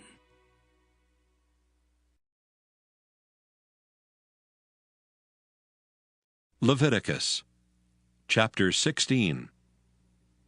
And the Lord spake unto Moses after the death of the two sons of Aaron, when they offered before the Lord, and died. And the Lord said unto Moses, Speak unto Aaron thy brother, that he come not at all times into the holy place, within the veil before the mercy seat which is upon the ark, that he die not. For I will appear in the cloud upon the mercy seat. Thus shall Aaron come into the holy place with a young bullock for a sin offering, and a ram for a burnt offering. He shall put on the holy linen coat, and he shall have the linen breeches upon his flesh, and shall be girded with a linen girdle, and with the linen mitre shall he be attired. These are holy garments. Therefore shall he wash his flesh in water, and so put them on. And he shall take of the congregation of the children of Israel 2 kids of the goats for a sin offering, and 1 ram for a burnt offering. And Aaron shall offer his bullock of the sin offering, which is for himself, and make an atonement for himself and for his house. And he shall take the 2 goats, and present them before the Lord at the door of the tabernacle of the congregation. And Aaron shall cast lots upon the 2 goats, 1 lot for the Lord, and the other lot for the scapegoat. And Aaron shall bring the goat upon which the Lord's lot fell, and offer him for a sin offering. But the goat on which the lot fell to be the scapegoat shall be presented alive before the Lord, to make an atonement with him, and to let him go for a scapegoat into the wilderness. And Aaron shall bring the bullock of the sin offering, which is for himself, and shall make an atonement for himself and for his house, and shall kill the bullock of the sin offering, which is for himself. And he shall take a censer full of burning coals of fire from off the altar before the Lord, and his hands full of sweet incense beaten small, and bring it within the veil. And he shall put the incense upon the fire before the Lord, that the cloud of the incense may cover the mercy seat that is upon the testimony, that he die not. And he shall take of the blood of the bullock, and sprinkle it with his finger upon the mercy seat eastward. And before the mercy seat shall he sprinkle of the blood with his finger 7 times. Then shall he kill the goat of the sin offering that is for the people, and bring his blood within the veil, and do with that blood as he did with the blood of the bullock, and sprinkle it upon the mercy seat, and before the mercy seat. And he shall make an atonement for the holy place, because of the uncleanness of the children of Israel, and because of their transgressions in all their sins. And so shall he do for the tabernacle of the congregation, that remaineth among them in the midst of their uncleanness. And there shall be no man in the tabernacle of the congregation when he goeth in to make an atonement in the holy place, until he come out, and have made an atonement for himself, and for his household, and for all the congregation of Israel. And he shall go out unto the altar that is before the Lord, and make an atonement for it, and shall take of the blood of the bullock and of the blood of the goat, and put it upon the horns of the altar round about. And he shall sprinkle of the blood upon it with his finger 7 times, and cleanse it, and hallow it from the uncleanness of the children of Israel. And when he hath made an end of reconciling the holy place, and the tabernacle of the congregation, and the altar, he shall bring the live goat. And Aaron shall lay both his hands upon the head of the live goat, and confess over him all the iniquities of the children of Israel, and all their transgressions in all their sins, putting them upon the head of the goat, and shall send him away by the hand of a fit man into the wilderness. And the goat shall bear upon him all their iniquities unto a land not inhabited, and he shall let go the goat in the wilderness. And Aaron shall come into the tabernacle of the congregation, and shall put off the linen garments which he put on when he went into the holy place, and shall leave them there. And he shall wash his flesh with water in the holy place, and put on his garments, and come forth, and offer his burnt offering, and the burnt offering of the people, and make an atonement for himself and for the people. And the fat of the sin offering shall he burn upon the altar. And he that let go the goat for the scapegoat shall wash his clothes, and bathe his flesh in water, and afterward come into the camp. And the bullock for the sin offering, and the goat for the sin offering, whose blood was brought in to make atonement in the holy place, shall one carry forth without the camp, and they shall burn in the fire their skins and their flesh and their dung. And he that burneth them shall wash his clothes, and bathe his flesh in water, and afterward he shall come into the camp.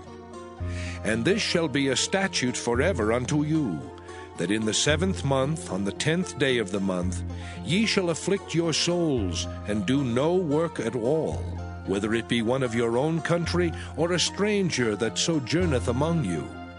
For on that day shall the priest make an atonement for you, to cleanse you, that ye may be clean from all your sins before the Lord. It shall be a Sabbath of rest unto you, and ye shall afflict your souls by a statute forever. And the priest whom he shall anoint, and whom he shall consecrate to minister in the priest's office in his father's stead, shall make the atonement, and shall put on the linen clothes, even the holy garments. And he shall make an atonement for the holy sanctuary, and he shall make an atonement for the tabernacle of the congregation, and for the altar, and he shall make an atonement for the priests, and for all the people of the congregation. And this shall be an everlasting statute unto you, to make an atonement for the children of Israel for all their sins once a year. And he did as the Lord commanded Moses.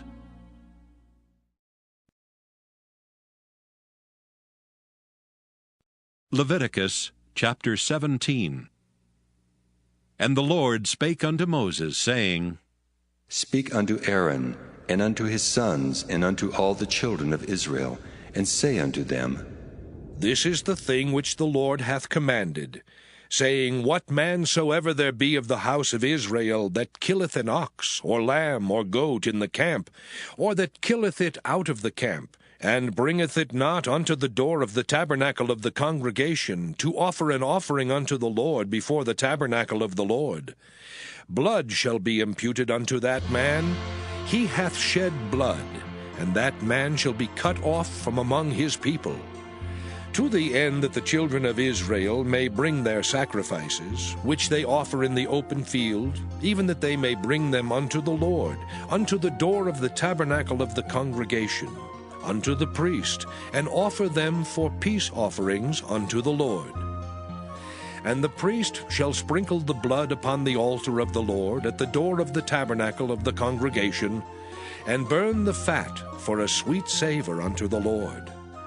And they shall no more offer their sacrifices unto devils, after whom they have gone a whoring.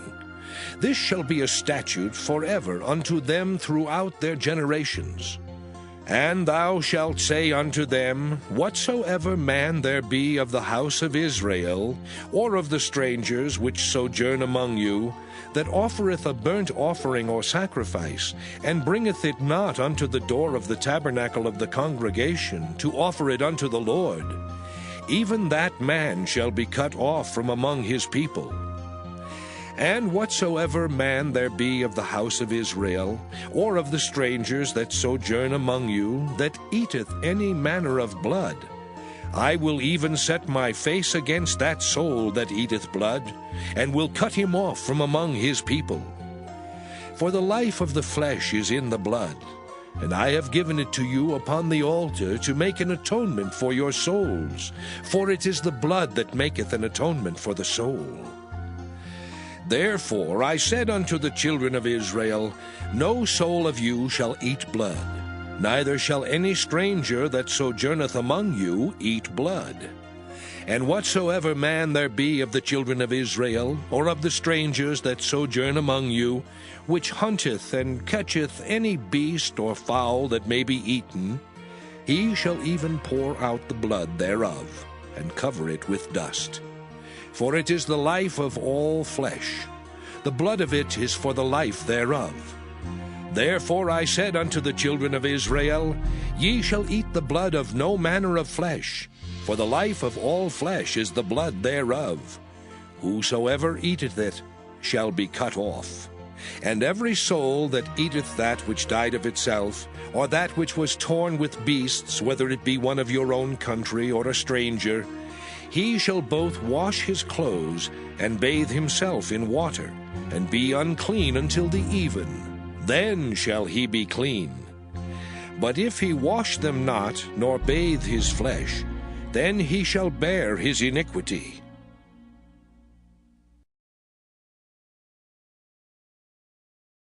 Leviticus chapter 18. And the Lord spake unto Moses, saying, Speak unto the children of Israel, and say unto them, I am the Lord your God. After the doings of the land of Egypt wherein ye dwelt, shall ye not do. And after the doings of the land of Canaan, whither I bring you, shall ye not do. Neither shall ye walk in their ordinances. Ye shall do my judgments, and keep mine ordinances, to walk therein. I am the Lord your God. Ye shall therefore keep my statutes and my judgments, which if a man do, he shall live in them. I am the Lord. None of you shall approach to any that is near of kin to him, to uncover their nakedness. I am the Lord. The nakedness of thy father, or the nakedness of thy mother, shalt thou not uncover. She is thy mother. Thou shalt not uncover her nakedness. The nakedness of thy father's wife shalt thou not uncover. It is thy father's nakedness. The nakedness of thy sister, the daughter of thy father, or daughter of thy mother, whether she be born at home or born abroad, even their nakedness thou shalt not uncover. The nakedness of thy son's daughter, or of thy daughter's daughter, even their nakedness thou shalt not uncover, for theirs is thine own nakedness. The nakedness of thy father's wife's daughter, begotten of thy father, she is thy sister. Thou shalt not uncover her nakedness. Thou shalt not uncover the nakedness of thy father's sister. She is thy father's near kinswoman. Thou shalt not uncover the nakedness of thy mother's sister, for she is thy mother's near kinswoman. Thou shalt not uncover the nakedness of thy father's brother. Thou shalt not approach to his wife, she is thine aunt. Thou shalt not uncover the nakedness of thy daughter-in-law, she is thy son's wife. Thou shalt not uncover her nakedness. Thou shalt not uncover the nakedness of thy brother's wife. It is thy brother's nakedness. Thou shalt not uncover the nakedness of a woman and her daughter. Neither shalt thou take her son's daughter or her daughter's daughter to uncover her nakedness, for they are her near kinswomen. It is wickedness. Neither shalt thou take a wife to her sister, to vex her, to uncover her nakedness beside the other in her lifetime. Also thou shalt not approach unto a woman to uncover her nakedness, as long as she is put apart for her uncleanness. Moreover, thou shalt not lie carnally with thy neighbor's wife, to defile thyself with her. And thou shalt not let any of thy seed pass through the fire to Moloch, neither shalt thou profane the name of thy God. I am the Lord. Thou shalt not lie with mankind as with womankind. It is abomination. Neither shalt thou lie with any beast to defile thyself therewith. Neither shall any woman stand before a beast to lie down thereto. It is confusion. Defile not ye yourselves in any of these things. For in all these the nations are defiled which I cast out before you. And the land is defiled.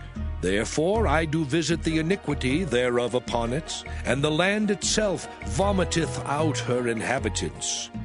Ye shall therefore keep my statutes and my judgments, and shall not commit any of these abominations, neither any of your own nation, nor any stranger that sojourneth among you.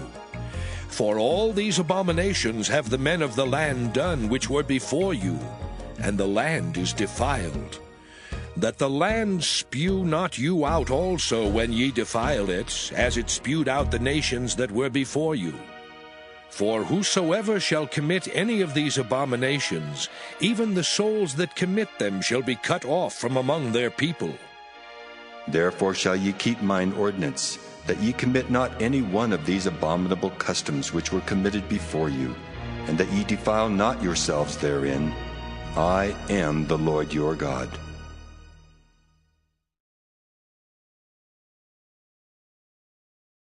Leviticus chapter 19.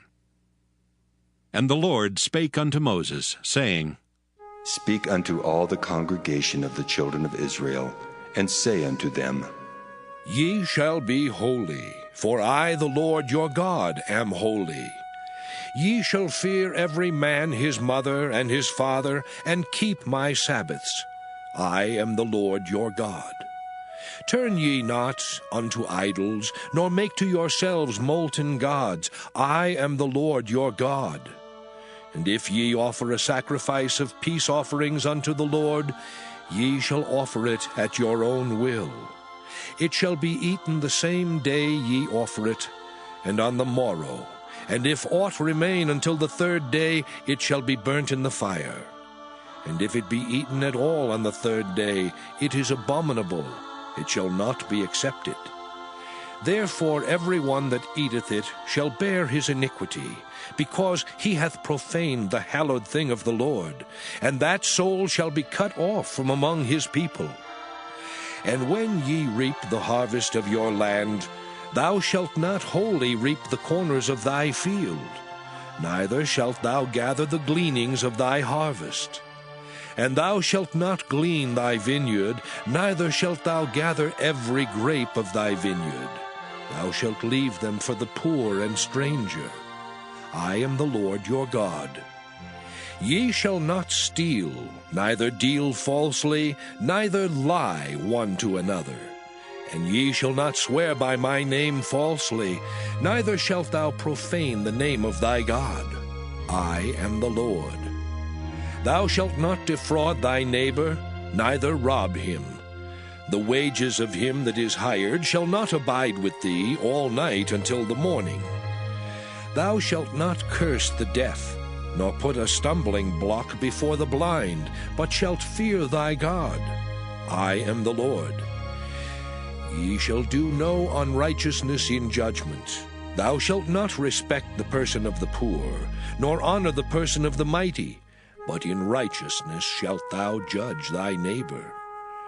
Thou shalt not go up and down as a talebearer among thy people, neither shalt thou stand against the blood of thy neighbor.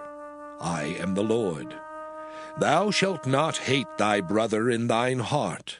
Thou shalt in any wise rebuke thy neighbor, and not suffer sin upon him. Thou shalt not avenge nor bear any grudge against the children of thy people, but thou shalt love thy neighbor as thyself. I am the Lord. Ye shall keep my statutes. Thou shalt not let thy cattle gender with a diverse kind. Thou shalt not sow thy field with mingled seed. Neither shall a garment mingled of linen and woolen come upon thee. And whosoever lieth carnally with a woman that is a bondmaid, betrothed to an husband, and not at all redeemed, nor freedom given her, she shall be scourged. They shall not be put to death, because she was not free. And he shall bring his trespass offering unto the Lord, unto the door of the tabernacle of the congregation, even a ram for a trespass offering. And the priest shall make an atonement for him with the ram of the trespass offering before the Lord, for his sin which he hath done. And the sin which he hath done shall be forgiven him. And when ye shall come into the land, and shall have planted all manner of trees for food, then ye shall count the fruit thereof as uncircumcised. 3 years shall it be as uncircumcised unto you, it shall not be eaten of. But in the 4th year all the fruit thereof shall be holy, to praise the Lord withal. And in the 5th year shall ye eat of the fruit thereof, that it may yield unto you the increase thereof. I am the Lord your God. Ye shall not eat anything with the blood, neither shall ye use enchantment, nor observe times. Ye shall not round the corners of your heads, neither shalt thou mar the corners of thy beard. Ye shall not make any cuttings in your flesh for the dead, nor print any marks upon you. I am the Lord. Do not prostitute thy daughter, to cause her to be a whore, lest the land fall to whoredom, and the land become full of wickedness. Ye shall keep my Sabbaths, and reverence my sanctuary. I am the Lord. Regard not them that have familiar spirits, neither seek after wizards, to be defiled by them. I am the Lord your God. Thou shalt rise up before the hoary head, and honor the face of the old man, and fear thy God. I am the Lord. And if a stranger sojourn with thee in your land, ye shall not vex him. But the stranger that dwelleth with you shall be unto you as one born among you, and thou shalt love him as thyself. For ye were strangers in the land of Egypt. I am the Lord your God. Ye shall do no unrighteousness in judgment, in meteyard, in weight, or in measure. Just balances, just weights, a just ephah, and a just hin shall ye have. I am the Lord your God, which brought you out of the land of Egypt. Therefore shall ye observe all my statutes and all my judgments, and do them. I am the Lord.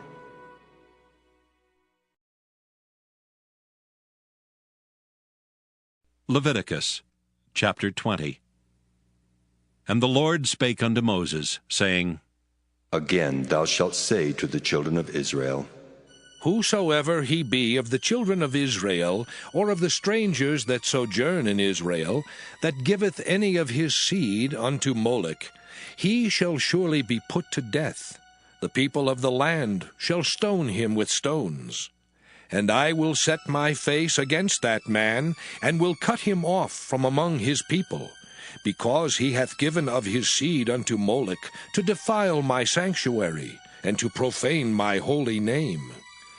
And if the people of the land do any ways hide their eyes from the man, when he giveth of his seed unto Moloch, and kill him not, then I will set my face against that man, and against his family, and will cut him off, and all that go a-whoring after him, to commit whoredom with Moloch, from among their people. And the soul that turneth after such as have familiar spirits, and after wizards, to go a-whoring after them, I will even set my face against that soul, and will cut him off from among his people. Sanctify yourselves therefore, and be ye holy, for I am the Lord your God. And ye shall keep my statutes and do them. I am the Lord which sanctify you. For every one that curseth his father or his mother shall be surely put to death. He hath cursed his father or his mother, his blood shall be upon him. And the man that committeth adultery with another man's wife, even he that committeth adultery with his neighbor's wife, the adulterer and the adulteress shall surely be put to death. And the man that lieth with his father's wife hath uncovered his father's nakedness. Both of them shall surely be put to death. Their blood shall be upon them. And if a man lie with his daughter-in-law, both of them shall surely be put to death. They have wrought confusion. Their blood shall be upon them. If a man also lie with mankind as he lieth with a woman, both of them have committed an abomination. They shall surely be put to death. Their blood shall be upon them. And if a man take a wife and her mother, it is wickedness. they shall be burnt with fire, both he and they, that there be no wickedness among you. And if a man lie with a beast, he shall surely be put to death, and ye shall slay the beast. And if a woman approach unto any beast, and lie down thereto, thou shalt kill the woman and the beast. They shall surely be put to death, their blood shall be upon them. And if a man shall take his sister, his father's daughter, or his mother's daughter, and see her nakedness, and she see his nakedness, it is a wicked thing, and they shall be cut off in the sight of their people. He hath uncovered his sister's nakedness, he shall bear his iniquity. And if a man shall lie with a woman having her sickness, and shall uncover her nakedness, he hath discovered her fountain, and she hath uncovered the fountain of her blood, and both of them shall be cut off from among their people. And thou shalt not uncover the nakedness of thy mother's sister, nor of thy father's sister, for he uncovereth his near kin. They shall bear their iniquity. And if a man shall lie with his uncle's wife, he hath uncovered his uncle's nakedness. They shall bear their sin, they shall die childless. And if a man shall take his brother's wife, it is an unclean thing. He hath uncovered his brother's nakedness. They shall be childless. Ye shall therefore keep all my statutes and all my judgments, and do them, that the land whither I bring you to dwell therein spew you not out. And ye shall not walk in the manners of the nation which I cast out before you. For they committed all these things, and therefore I abhorred them. But I have said unto you, ye shall inherit their land, and I will give it unto you to possess it, a land that floweth with milk and honey. I am the Lord your God, which have separated you from other people. Ye shall therefore put difference between clean beasts and unclean, and between unclean fowls and clean. And ye shall not make your souls abominable by beast, or by fowl, or by any manner of living thing that creepeth on the ground, which I have separated from you as unclean. And ye shall be holy unto me, for I the Lord am holy, and have severed you from other people, that ye should be mine. A man also, or woman that hath a familiar spirit, or that is a wizard, shall surely be put to death. They shall stone them with stones. Their blood shall be upon them.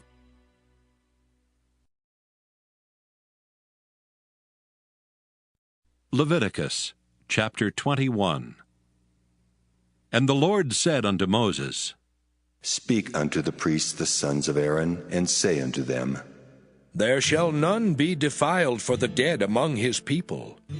But for his kin that is near unto him, that is, for his mother, and for his father, and for his son, and for his daughter, and for his brother, and for his sister a virgin that is nigh unto him, which hath had no husband, for her may he be defiled. But he shall not defile himself, being a chief man among his people, to profane himself. They shall not make baldness upon their head, neither shall they shave off the corner of their beard, nor make any cuttings in their flesh. They shall be holy unto their God, and not profane the name of their God. For the offerings of the Lord made by fire, and the bread of their God, they do offer. Therefore they shall be holy.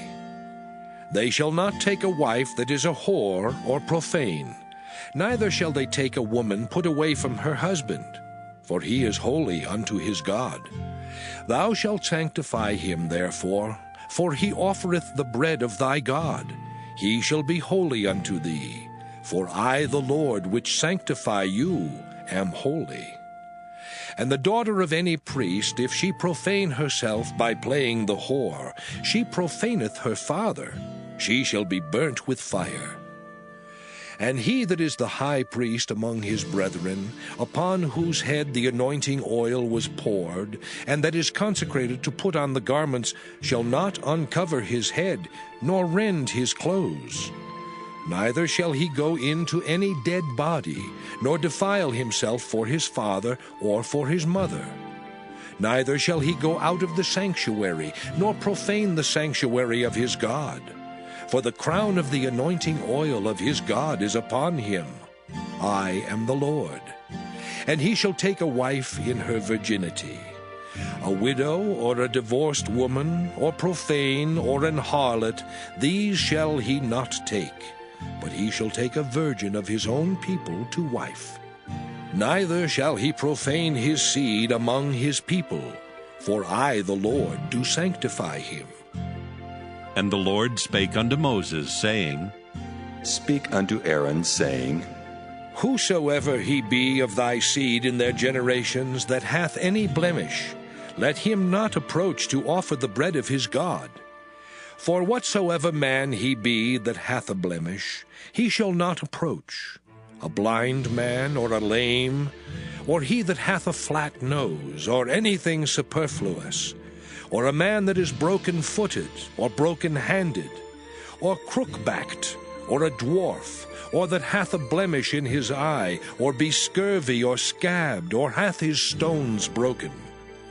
No man that hath a blemish of the seed of Aaron the priest shall come nigh to offer the offerings of the Lord made by fire. He hath a blemish, he shall not come nigh to offer the bread of his God. He shall eat the bread of his God, both of the most holy and of the holy. Only he shall not go in unto the veil, nor come nigh unto the altar, because he hath a blemish, that he profane not my sanctuaries. For I, the Lord, do sanctify them. And Moses told it unto Aaron, and to his sons, and unto all the children of Israel.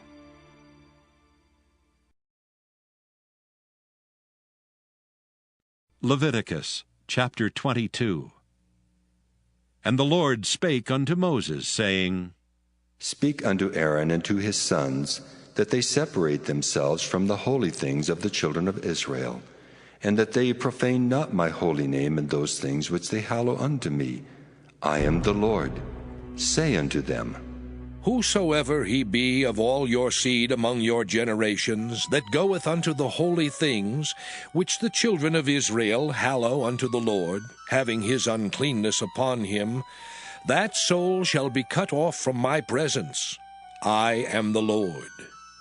What man soever of the seed of Aaron is a leper, or hath a running issue, he shall not eat of the holy things until he be clean. And whoso toucheth anything that is unclean by the dead, or a man whose seed goeth from him, or whosoever toucheth any creeping thing, whereby he may be made unclean, or a man of whom he may take uncleanness, whatsoever uncleanness he hath, the soul which hath touched any such shall be unclean until even, and shall not eat of the holy things, unless he wash his flesh with water. And when the sun is down, he shall be clean, and shall afterward eat of the holy things, because it is his food. That which dieth of itself, or is torn with beasts, he shall not eat to defile himself therewith. I am the Lord. They shall therefore keep mine ordinance, lest they bear sin for it, and die therefore if they profane it. I, the Lord, do sanctify them. There shall no stranger eat of the holy thing. A sojourner of the priest or an hired servant shall not eat of the holy thing. But if the priest buy any soul with his money, he shall eat of it, and he that is born in his house, they shall eat of his meat. If the priest's daughter also be married unto a stranger, she may not eat of an offering of the holy things. But if the priest's daughter be a widow, or divorced, and have no child, and is returned unto her father's house, as in her youth, she shall eat of her father's meat, but there shall no stranger eat thereof.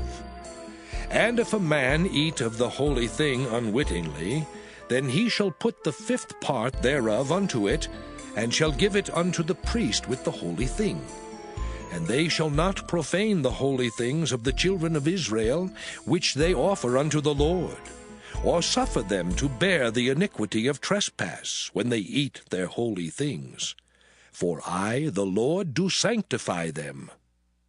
And the Lord spake unto Moses, saying, Speak unto Aaron, and to his sons, and unto all the children of Israel, and say unto them, Whatsoever he be of the house of Israel, or of the strangers in Israel, that will offer his oblation for all his vows, and for all his freewill offerings, which they will offer unto the Lord for a burnt offering, ye shall offer at your own will a male without blemish, of the beeves, of the sheep, or of the goats.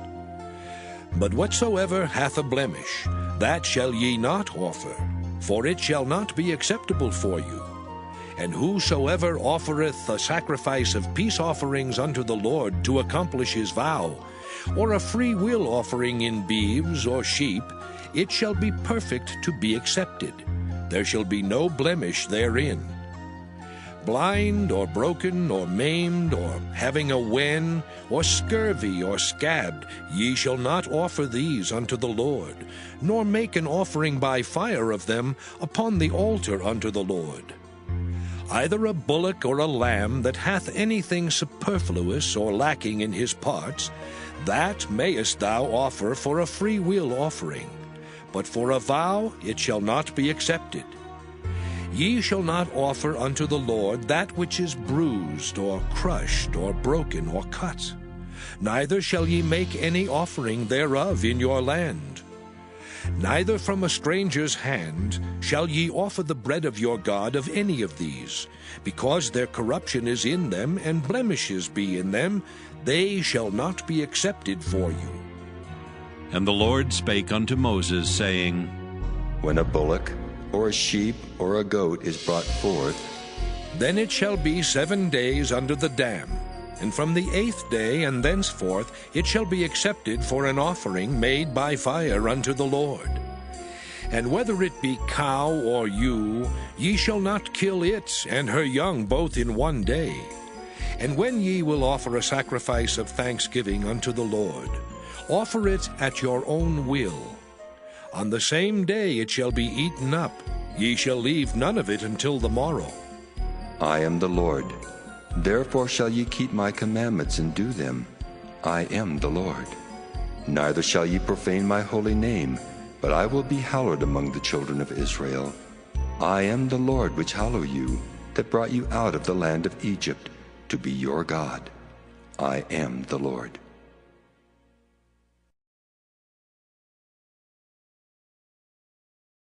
Leviticus chapter 23.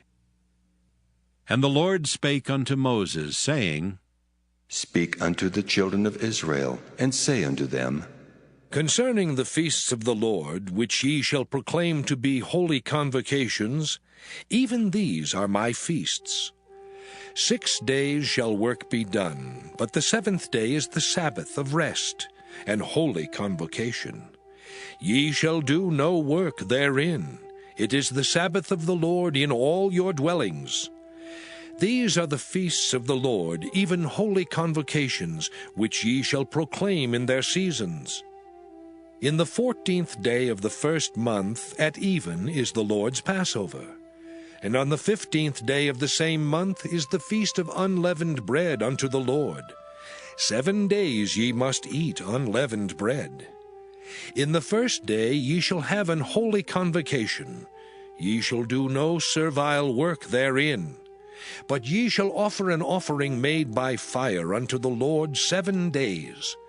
In the 7th day is an holy convocation. Ye shall do no servile work therein. And the Lord spake unto Moses, saying, Speak unto the children of Israel, and say unto them, When ye be come into the land which I give unto you, and shall reap the harvest thereof, then ye shall bring a sheaf of the first fruits of your harvest unto the priest. And he shall wave the sheaf before the Lord, to be accepted for you. On the morrow after the Sabbath the priest shall wave it. And ye shall offer that day when ye wave the sheaf an he-lamb without blemish of the first year for a burnt offering unto the Lord. And the meat offering thereof shall be 2/10 deals of fine flour mingled with oil, an offering made by fire unto the Lord for a sweet savour. And the drink offering thereof shall be of wine, the 4th part of an hin. And ye shall eat neither bread, nor parched corn, nor green ears, until the selfsame day that ye have brought an offering unto your God. It shall be a statute forever throughout your generations in all your dwellings.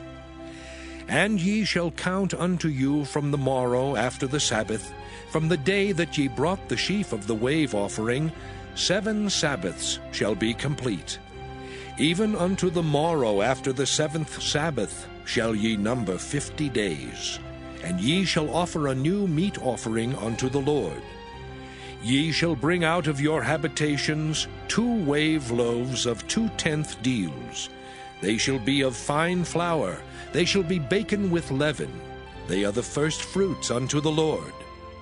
And ye shall offer with the bread 7 lambs without blemish of the first year, and 1 young bullock, and 2 rams.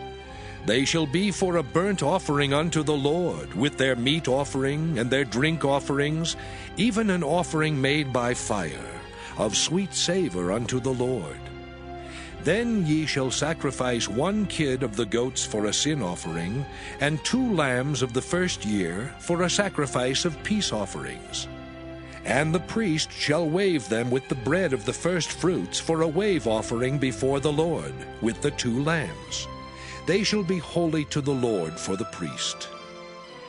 And ye shall proclaim on the selfsame day that it may be an holy convocation unto you. Ye shall do no servile work therein. It shall be a statute forever in all your dwellings throughout your generations. And when ye reap the harvest of your land, thou shalt not make clean riddance of the corners of thy field when thou reapest. Neither shalt thou gather any gleaning of thy harvest. Thou shalt leave them unto the poor and to the stranger. I am the Lord your God. And the Lord spake unto Moses, saying, Speak unto the children of Israel, saying, In the 7th month, in the first day of the month, shall ye have a Sabbath, a memorial of blowing of trumpets, and holy convocation. Ye shall do no servile work therein, but ye shall offer an offering made by fire unto the Lord. And the Lord spake unto Moses, saying, Also on the 10th day of the 7th month, there shall be a day of atonement. It shall be an holy convocation unto you, and ye shall afflict your souls, and offer an offering made by fire unto the Lord. And ye shall do no work in that same day, for it is a day of atonement, to make an atonement for you before the Lord your God. For whatsoever soul it be that shall not be afflicted in that same day, he shall be cut off from among his people. And whatsoever soul it be that doeth any work in that same day, the same soul will I destroy from among his people. Ye shall do no manner of work. It shall be a statute forever throughout your generations in all your dwellings. It shall be unto you a Sabbath of rest, and ye shall afflict your souls. In the 9th day of the month at even, from even unto even, shall ye celebrate your Sabbath. And the Lord spake unto Moses, saying, Speak unto the children of Israel, saying, The 15th day of this 7th month shall be the Feast of Tabernacles for 7 days unto the Lord. On the first day shall be an holy convocation. Ye shall do no servile work therein. 7 days ye shall offer an offering made by fire unto the Lord. On the 8th day shall be an holy convocation unto you. And ye shall offer an offering made by fire unto the Lord. It is a solemn assembly, and ye shall do no servile work therein. These are the feasts of the Lord, which ye shall proclaim to be holy convocations, to offer an offering made by fire unto the Lord, a burnt offering and a meat offering, a sacrifice and drink offerings, everything upon his day.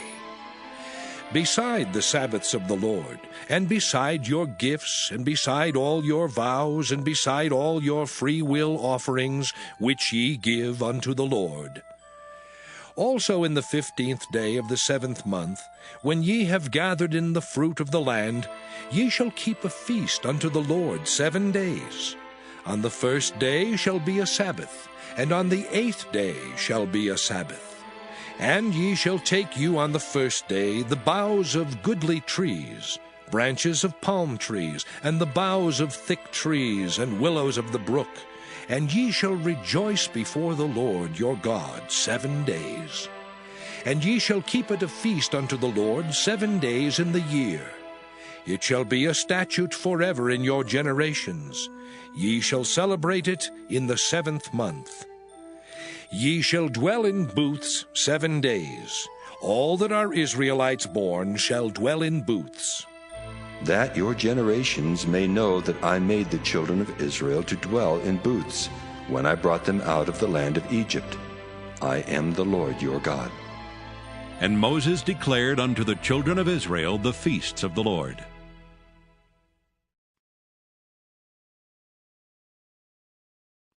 Leviticus chapter 24.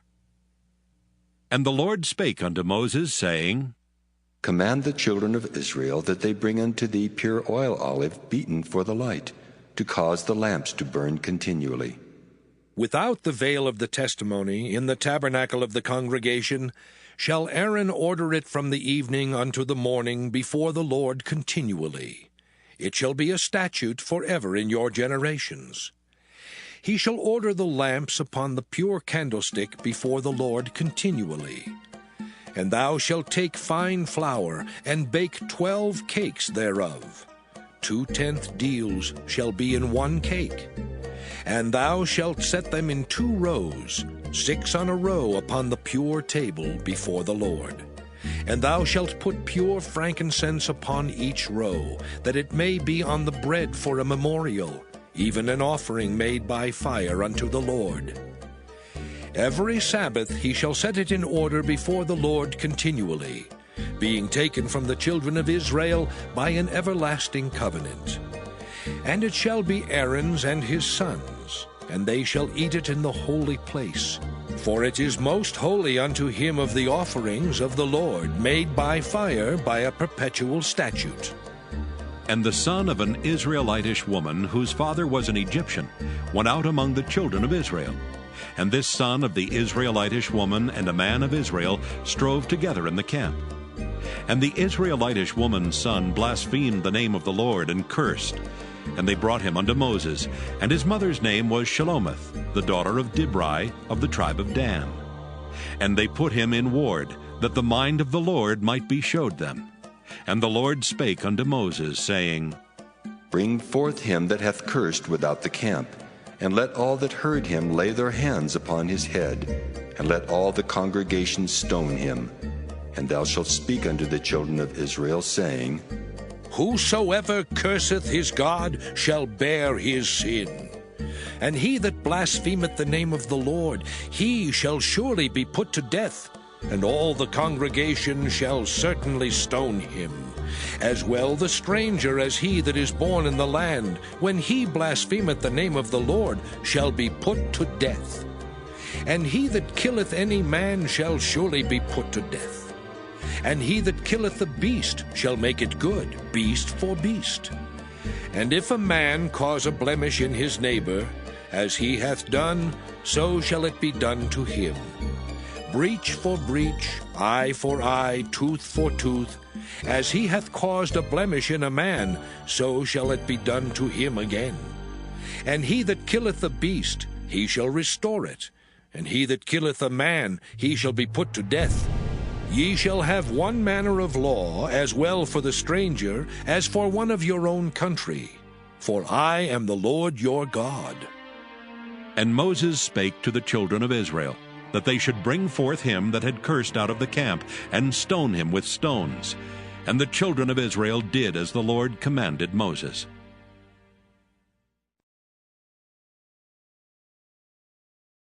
Leviticus chapter 25.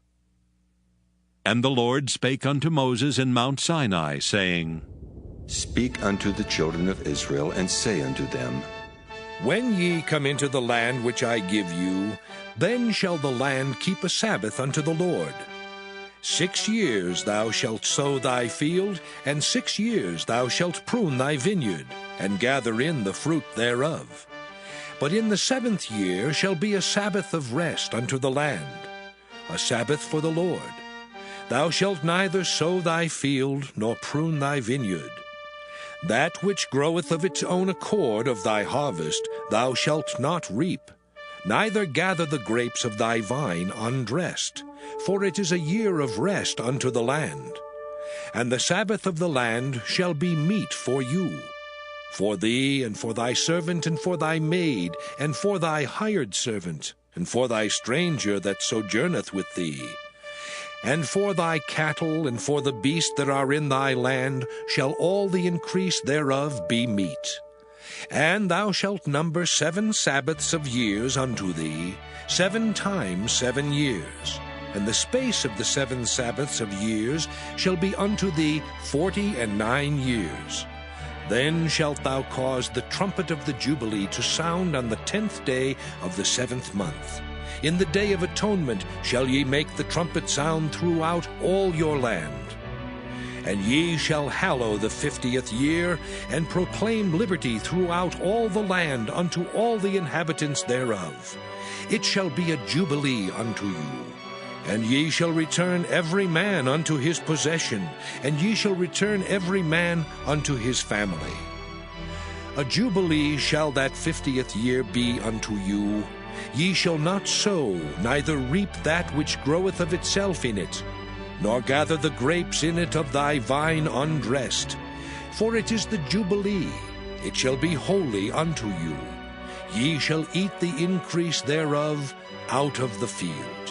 In the year of this Jubilee ye shall return every man unto his possession. And if thou sell aught unto thy neighbor, or buyest aught of thy neighbor's hand, ye shall not oppress one another. According to the number of years after the Jubilee, thou shalt buy of thy neighbor, and according unto the number of years of the fruits he shall sell unto thee. According to the multitude of years thou shalt increase the price thereof, and according to the fewness of years thou shalt diminish the price of it. For according to the number of the years of the fruits doth he sell unto thee. Ye shall not therefore oppress one another, but thou shalt fear thy God. For I am the Lord your God. Wherefore ye shall do my statutes, and keep my judgments, and do them, and ye shall dwell in the land in safety. And the land shall yield her fruit, and ye shall eat your fill, and dwell therein in safety. And if ye shall say, What shall we eat the 7th year? Behold, we shall not sow, nor gather in our increase. Then I will command my blessing upon you in the 6th year, and it shall bring forth fruit for 3 years. And ye shall sow the 8th year, and eat yet of old fruit until the 9th year. Until her fruits come in, ye shall eat of the old store. The land shall not be sold forever, for the land is mine. For ye are strangers and sojourners with me. And in all the land of your possession ye shall grant a redemption for the land. If thy brother be waxen poor, and hath sold away some of his possession, and if any of his kin come to redeem it, then shall he redeem that which his brother sold. And if the man have none to redeem it, and himself be able to redeem it, then let him count the years of the sale thereof, and restore the overplus unto the man to whom he sold it, that he may return unto his possession. But if he be not able to restore it to him, then that which is sold shall remain in the hand of him that hath bought it until the year of Jubilee. And in the Jubilee it shall go out, and he shall return unto his possession. And if a man sell a dwelling house in a walled city, then he may redeem it within a whole year after it is sold. Within a full year may he redeem it. And if it be not redeemed within the space of a full year, then the house that is in the walled city shall be established forever to him that bought it throughout his generations. It shall not go out in the Jubilee. But the houses of the villages which have no wall round about them shall be counted as the fields of the country. They may be redeemed, and they shall go out in the Jubilee.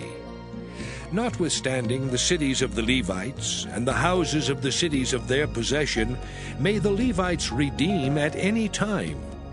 And if a man purchase of the Levites, then the house that was sold, and the city of his possession, shall go out in the year of Jubilee. For the houses of the cities of the Levites are their possession among the children of Israel. But the field of the suburbs of their cities may not be sold, for it is their perpetual possession. And if thy brother be waxen poor, and fallen in decay with thee, then thou shalt relieve him, yea, though he be a stranger or a sojourner, that he may live with thee. Take thou no usury of him, or increase, but fear thy God, that thy brother may live with thee. Thou shalt not give him thy money upon usury, nor lend him thy victuals for increase. I am the Lord your God, which brought you forth out of the land of Egypt, to give you the land of Canaan, and to be your God. And if thy brother that dwelleth by thee be waxen poor, and be sold unto thee, thou shalt not compel him to serve as a bondservant, but as an hired servant, and as a sojourner. He shall be with thee, and shall serve thee unto the year of Jubilee. And then shall he depart from thee, both he and his children with him, and shall return unto his own family, and unto the possession of his fathers shall he return.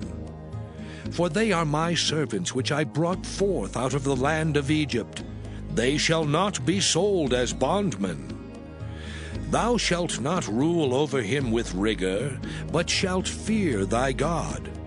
Both thy bondmen and thy bondmaids which thou shalt have shall be of the heathen that are round about you. Of them shall ye buy bondmen and bondmaids. Moreover, of the children of the strangers that do sojourn among you, of them shall ye buy, and of their families that are with you, which they begat in your land, and they shall be your possession. And ye shall take them as an inheritance for your children after you, to inherit them for a possession. They shall be your bondmen forever. But over your brethren, the children of Israel, ye shall not rule one over another with rigor.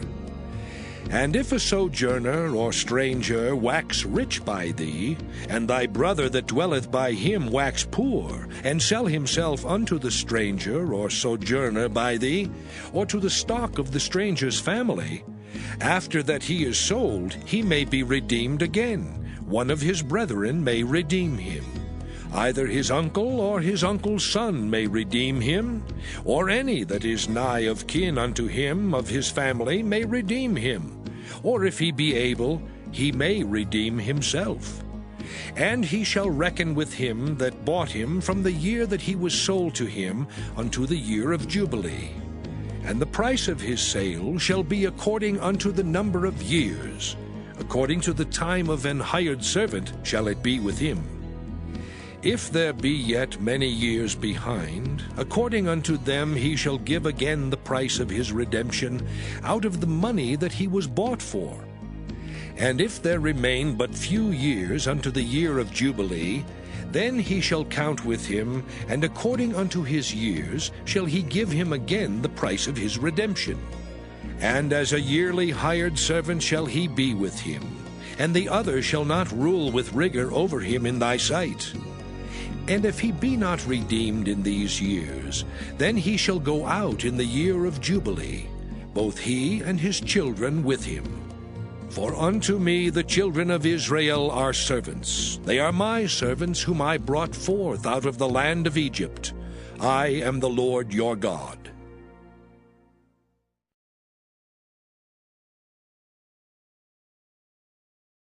Leviticus chapter 26. Ye shall make you no idols nor graven image, neither rear you up a standing image, neither shall you set up any image of stone in your land to bow down unto it. For I am the Lord your God. Ye shall keep my Sabbaths and reverence my sanctuary. I am the Lord. If ye walk in my statutes and keep my commandments and do them, then I will give you rain in due season, and the land shall yield her increase, and the trees of the field shall yield their fruit. And your threshing shall reach unto the vintage, and the vintage shall reach unto the sowing time, and ye shall eat your bread to the full, and dwell in your land safely. And I will give peace in the land, and ye shall lie down, and none shall make you afraid. And I will rid evil beasts out of the land, neither shall the sword go through your land. And ye shall chase your enemies, and they shall fall before you by the sword. And 5 of you shall chase 100, and 100 of you shall put 10,000 to flight. And your enemies shall fall before you by the sword. For I will have respect unto you, and make you fruitful, and multiply you, and establish my covenant with you. And ye shall eat old store, and bring forth the old because of the new. And I will set my tabernacle among you, and my soul shall not abhor you.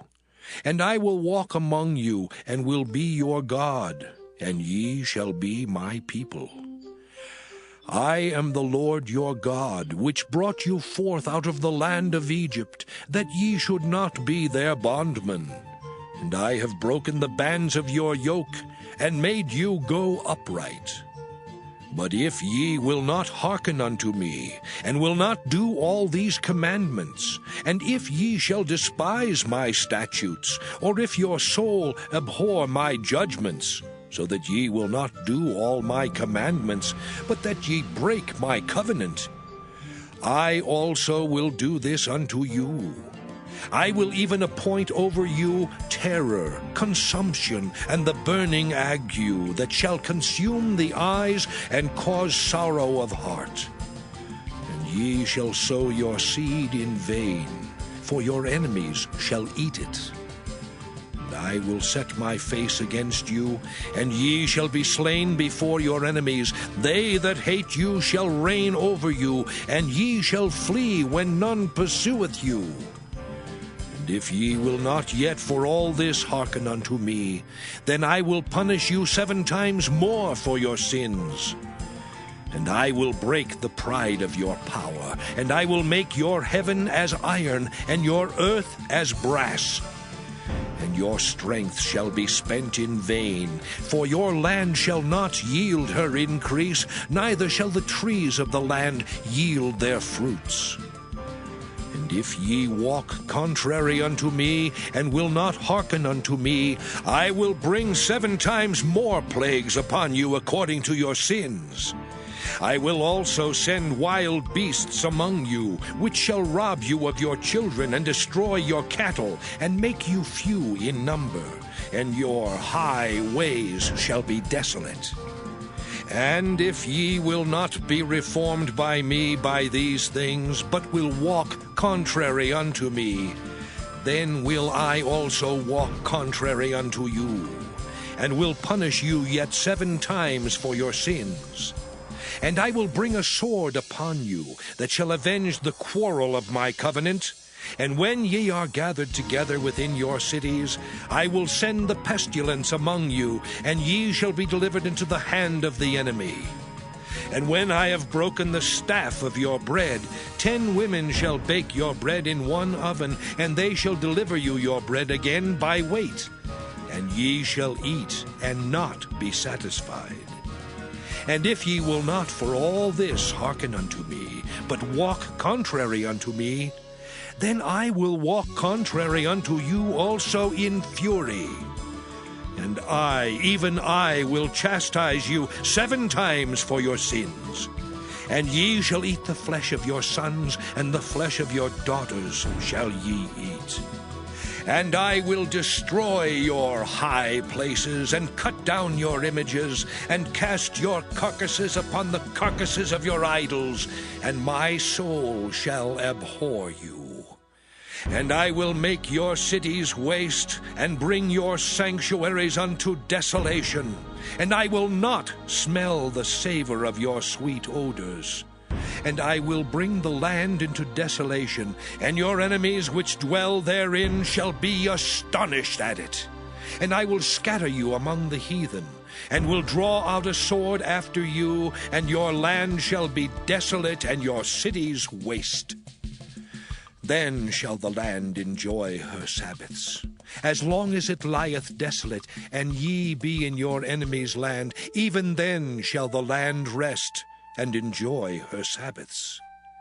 As long as it lieth desolate, it shall rest, because it did not rest in your Sabbaths, when ye dwelt upon it. And upon them that are left alive of you I will send a faintness into their hearts in the lands of their enemies, and the sound of a shaken leaf shall chase them, and they shall flee as fleeing from a sword, and they shall fall when none pursueth. And they shall fall one upon another, as it were before a sword, when none pursueth.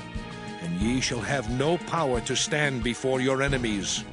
And ye shall perish among the heathen, and the land of your enemies shall eat you up. And they that are left of you shall pine away in their iniquity in your enemies' lands, and also in the iniquities of their fathers shall they pine away with them. If they shall confess their iniquity, and the iniquity of their fathers, with their trespass which they trespassed against me, and that also they have walked contrary unto me, and that I also have walked contrary unto them, and have brought them into the land of their enemies, if then their uncircumcised hearts be humbled, and they then accept of the punishment of their iniquity, then will I remember my covenant with Jacob, and also my covenant with Isaac, and also my covenant with Abraham will I remember, and I will remember the land. The land also shall be left of them, and shall enjoy her Sabbaths, while she lieth desolate without them. And they shall accept of the punishment of their iniquity, even because they despised my judgments, and because their soul abhorred my statutes. And yet for all that, when they be in the land of their enemies, I will not cast them away, neither will I abhor them, to destroy them utterly, and to break my covenant with them. For I am the Lord their God.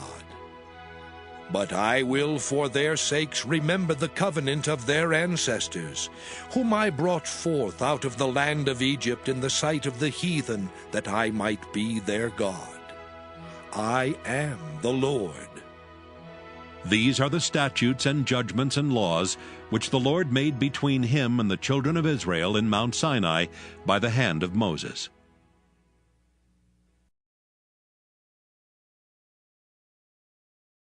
Leviticus chapter 27.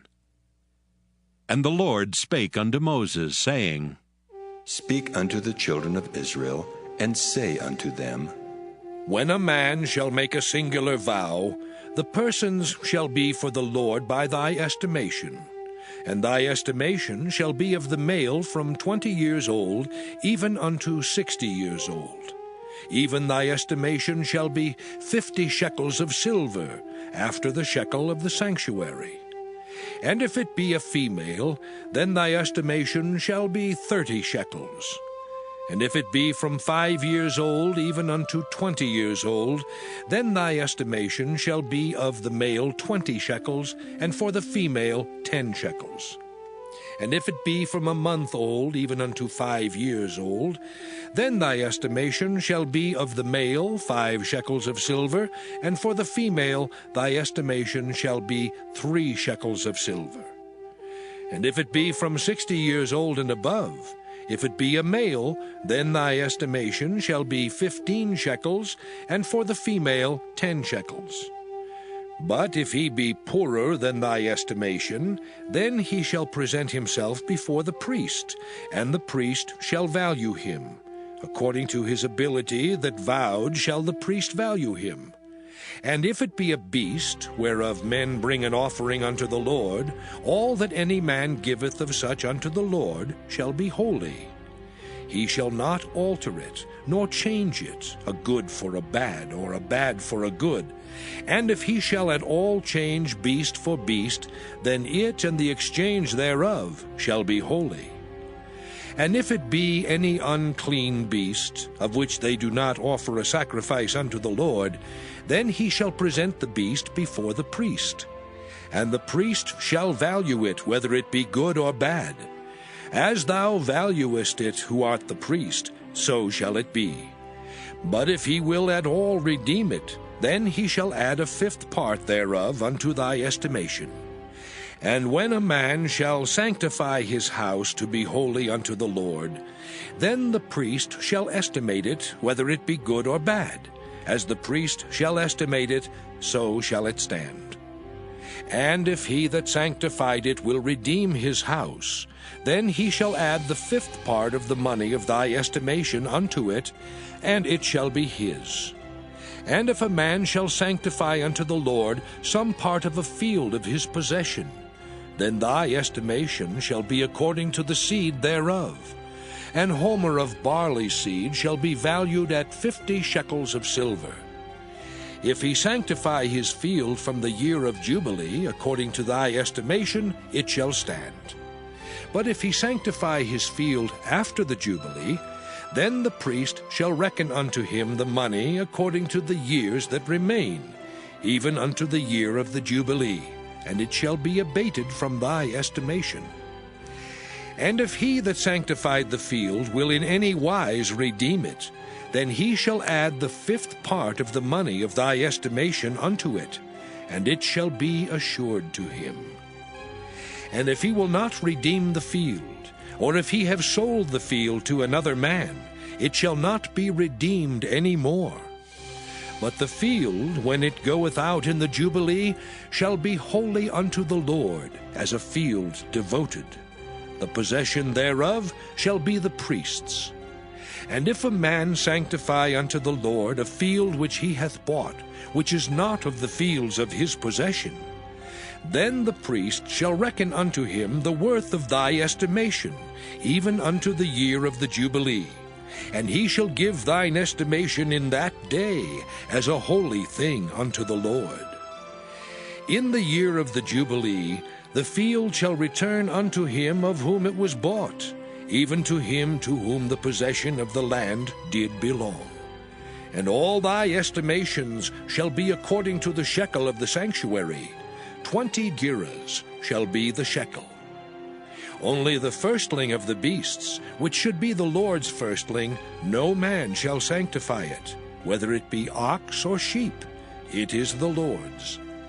And if it be of an unclean beast, then he shall redeem it according to thine estimation, and shall add a 5th part of it thereto.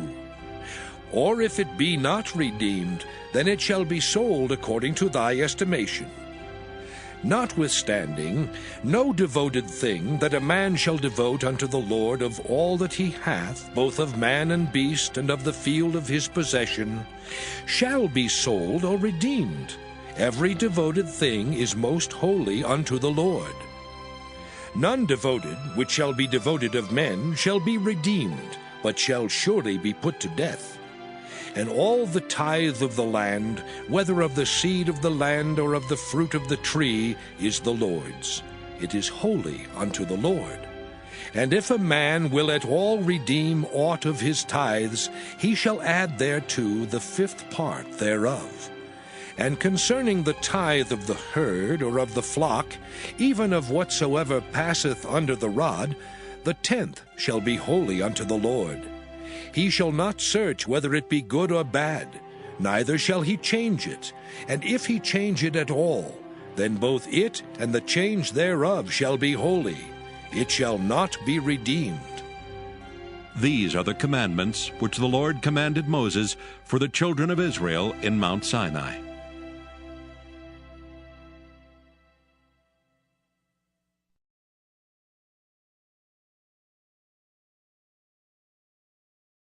Numbers chapter 1. And the Lord spake unto Moses in the wilderness of Sinai, in the tabernacle of the congregation, on the 1st day of the 2nd month, in the 2nd year after they were come out of the land of Egypt, saying, Take ye the sum of all the congregation of the children of Israel after their families, by the house of their fathers with the number of their names, every male by their polls, from 20 years old and upward, all that are able to go forth to war in Israel. Thou and Aaron shall number them by their armies. And with you there shall be a man of every tribe, every one head of the house of his fathers. And these are the names of the men that shall stand with you. Of the tribe of Reuben, Elizur the son of Shedeur. Of Simeon, Shelumiel the son of Zurishaddai. Of Judah, Nahshon the son of Amminadab. Of Issachar, Nathaniel the son of Zuar. Of Zebulun, Eliab the son of Helon. Of the children of Joseph, of Ephraim, Elishama the son of Ammihud. Of Manasseh, Gamaliel the son of Pedazur. Of Benjamin, Abidan the son of Gideoni. Of Dan, Ahiezer the son of Ammishaddai. Of Asher, Pagiel the son of Ochran. Of Gad, Eliasaph the son of Duel. Of Naphtali, Ahira the son of Enan. These were the renowned of the congregation, princes of the tribes of their fathers, heads of thousands in Israel. And Moses and Aaron took these men which are expressed by their names, and they assembled all the congregation together on the 1st day of the 2nd month, and they declared their pedigree after their families, by the house of their fathers, according to the number of the names, from 20 years old and upward by their polls. As the Lord commanded Moses, so he numbered them in the wilderness of Sinai. And the children of Reuben, Israel's eldest son, by their generations, after their families, by the house of their fathers, according to the number of the names, by their polls, every male from 20 years old and upward, all that were able to go forth to war. Those that were numbered of them, even of the tribe of Reuben, were 46,500.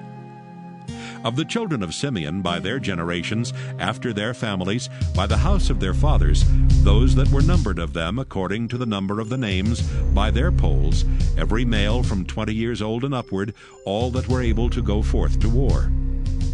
Those that were numbered of them, even of the tribe of Simeon, were 59,300. Of the children of Gad, by their generations, after their families, by the house of their fathers, according to the number of the names, from 20 years old and upward, all that were able to go forth to war. Those that were numbered of them, even of the tribe of Gad, were 45,650. Of the children of Judah, by their generations, after their families, by the house of their fathers, according to the number of the names, from 20 years old and upward, all that were able to go forth to war. Those that were numbered of them, even of the tribe of Judah, were 314,600. Of the children of Issachar, by their generations, after their families, by the house of their fathers, according to the number of the names, from 20 years old and upward, all that were able to go forth to war. Those that were numbered of them, even of the tribe of Issachar, were 54,400. Of the children of Zebulun, by their generations, after their families, by the house of their fathers, according to the number of the names, from 20 years old and upward, all that were able to go forth to war. Those that were numbered of them, even of the tribe of Zebulun, were 57,400. Of the children of Joseph, namely of the children of Ephraim, by their generations after their families, by the house of their fathers, according to the number of the names, from 20 years old and upward, all that were able to go forth to war. Those that were numbered of them, even of the tribe of Ephraim, were 40,500. Of the children of Manasseh, by their generations, after their families, by the house of their fathers, according to the number of the names, from 20 years old and upward, all that were able to go forth to war. Those that were numbered of them, even of the tribe of Manasseh, were 32,200. Of the children of Benjamin, by their generations after their families, by the house of their fathers, according to the number of the names, from 20 years old and upward, all that were able to go forth to war. Those that were numbered of them, even of the tribe of Benjamin, were 35,400. Of the children of Dan, by their generations, after their families, by the house of their fathers, according to the number of the names, from 20 years old and upward, all that were able to go forth to war. Those that were numbered of them, even of the tribe of Dan, were 62,700. Of the children of Asher, by their generations, after their families, by the house of their fathers, according to the number of the names, from 20 years old and upward, all that were able to go forth to war. Those that were numbered of them, even of the tribe of Asher, were 41,500. Of the children of Naphtali, throughout their generations, after their families, by the house of their fathers, according to the number of the names, from 20 years old and upward, all that were able to go forth to war. Those that were numbered of them, even of the tribe of Naphtali, were 53,400. These are those that were numbered, which Moses and Aaron numbered, and the princes of Israel, being 12 men. Each one was for the house of his fathers.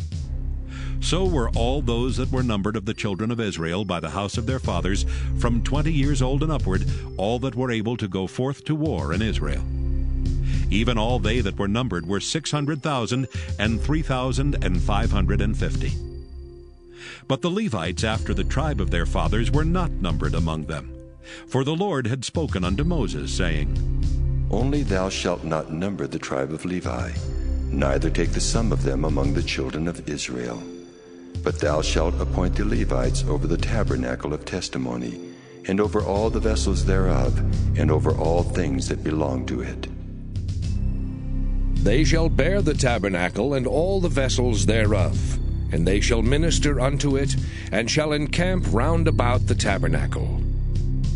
And when the tabernacle setteth forward, the Levites shall take it down. And when the tabernacle is to be pitched, the Levites shall set it up, and the stranger that cometh nigh shall be put to death. And the children of Israel shall pitch their tents, every man by his own camp, and every man by his own standard, throughout their hosts.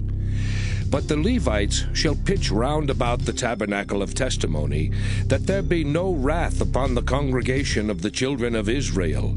And the Levites shall keep the charge of the tabernacle of testimony. And the children of Israel did according to all that the Lord commanded Moses, so did they.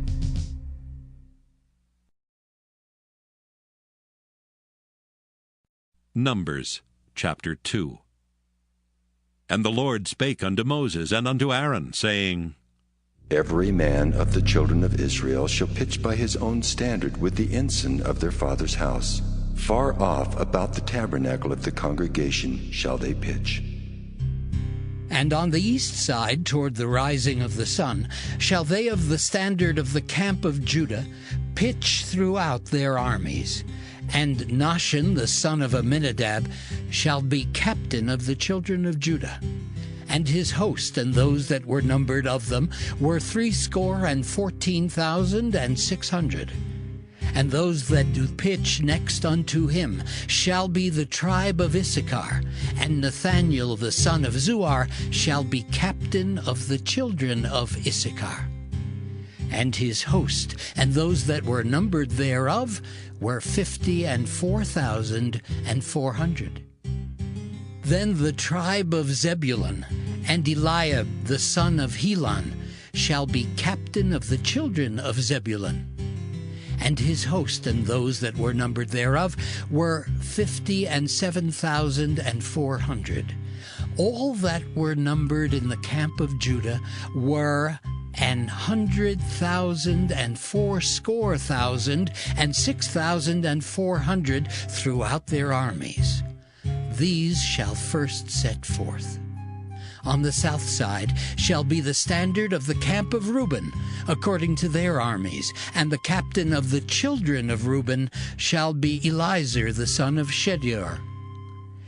And his host and those that were numbered thereof were 46,500. And those which pitch by him shall be the tribe of Simeon, and the captain of the children of Simeon shall be Shelumiel, the son of Zurishaddai. And his host and those that were numbered of them were 59,300. Then the tribe of Gad, and the captain of the sons of Gad shall be Eliasaph, the son of Reuel. And his host and those that were numbered of them were 45,650. All that were numbered in the camp of Reuben were 100,050 and 1,450 throughout their armies, and they shall set forth in the second rank. Then the tabernacle of the congregation shall set forward with the camp of the Levites in the midst of the camp. As they encamp, so shall they set forward, every man in his place by their standards. On the west side shall be the standard of the camp of Ephraim, according to their armies, and the captain of the sons of Ephraim shall be Elishama, the son of Ammihud. And his host and those that were numbered of them were 40,500. And by him shall be the tribe of Manasseh, and the captain of the children of Manasseh shall be Gamaliel, the son of Pedazur. And his host and those that were numbered of them were 32,200. Then the tribe of Benjamin, and the captain of the sons of Benjamin shall be Abidan, the son of Gideoni. And his host and those that were numbered of them were 35,400. All that were numbered of the camp of Ephraim were 100,000 and 8,100 throughout their armies, and they shall go forward in the third rank. The standard of the camp of Dan shall be on the north side by their armies, and the captain of the children of Dan shall be Ahiezer, the son of Ammishaddai. And his host and those that were numbered of them were 62,700. And those that encamp by him shall be the tribe of Asher, and the captain of the children of Asher shall be Pagiel, the son of Okran. And his host and those that were numbered of them were 41,500. Then the tribe of Naphtali, and the captain of the children of Naphtali shall be Ahira, the son of Enan. And his host and those that were numbered of them were 53,400. All they that were numbered in the camp of Dan were 100,050 and 7,600. They shall go hindmost with their standards. These are those which were numbered of the children of Israel by the house of their fathers. All those that were numbered of the camps throughout their hosts were 600,000 and 3,550. But the Levites were not numbered among the children of Israel, as the Lord commanded Moses. And the children of Israel did according to all that the Lord commanded Moses. So they pitched by their standards, and so they set forward every one after their families, according to the house of their fathers.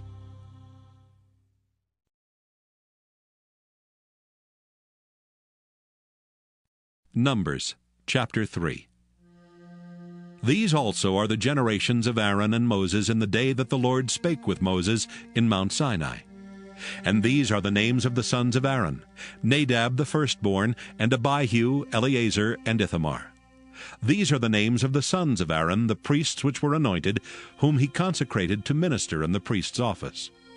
And Nadab and Abihu died before the Lord when they offered strange fire before the Lord in the wilderness of Sinai, and they had no children. And Eleazar and Ithamar ministered in the priest's office in the sight of Aaron their father. And the Lord spake unto Moses, saying, Bring the tribe of Levi near, and present them before Aaron the priest, that they may minister unto him. And they shall keep his charge, and the charge of the whole congregation before the tabernacle of the congregation, to do the service of the tabernacle. And they shall keep all the instruments of the tabernacle of the congregation, and the charge of the children of Israel, to do the service of the tabernacle. And thou shalt give the Levites unto Aaron and to his sons. They are wholly given unto him out of the children of Israel. And thou shalt appoint Aaron and his sons, and they shall wait on their priest's office. And the stranger that cometh nigh shall be put to death. And the Lord spake unto Moses, saying, And I, behold, I have taken the Levites from among the children of Israel, instead of all the firstborn that openeth the matrix among the children of Israel. Therefore the Levites shall be mine, because all the firstborn are mine. For on the day that I smote all the firstborn in the land of Egypt, I hallowed unto me all the firstborn in Israel, both man and beast. Mine shall they be. I am the Lord. And the Lord spake unto Moses in the wilderness of Sinai, saying, Number the children of Levi after the house of their fathers by their families. Every male from a month old and upward shalt thou number them. And Moses numbered them according to the word of the Lord, as he was commanded. And these were the sons of Levi by their names, Gershon and Kohath and Merari. And these are the names of the sons of Gershon by their families, Libni and Shimei. And the sons of Kohath by their families, Amram and Izahar, Hebron and Uzziel.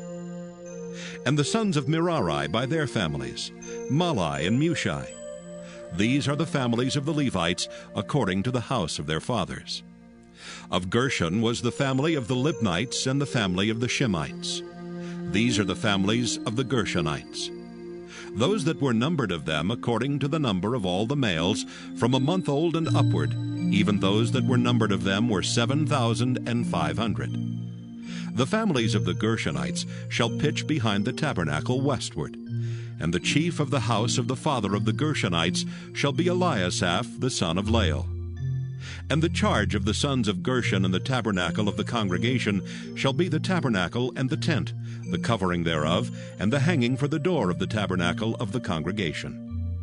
And the hangings of the court, and the curtain for the door of the court, which is by the tabernacle, and by the altar round about, and the cords of it for all the service thereof.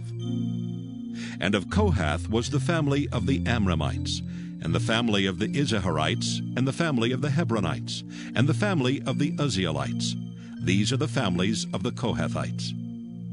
In the number of all the males from a month old and upward were 8,600, keeping the charge of the sanctuary. The families of the sons of Kohath shall pitch on the side of the tabernacle southward. And the chief of the house of the father of the families of the Kohathites shall be Elizaphan the son of Uzziel.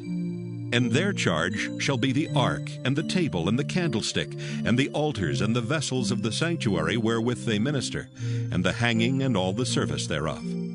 And Eleazar the son of Aaron the priest shall be chief over the chief of the Levites, and have the oversight of them that keep the charge of the sanctuary. Of Merari was the family of the Mahlites, and the family of the Mushites. These are the families of Merari. And those that were numbered of them, according to the number of all the males, from a month old and upward, were 6,200. And the chief of the house of the father of the families of Merari was Zuriel the son of Abihail. These shall pitch on the side of the tabernacle northward. And under the custody and charge of the sons of Merari shall be the boards of the tabernacle, and the bars thereof, and the pillars thereof, and the sockets thereof, and all the vessels thereof, and all that serveth thereto, and the pillars of the court round about, and their sockets, and their pins, and their cords. But those that encamp before the tabernacle toward the east, even before the tabernacle of the congregation eastward, shall be Moses and Aaron and his sons, keeping the charge of the sanctuary for the charge of the children of Israel. And the stranger that cometh nigh shall be put to death. All that were numbered of the Levites, which Moses and Aaron numbered at the commandment of the Lord, throughout their families, all the males from a month old and upward, were 22,000.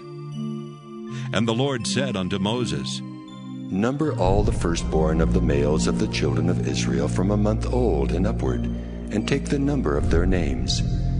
And thou shalt take the Levites for me, I am the Lord, instead of all the firstborn among the children of Israel, and the cattle of the Levites instead of all the firstlings among the cattle of the children of Israel. And Moses numbered, as the Lord commanded him, all the firstborn among the children of Israel. And all the firstborn males by the number of names, from a month old and upward, of those that were numbered of them, were 22,213. And the Lord spake unto Moses, saying, Take the Levites instead of all the firstborn among the children of Israel, and the cattle of the Levites instead of their cattle, and the Levites shall be mine. I am the Lord. And for those that are to be redeemed of the 213 of the firstborn of the children of Israel, which are more than the Levites, thou shalt even take 5 shekels apiece by the poll. After the shekel of the sanctuary shalt thou take them. The shekel is 20 gerahs. And thou shalt give the money, wherewith the odd number of them is to be redeemed, unto Aaron and to his sons. And Moses took the redemption money of them that were over and above them that were redeemed by the Levites. Of the firstborn of the children of Israel took he the money, 1,365 shekels, after the shekel of the sanctuary. And Moses gave the money of them that were redeemed unto Aaron and to his sons, according to the word of the Lord, as the Lord commanded Moses.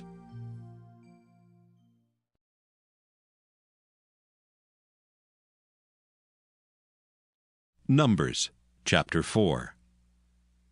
And the Lord spake unto Moses and unto Aaron, saying, Take the sum of the sons of Kohath from among the sons of Levi, after their families by the house of their fathers, from 30 years old and upward, even until 50 years old, all that enter into the host, to do the work in the tabernacle of the congregation. This shall be the service of the sons of Kohath in the tabernacle of the congregation, about the most holy things.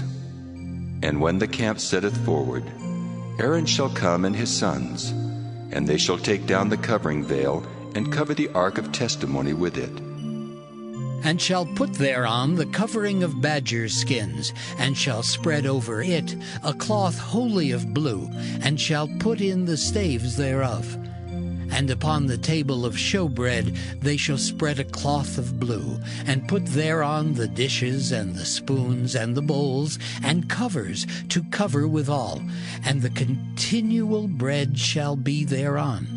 And they shall spread upon them a cloth of scarlet, and cover the same with a covering of badgers' skins, and shall put in the staves thereof. And they shall take a cloth of blue, and cover the candlestick of the light, and his lamps, and his tongues, and his snuff dishes, and all the oil vessels thereof, wherewith they minister unto it. And they shall put it and all the vessels thereof within a covering of badgers' skins, and shall put it upon a bar. And upon the golden altar they shall spread a cloth of blue, and cover it with a covering of badgers' skins, and shall put to the staves thereof. And they shall take all the instruments of ministry, wherewith they minister in the sanctuary, and put them in a cloth of blue, and cover them with a covering of badgers' skins, and shall put them on a bar. And they shall take away the ashes from the altar, and spread a purple cloth thereon. And they shall put upon it all the vessels thereof, wherewith they minister about it, even the censers, the flesh hooks, and the shovels, and the basins, all the vessels of the altar. And they shall spread upon it a covering of badgers' skins, and put to the staves of it. And when Aaron and his sons have made an end of covering the sanctuary and all the vessels of the sanctuary, as the camp is to set forward, after that the sons of Kohath shall come to bear it, but they shall not touch any holy thing lest they die.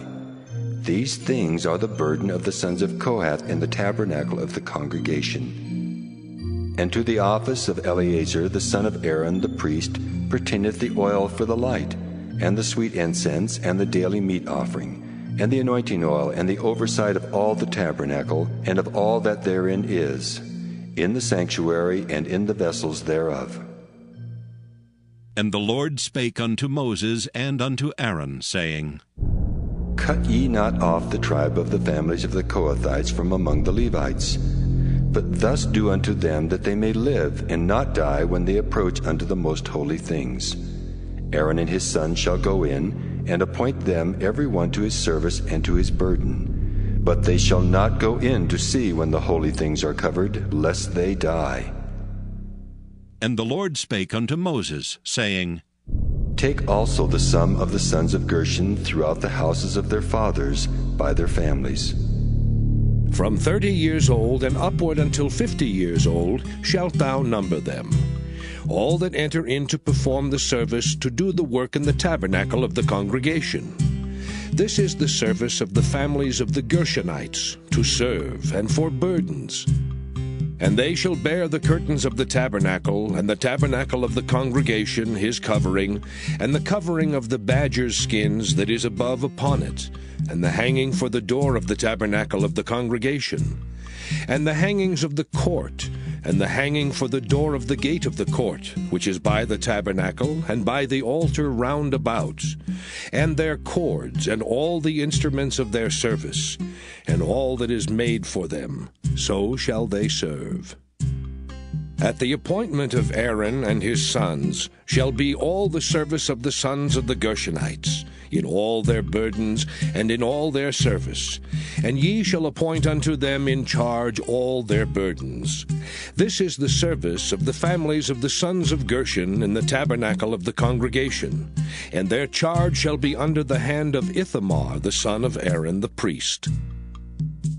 As for the sons of Merari, thou shalt number them after their families by the house of their fathers. From 30 years old and upward even unto 50 years old shalt thou number them, every one that entereth into the service to do the work of the tabernacle of the congregation. And this is the charge of their burden, according to all their service in the tabernacle of the congregation, the boards of the tabernacle, and the bars thereof, and the pillars thereof, and sockets thereof, and the pillars of the court round about, and their sockets and their pins, and their cords, with all their instruments, and with all their service. And by name ye shall reckon the instruments of the charge of their burden. This is the service of the families of the sons of Merari, according to all their service, in the tabernacle of the congregation, under the hand of Ithamar, the son of Aaron the priest. And Moses and Aaron and the chief of the congregation numbered the sons of the Kohathites after their families, and after the house of their fathers, from 30 years old and upward, even unto 50 years old, every one that entereth into the service for the work in the tabernacle of the congregation. And those that were numbered of them by their families were 2,750. These were they that were numbered of the families of the Kohathites, all that might do service in the tabernacle of the congregation, which Moses and Aaron did number according to the commandment of the Lord by the hand of Moses. And those that were numbered of the sons of Gershon throughout their families, and by the house of their fathers, from 30 years old and upward, even unto 50 years old, every one that entereth into the service for the work in the tabernacle of the congregation, even those that were numbered of them throughout their families, by the house of their fathers, were 2,630.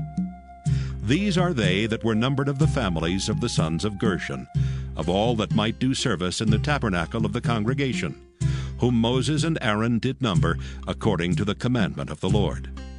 And those that were numbered of the families of the sons of Merari, throughout their families, by the house of their fathers, from 30 years old and upward, even unto 50 years old, every one that entereth into the service for the work in the tabernacle of the congregation. Even those that were numbered of them after their families were 3,200. These be those that were numbered of the families of the sons of Merari, whom Moses and Aaron numbered according to the word of the Lord by the hand of Moses. All those that were numbered of the Levites, whom Moses and Aaron and the chief of Israel numbered after their families and after the house of their fathers, from 30 years old and upward, even unto 50 years old, every one that came to do the service of the ministry and the service of the burden in the tabernacle of the congregation. Even those that were numbered of them were 8,580. According to the commandment of the Lord, they were numbered by the hand of Moses, every one according to his service, and according to his burden. Thus were they numbered of him, as the Lord commanded Moses.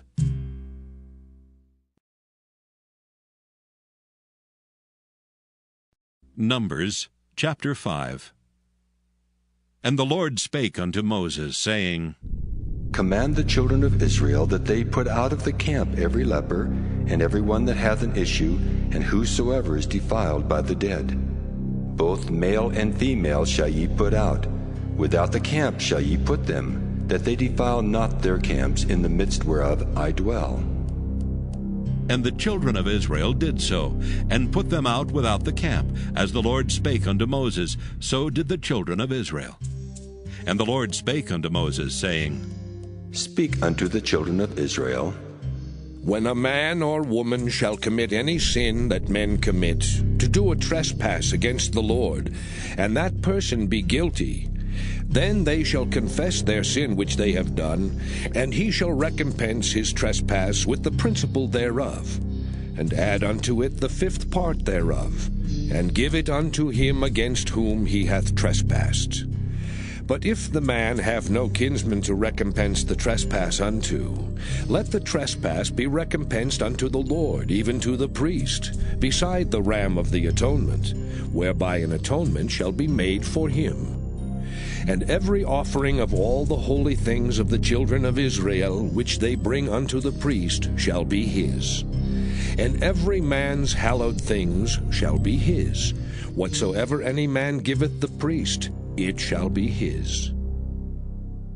And the Lord spake unto Moses, saying, Speak unto the children of Israel, and say unto them, If any man's wife go aside, and commit a trespass against him, and a man lie with her carnally, and it be hid from the eyes of her husband, and be kept close, and she be defiled, and there be no witness against her, neither she be taken with the manner, and the spirit of jealousy come upon him, and he be jealous of his wife, and she be defiled, or if the spirit of jealousy come upon him, and he be jealous of his wife, and she be not defiled, then shall the man bring his wife unto the priest, and he shall bring her offering for her, the 10th part of an ephah of barley meal.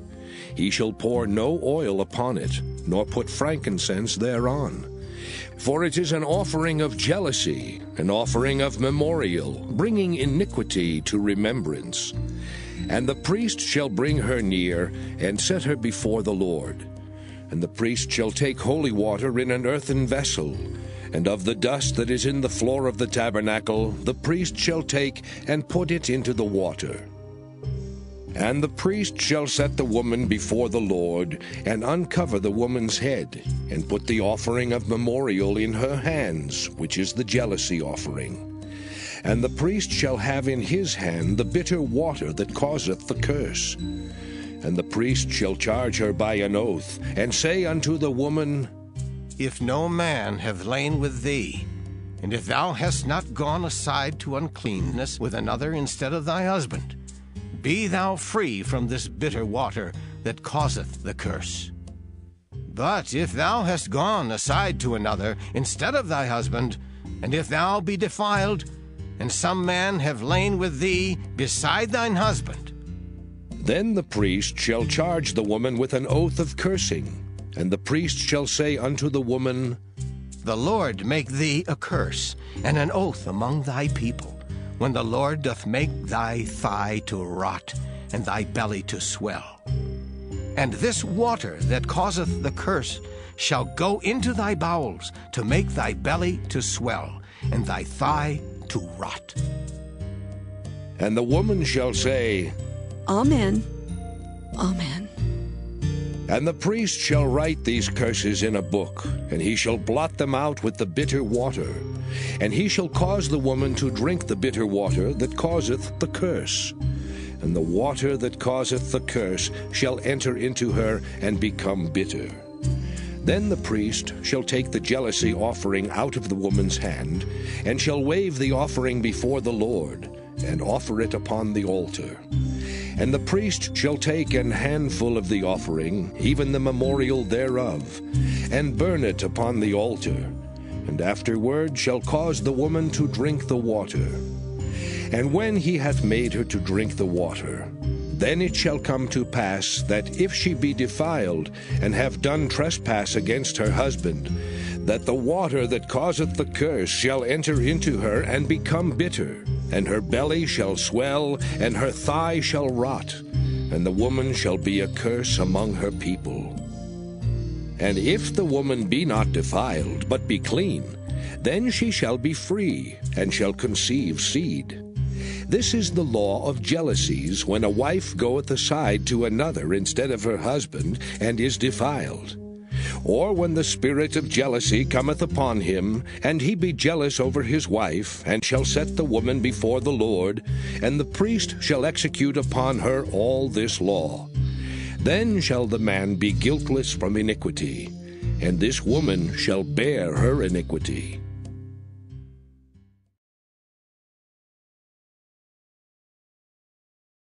Numbers chapter 6.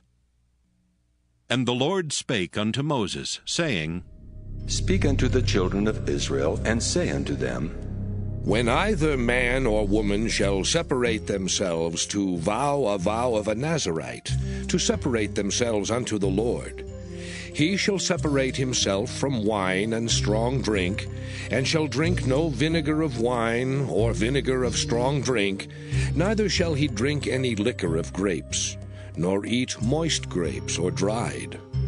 All the days of his separation shall he eat nothing that is made of the vine tree, from the kernels even to the husk. All the days of the vow of his separation there shall no razor come upon his head, until the days be fulfilled, in the which he separateth himself unto the Lord. He shall be holy, and shall let the locks of the hair of his head grow. All the days that he separateth himself unto the Lord, he shall come at no dead body. He shall not make himself unclean for his father, or for his mother, for his brother, or for his sister when they die, because the consecration of his God is upon his head. All the days of his separation he is holy unto the Lord. And if any man die very suddenly by him, and he hath defiled the head of his consecration, then he shall shave his head in the day of his cleansing. On the 7th day shall he shave it. And on the 8th day he shall bring 2 turtles or 2 young pigeons to the priest, to the door of the tabernacle of the congregation. And the priest shall offer the one for a sin offering, and the other for a burnt offering, and make an atonement for him, for that he sinned by the dead, and shall hallow his head that same day. And he shall consecrate unto the Lord the days of his separation, and shall bring a lamb of the first year for a trespass offering. But the days that were before shall be lost, because his separation was defiled. And this is the law of the Nazarite. When the days of his separation are fulfilled, he shall be brought unto the door of the tabernacle of the congregation. And he shall offer his offering unto the Lord, 1 he-lamb of the first year without blemish for a burnt offering, and 1 ewe-lamb of the first year without blemish for a sin offering, and 1 ram without blemish for peace offerings. And a basket of unleavened bread, cakes of fine flour mingled with oil, and wafers of unleavened bread anointed with oil. and their meat offering, and their drink offerings. And the priest shall bring them before the Lord, and shall offer his sin offering and his burnt offering. And he shall offer the ram for a sacrifice of peace offerings unto the Lord, with the basket of unleavened bread. The priest shall offer also his meat offering and his drink offering. And the Nazarite shall shave the head of his separation at the door of the tabernacle of the congregation, and shall take the hair of the head of his separation, and put it in the fire which is under the sacrifice of the peace offerings. And the priest shall take the sodden shoulder of the ram, and one unleavened cake out of the basket, and one unleavened wafer, and shall put them upon the hands of the Nazarite, after the hair of his separation is shaven. And the priest shall wave them for a wave offering before the Lord. This is holy for the priest, with the wave breast and heave shoulder. And after that, the Nazarite may drink wine. This is the law of the Nazarite who hath vowed, and of his offering unto the Lord for his separation, beside that his hand shall get, according to the vow which he vowed, so he must do after the law of his separation. And the Lord spake unto Moses, saying, Speak unto Aaron and unto his sons, saying, On this wise ye shall bless the children of Israel, saying unto them, The Lord bless thee and keep thee. The Lord make his face shine upon thee, and be gracious unto thee. The Lord lift up his countenance upon thee, and give thee peace. And they shall put my name upon the children of Israel, and I will bless them.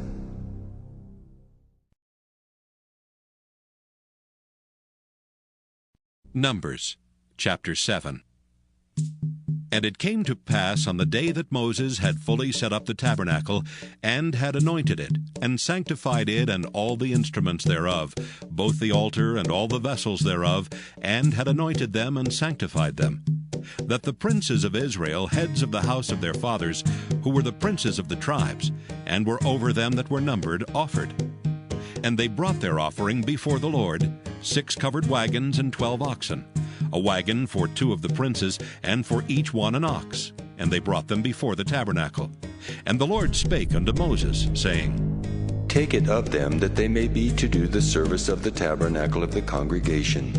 And thou shalt give them unto the Levites, to every man according to his service. And Moses took the wagons and the oxen, and gave them unto the Levites. 2 wagons and 4 oxen he gave unto the sons of Gershon, according to their service. And 4 wagons and 8 oxen he gave unto the sons of Merari, according unto their service, under the hand of Ithamar the son of Aaron the priest. But unto the sons of Kohath he gave none, because the service of the sanctuary belonging unto them was that they should bear upon their shoulders. And the princes offered for dedicating of the altar in the day that it was anointed, even the princes offered their offering before the altar. And the Lord said unto Moses, They shall offer their offering, each prince on his day, for the dedicating of the altar. And he that offered his offering the first day was Nahshon, the son of Amminadab of the tribe of Judah. And his offering was 1 silver charger, the weight thereof was 130 shekels, 1 silver bowl of 70 shekels, after the shekel of the sanctuary. Both of them were full of fine flour mingled with oil for a meat offering. 1 spoon of 10 shekels of gold, full of incense. 1 young bullock, 1 ram, 1 lamb of the first year for a burnt offering. 1 kid of the goats for a sin offering. And for a sacrifice of peace offerings, 2 oxen, 5 rams, 5 he-goats, 5 lambs of the first year. This was the offering of Nahshon the son of Amminadab. On the second day, Nathanael the son of Zuar, prince of Issachar, did offer. He offered for his offering 1 silver charger, the weight whereof was 130 shekels, 1 silver bowl of 70 shekels after the shekel of the sanctuary, both of them full of fine flour mingled with oil for a meat offering, 1 spoon of gold of 10 shekels full of incense, 1 young bullock, 1 ram, 1 lamb of the first year for a burnt offering, 1 kid of the goats for a sin offering, And for a sacrifice of peace offerings, 2 oxen, 5 rams, 5 he-goats, 5 lambs of the first year. This was the offering of Nathaniel the son of Zuar. On the 3rd day, Eliab the son of Helon, prince of the children of Zebulun, did offer. His offering was 1 silver charger, the weight whereof was 130 shekels, 1 silver bowl of 70 shekels, after the shekel of the sanctuary, both of them full of fine flour mingled with oil for a meat offering, 1 golden spoon of 10 shekels, full of incense, 1 young bullock, 1 ram, 1 lamb of the first year for a burnt offering, 1 kid of the goats for a sin offering, and for a sacrifice of peace offerings, 2 oxen, 5 rams, 5 he-goats, 5 lambs of the first year. This was the offering of Eliab the son of Helon. On the 4th day, Eliezer the son of Shedeur, prince of the children of Reuben, did offer. His offering was 1 silver charger of the weight of 130 shekels, 1 silver bowl of 70 shekels, after the shekel of the sanctuary, both of them full of fine flour mingled with oil for a meat offering, 1 golden spoon of 10 shekels, full of incense, 1 young bullock, 1 ram, 1 lamb of the first year for a burnt offering, 1 kid of the goats for a sin offering, and for a sacrifice of peace offerings, 2 oxen, 5 rams, 5 he-goats, 5 lambs of the first year. This was the offering of Eliezer the son of Shedeur. On the 5th day, Shelumiel the son of Zurishaddai, prince of the children of Simeon, did offer.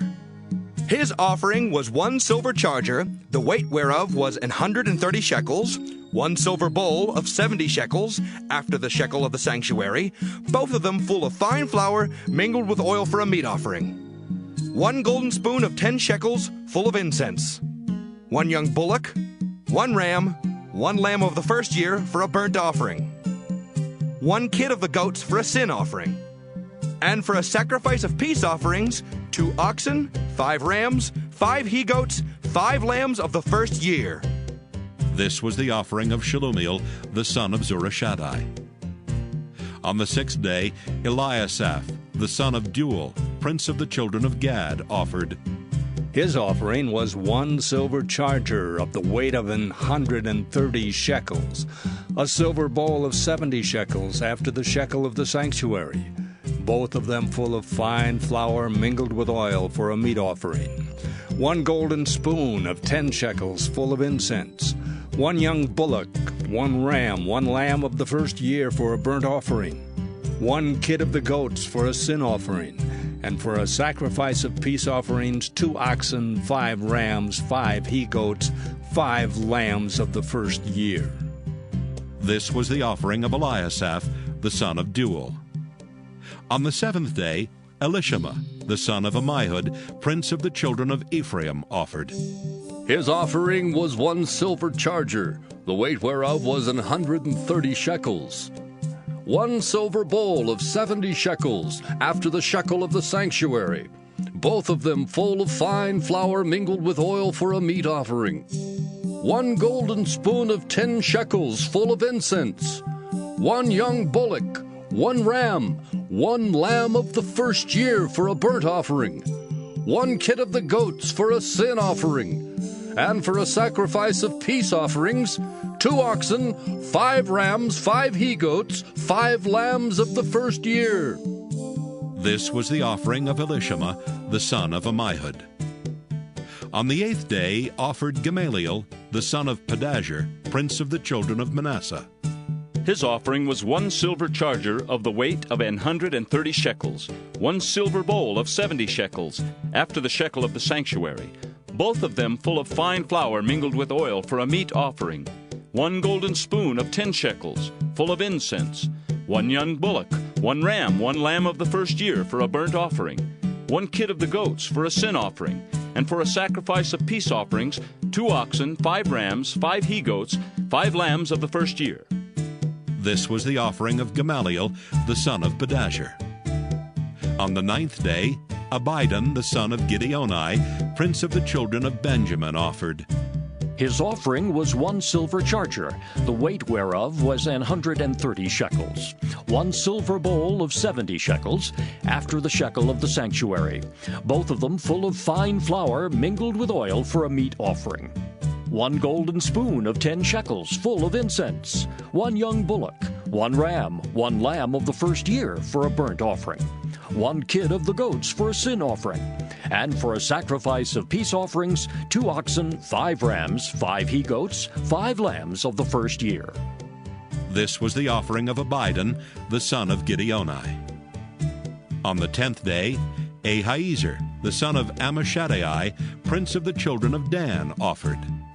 His offering was 1 silver charger, the weight whereof was 130 shekels, 1 silver bowl of 70 shekels, after the shekel of the sanctuary, both of them full of fine flour mingled with oil for a meat offering. 1 golden spoon of 10 shekels, full of incense.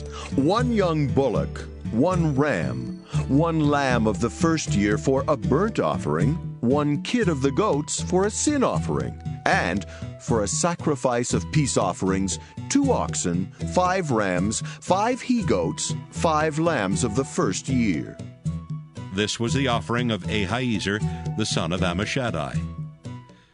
On the 11th day, Pagiel, the son of Ochran, prince of the children of Asher, offered. His offering was 1 silver charger, the weight whereof was 130 shekels, 1 silver bowl of 70 shekels, after the shekel of the sanctuary, both of them full of fine flour mingled with oil for a meat offering. 1 golden spoon of 10 shekels, full of incense. 1 young bullock, 1 ram, 1 lamb of the first year for a burnt offering. 1 kid of the goats for a sin offering. And for a sacrifice of peace offerings, 2 oxen, 5 rams, 5 he-goats, 5 lambs of the first year. This was the offering of Pagiel, the son of Ochran. On the 12th day, Ahira, the son of Enan, prince of the children of Naphtali, offered. His offering was 1 silver charger, the weight whereof was 130 shekels, 1 silver bowl of 70 shekels, after the shekel of the sanctuary, both of them full of fine flour mingled with oil for a meat offering. 1 golden spoon of 10 shekels, full of incense. 1 young bullock, 1 ram, 1 lamb of the first year for a burnt offering. 1 kid of the goats for a sin offering. And for a sacrifice of peace offerings, 2 oxen, 5 rams, 5 he-goats, 5 lambs of the first year. This was the offering of Ahira, the son of Enan. This was the dedication of the altar in the day when it was anointed by the princes of Israel. 12 chargers of silver, 12 silver bowls, 12 spoons of gold. Each charger of silver weighing 130 shekels, each bowl 70. All the silver vessels weighed 2,400 shekels, after the shekel of the sanctuary. The golden spoons were 12, full of incense, weighing 10 shekels apiece, after the shekel of the sanctuary. All the gold of the spoons was 120 shekels. All the oxen for the burnt offering were 12 bullocks, the rams 12, the lambs of the first year 12, with their meat offering, and the kids of the goats for sin offering 12. And all the oxen for the sacrifice of the peace offerings were 24 bullocks, the rams 60, the he-goats 60, the lambs of the first year 60. This was the dedication of the altar after it was anointed. And when Moses was gone into the tabernacle of the congregation to speak with him, then he heard the voice of one speaking unto him from off the mercy seat that was upon the ark of testimony, from between the 2 cherubims, and he spake unto him.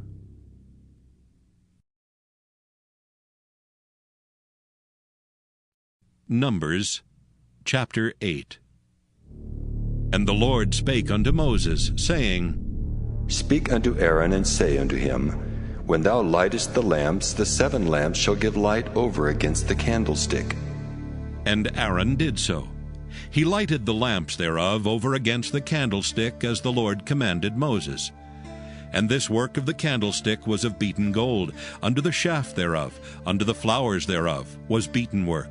According unto the pattern which the Lord had showed Moses, so he made the candlestick. And the Lord spake unto Moses, saying, Take the Levites from among the children of Israel, and cleanse them, and thus shalt thou do unto them to cleanse them. Sprinkle water of purifying upon them, and let them shave all their flesh, and let them wash their clothes, and so make themselves clean. Then let them take a young bullock with his meat offering, even fine flour mingled with oil, and another young bullock shalt thou take for a sin offering. And thou shalt bring the Levites before the tabernacle of the congregation, and thou shalt gather the whole assembly of the children of Israel together. And thou shalt bring the Levites before the Lord, and the children of Israel shall put their hands upon the Levites. And Aaron shall offer the Levites before the Lord for an offering of the children of Israel, that they may execute the service of the Lord. And the Levites shall lay their hands upon the heads of the bullocks, and thou shalt offer the one for a sin offering, and the other for a burnt offering, unto the Lord, to make an atonement for the Levites. And thou shalt set the Levites before Aaron, and before his sons, and offer them for an offering unto the Lord. Thus shalt thou separate the Levites from among the children of Israel, and the Levites shall be mine. And after that shall the Levites go in to do the service of the tabernacle of the congregation, and thou shalt cleanse them, and offer them for an offering.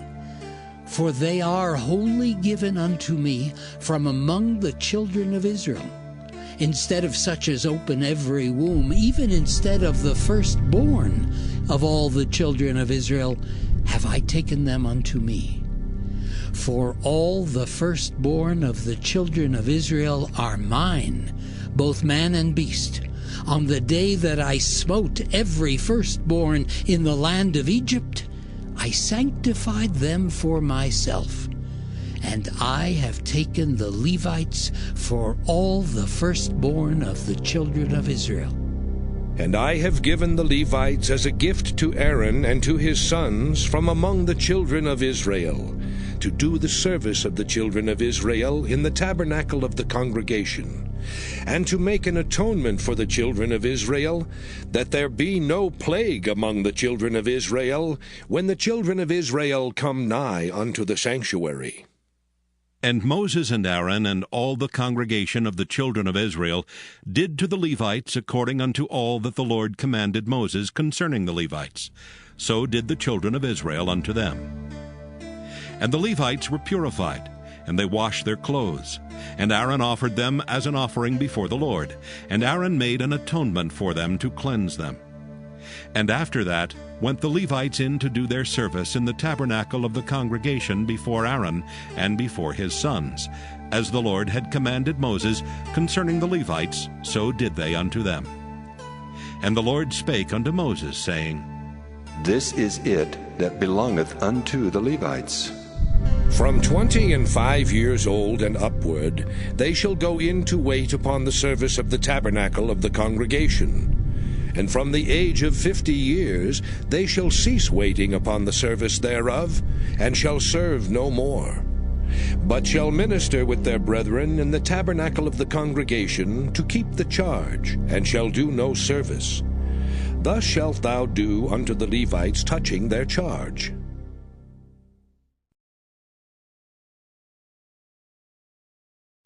Numbers chapter 9.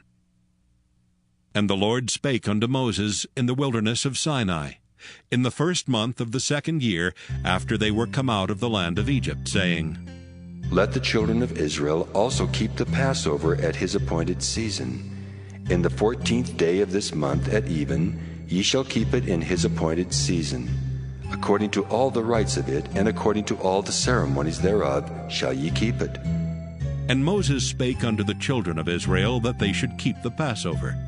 And they kept the Passover on the 14th day of the first month at even in the wilderness of Sinai. According to all that the Lord commanded Moses, so did the children of Israel.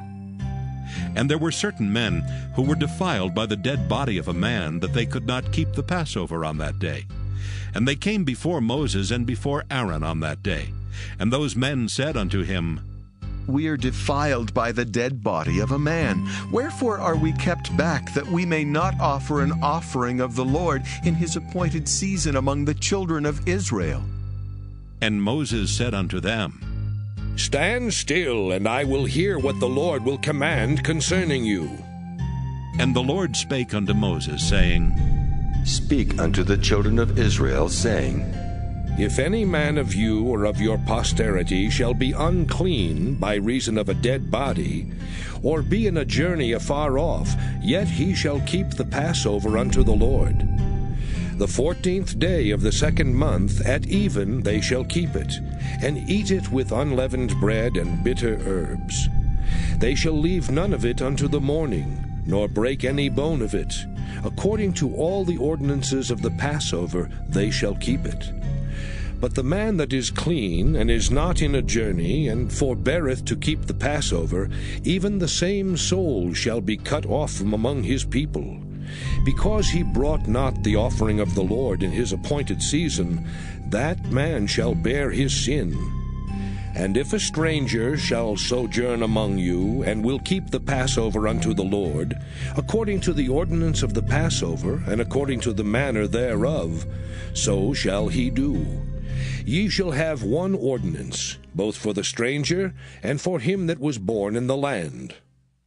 And on the day that the tabernacle was reared up, the cloud covered the tabernacle, namely the tent of the testimony. And at even there was upon the tabernacle as it were the appearance of fire until the morning. So it was alway. The cloud covered it by day, and the appearance of fire by night. And when the cloud was taken up from the tabernacle, then after that the children of Israel journeyed. And in the place where the cloud abode, there the children of Israel pitched their tents. At the commandment of the Lord, the children of Israel journeyed, and at the commandment of the Lord they pitched. As long as the cloud abode upon the tabernacle, they rested in their tents. And when the cloud tarried long upon the tabernacle many days, then the children of Israel kept the charge of the Lord, and journeyed not. And so it was, when the cloud was a few days upon the tabernacle, according to the commandment of the Lord they abode in their tents, and according to the commandment of the Lord they journeyed. And so it was, when the cloud abode from even unto the morning, and that the cloud was taken up in the morning, then they journeyed. Whether it was by day or by night that the cloud was taken up, they journeyed. Or whether it were 2 days, or a month, or a year, that the cloud tarried upon the tabernacle, remaining thereon, the children of Israel abode in their tents, and journeyed not. But when it was taken up, they journeyed. At the commandment of the Lord they rested in the tents, and at the commandment of the Lord they journeyed. They kept the charge of the Lord at the commandment of the Lord by the hand of Moses.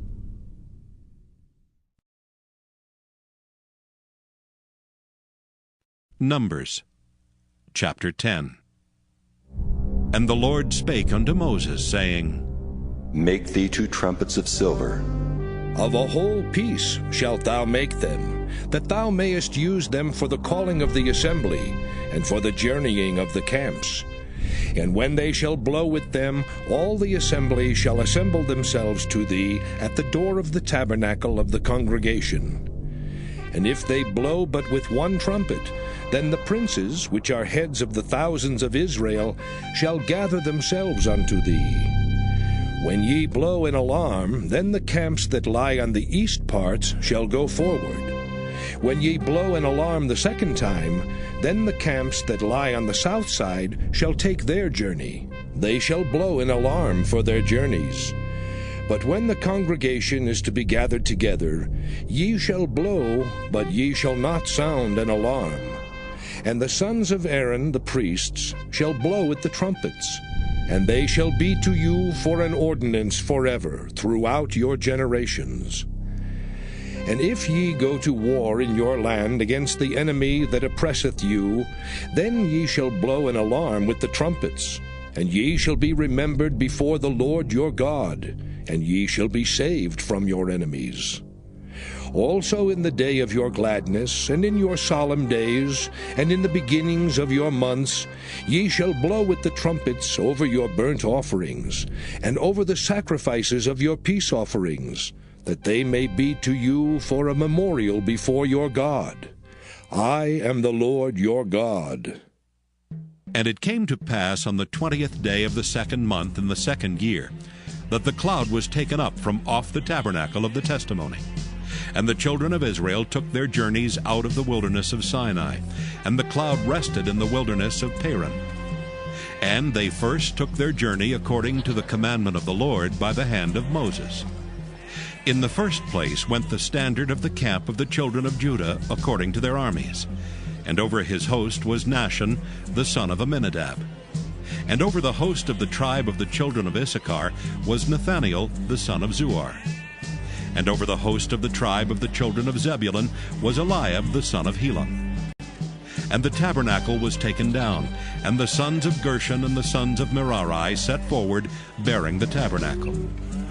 And the standard of the camp of Reuben set forward according to their armies, and over his host was Elizur, the son of Shedeur. And over the host of the tribe of the children of Simeon was Shelumiel, the son of Zurishaddai. And over the host of the tribe of the children of Gad was Eliasaph, the son of Deuel. And the Kohathites set forward, bearing the sanctuary, and the other did set up the tabernacle against they came. And the standard of the camp of the children of Ephraim set forward according to their armies. And over his host was Elishama, the son of Ammihud. And over the host of the tribe of the children of Manasseh was Gamaliel, the son of Pedashur. And over the host of the tribe of the children of Benjamin was Abidan, the son of Gideoni. And the standard of the camp of the children of Dan set forward, which was the rearward of all the camps throughout their hosts. And over his host was Ahiezer, the son of Ammishaddai. And over the host of the tribe of the children of Asher was Pagiel, the son of Ochran. And over the host of the tribe of the children of Naphtali was Ahira, the son of Enan. Thus were the journeyings of the children of Israel according to their armies when they set forward. And Moses said unto Hobab, the son of Raguel the Midianite, Moses' father-in-law, We are journeying unto the place of which the Lord said, I will give it to you. Come thou with us, and we will do thee good, for the Lord hath spoken good concerning Israel. And he said unto him, I will not go, but I will depart to my own land and to my kindred.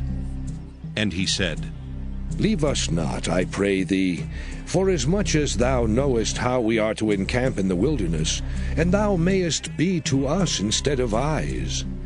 And it shall be, if thou go with us, yea, it shall be, that what goodness the Lord shall do unto us, the same will we do unto thee.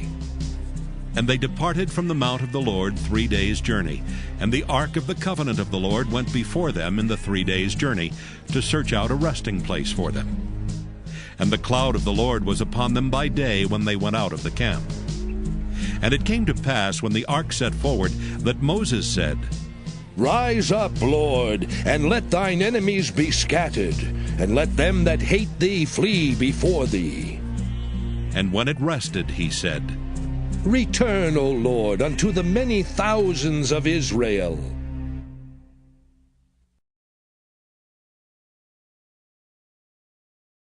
Numbers, chapter 11.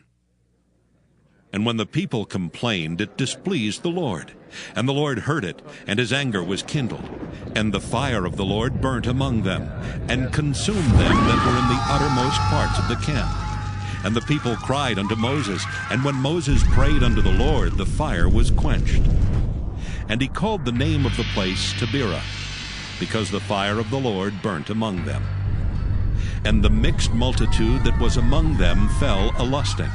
And the children of Israel also wept again, and said, Who shall give us flesh to eat? We remember the fish which we did eat in Egypt freely, the cucumbers and the melons and the leeks and the onions and the garlic. But now our soul is dried away. There is nothing at all beside this manna before our eyes. And the manna was as coriander seed, and the color thereof as the color of bdellium. And the people went about and gathered it, and ground it in mills, or beat it in a mortar, and baked it in pans, and made cakes of it. And the taste of it was as the taste of fresh oil. And when the dew fell upon the camp in the night, the manna fell upon it. Then Moses heard the people weep throughout their families, every man in the door of his tent. And the anger of the Lord was kindled greatly.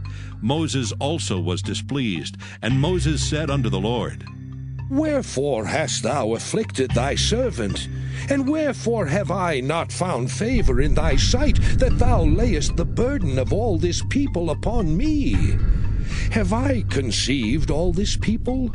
Have I begotten them, that thou shouldest say unto me, Carry them in thy bosom, as a nursing father beareth the suckling child, unto the land which thou swarest unto their fathers?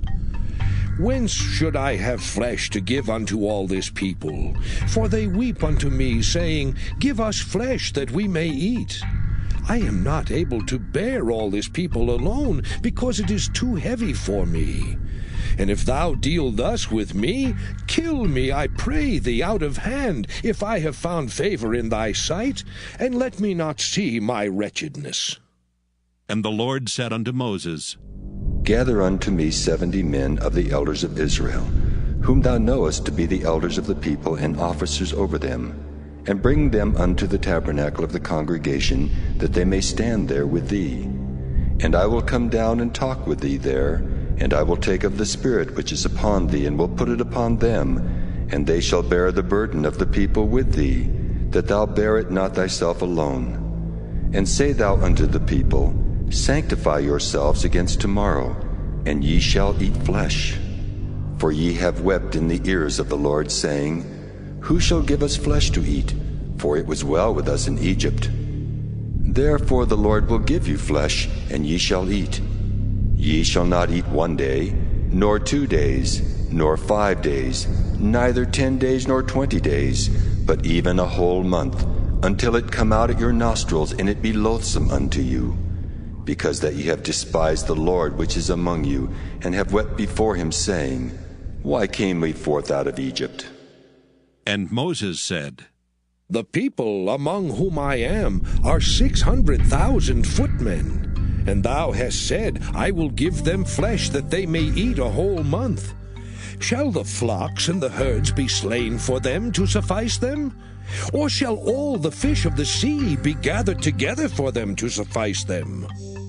And the Lord said unto Moses, Is the Lord's hand waxed short? Thou shalt see now whether my word shall come to pass unto thee, or not. And Moses went out and told the people the words of the Lord, and gathered the 70 men of the elders of the people, and set them round about the tabernacle. And the Lord came down in a cloud, and spake unto him, and took of the Spirit that was upon him, and gave it unto the 70 elders. And it came to pass that when the Spirit rested upon them, they prophesied and did not cease. But there remained 2 of the men in the camp. The name of the one was Eldad, and the name of the other Medad. And the Spirit rested upon them, and they were of them that were written, but went not out unto the tabernacle. And they prophesied in the camp. And there ran a young man, and told Moses, and said, Eldad and Medad do prophesy in the camp. And Joshua the son of Nun, the servant of Moses, one of his young men, answered and said, My lord Moses, forbid them. And Moses said unto him, Enviest thou for my sake? Would God that all the Lord's people were prophets, and that the Lord would put his Spirit upon them. And Moses gat him into the camp, he and the elders of Israel. And there went forth a wind from the Lord, and brought quails from the sea, and let them fall by the camp, as it were a day's journey on this side, and as it were a day's journey on the other side, round about the camp, and as it were 2 cubits high upon the face of the earth. And the people stood up all that day, and all that night, and all the next day, and they gathered the quails. He that gathered least gathered 10 homers, and they spread them all abroad for themselves round about the camp. And while the flesh was yet between their teeth, ere it was chewed, the wrath of the Lord was kindled against the people, and the Lord smote the people with a very great plague. And he called the name of that place Kibroth-Hattaavah. because there they buried the people that lusted. And the people journeyed from Kibroth-Hattaavah unto Hazeroth, and abode at Hazeroth.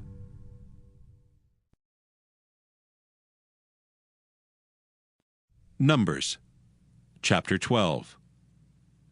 And Miriam and Aaron spake against Moses because of the Ethiopian woman whom he had married, for he had married an Ethiopian woman. And they said, Hath the Lord indeed spoken only by Moses? Hath he not spoken also by us? And the Lord heard it. Now the man Moses was very meek, above all the men which were upon the face of the earth. And the Lord spake suddenly unto Moses, and unto Aaron, and unto Miriam. Come out, ye three, unto the tabernacle of the congregation. And they three came out. And the Lord came down in the pillar of the cloud, and stood in the door of the tabernacle, and called Aaron and Miriam, and they both came forth. And he said, Hear now my words. If there be a prophet among you, I, the Lord, will make myself known unto him in a vision, and will speak unto him in a dream. My servant Moses is not so, who is faithful in all mine house. With him will I speak mouth to mouth, even apparently, and not in dark speeches. And the similitude of the Lord shall he behold. Wherefore then were you not afraid to speak against my servant Moses? And the anger of the Lord was kindled against them, and he departed. And the cloud departed from off the tabernacle, and behold, Miriam became leprous, white as snow. And Aaron looked upon Miriam, and behold, she was leprous. And Aaron said unto Moses, Alas, my Lord, I beseech thee, lay not the sin upon us, wherein we have done foolishly, and wherein we have sinned. Let her not be as one dead, of whom the flesh is half consumed when he cometh out of his mother's womb. And Moses cried unto the Lord, saying, Heal her now, O God, I beseech thee. And the Lord said unto Moses, If her father had but spit in her face, should she not be ashamed 7 days? Let her be shut out from the camp 7 days, and after that let her be received in again. And Miriam was shut out from the camp 7 days, and the people journeyed not till Miriam was brought in again. And afterward the people removed from Hazeroth, and pitched in the wilderness of Paran.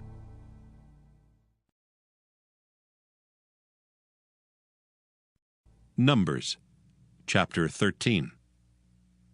And the Lord spake unto Moses, saying, Send thou men that they may search the land of Canaan, which I give unto the children of Israel. Of every tribe of their fathers shall ye send a man, every one a ruler among them. And Moses, by the commandment of the Lord, sent them from the wilderness of Paran. All those men were heads of the children of Israel. And these were their names. Of the tribe of Reuben, Shemua the son of Zachar. Of the tribe of Simeon, Shaphat the son of Hori. Of the tribe of Judah, Caleb the son of Jephunneh. Of the tribe of Issachar, Igal the son of Joseph. Of the tribe of Ephraim, Oshea the son of Nun. Of the tribe of Benjamin, Paltai the son of Raphu. Of the tribe of Zebulun, Gadiel the son of Sodai. Of the tribe of Joseph, namely of the tribe of Manasseh, Gadai the son of Susai. Of the tribe of Dan, Amiel the son of Gemalli. Of the tribe of Asher, Sethur the son of Michael. Of the tribe of Naphtali, Nabai the son of Vophsi. Of the tribe of Gad, Geuel the son of Machi. These are the names of the men which Moses sent to spy out the land. And Moses called Oshea the son of Nun Jehoshua.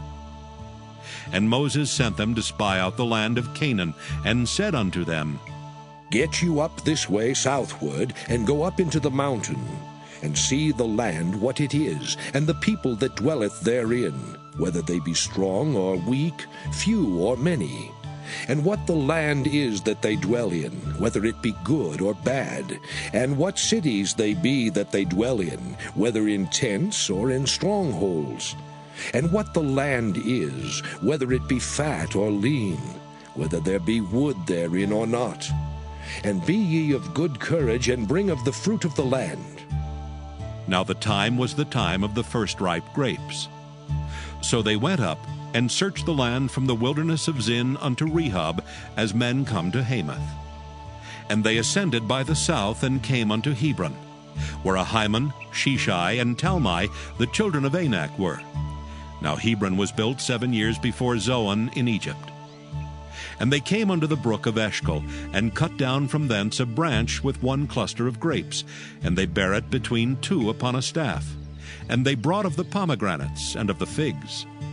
The place was called the brook Eshcol, because of the cluster of grapes which the children of Israel cut down from thence. And they returned from searching of the land after 40 days.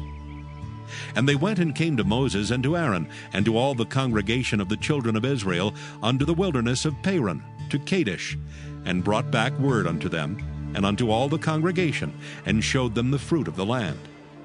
And they told him, and said, We came unto the land whither thou sentest us, and surely it floweth with milk and honey, and this is the fruit of it. Nevertheless, the people be strong that dwell in the land, and the cities are walled and very great. And moreover, we saw the children of Anak there. The Amalekites dwell in the land of the south, and the Hittites and the Jebusites and the Amorites dwell in the mountains, and the Canaanites dwell by the sea and by the coast of Jordan. And Caleb stilled the people before Moses, and said, Let us go up at once and possess it, for we are well able to overcome it.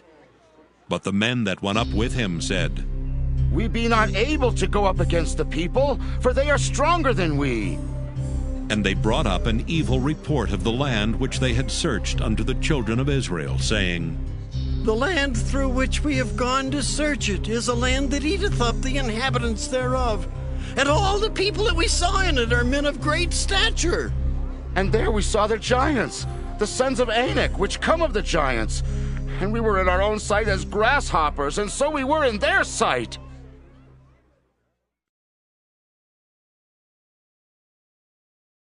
Numbers chapter 14.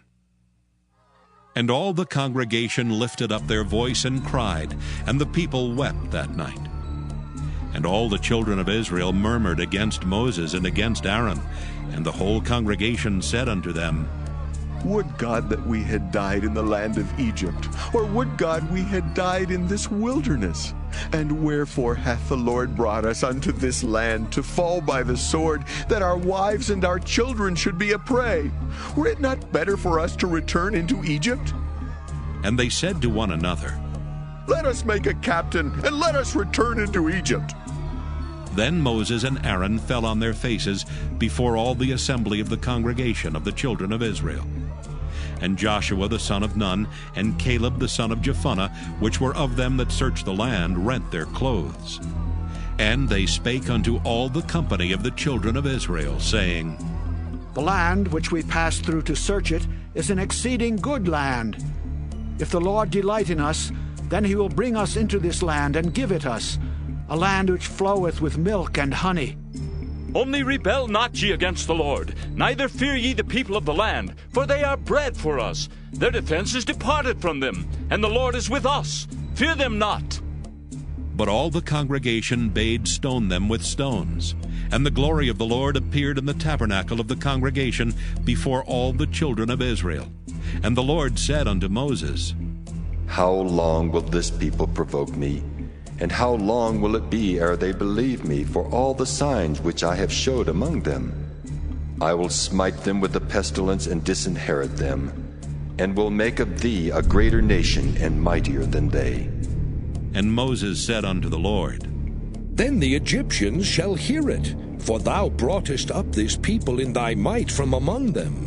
And they will tell it to the inhabitants of this land, for they have heard that thou, Lord, art among this people, that thou, Lord, art seen face to face, and that thy cloud standeth over them, and that thou goest before them by daytime in a pillar of a cloud, and in a pillar of fire by night.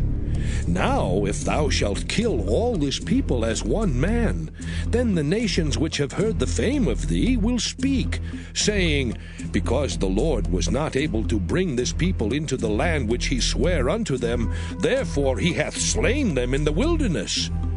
And now, I beseech thee, let the power of my Lord be great, according as thou hast spoken, saying, The Lord is long-suffering and of great mercy, forgiving iniquity and transgression, and by no means clearing the guilty, visiting the iniquity of the fathers upon the children unto the third and fourth generation. Pardon, I beseech thee, the iniquity of this people according unto the greatness of thy mercy, and as thou hast forgiven this people from Egypt, even until now. And the Lord said, I have pardoned according to thy word.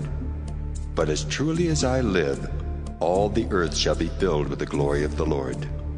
Because all those men which have seen my glory and my miracles, which I did in Egypt and in the wilderness, and have tempted me now these 10 times, and have not hearkened to my voice, surely they shall not see the land which I swear unto their fathers, neither shall any of them that provoked me see it. But my servant Caleb, because he had another spirit with him, and hath followed me fully, him will I bring into the land whereinto he went, and his seed shall possess it. Now the Amalekite and the Canaanites dwelt in the valley.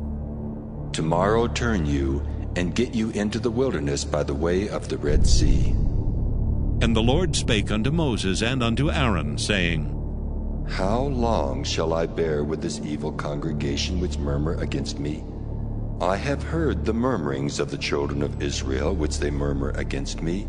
Say unto them, As truly as I live, saith the Lord, as ye have spoken in mine ears, so will I do to you.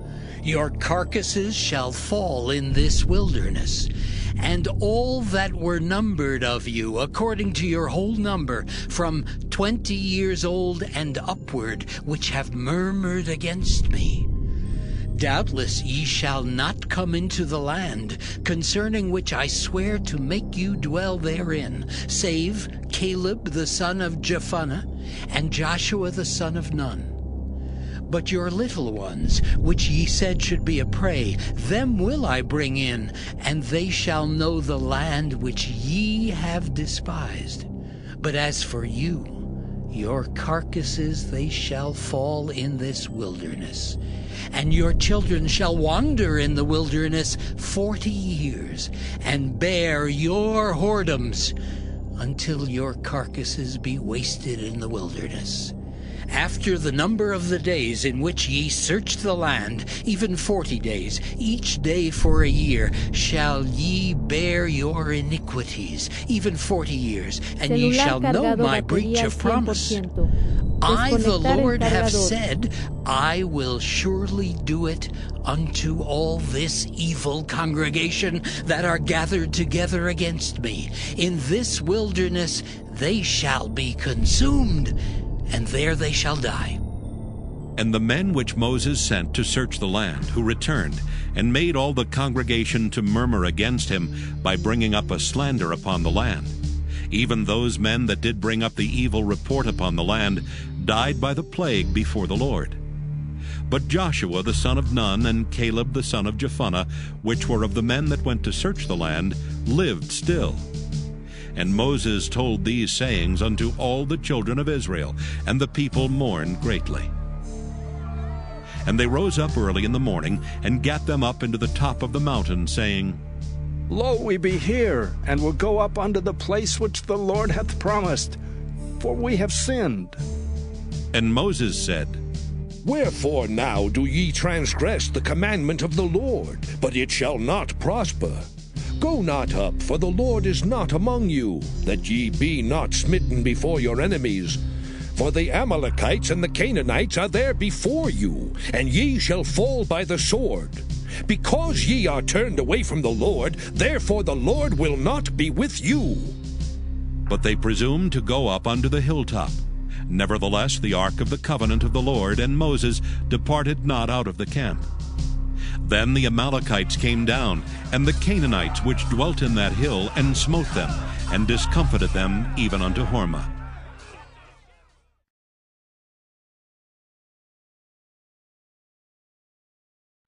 Numbers chapter 15.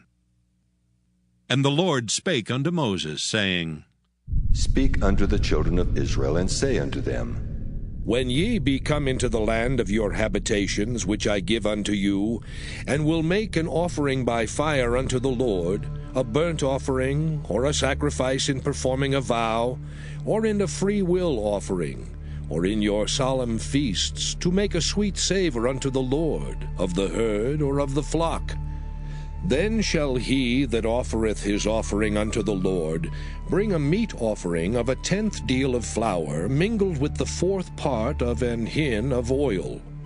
And the 4th part of an hin of wine for a drink offering shalt thou prepare with the burnt offering or sacrifice for 1 lamb. Or for a ram thou shalt prepare for a meat offering 2/10 deals of flour, mingled with the 3rd part of an hin of oil. And for a drink offering thou shalt offer the 3rd part of an hin of wine, for a sweet savour unto the Lord. And when thou preparest a bullock for a burnt offering, or for a sacrifice in performing a vow, or peace offerings unto the Lord, then shall he bring with a bullock a meat offering of 3/10 deals of flour, mingled with half an hin of oil. And thou shalt bring for a drink offering half an hin of wine, for an offering made by fire of a sweet savour unto the Lord. Thus shall it be done for 1 bullock, or for 1 ram, or for a lamb, or a kid. According to the number that ye shall prepare, so shall ye do to every one according to their number. All that are born of the country shall do these things after this manner, in offering an offering made by fire of a sweet savour unto the Lord. And if a stranger sojourn with you, or whosoever be among you in your generations, and will offer an offering made by fire of a sweet savour unto the Lord, as ye do, so he shall do. 1 ordinance shall be both for you of the congregation, and also for the stranger that sojourneth with you, an ordinance forever in your generations. As ye are, so shall the stranger be before the Lord.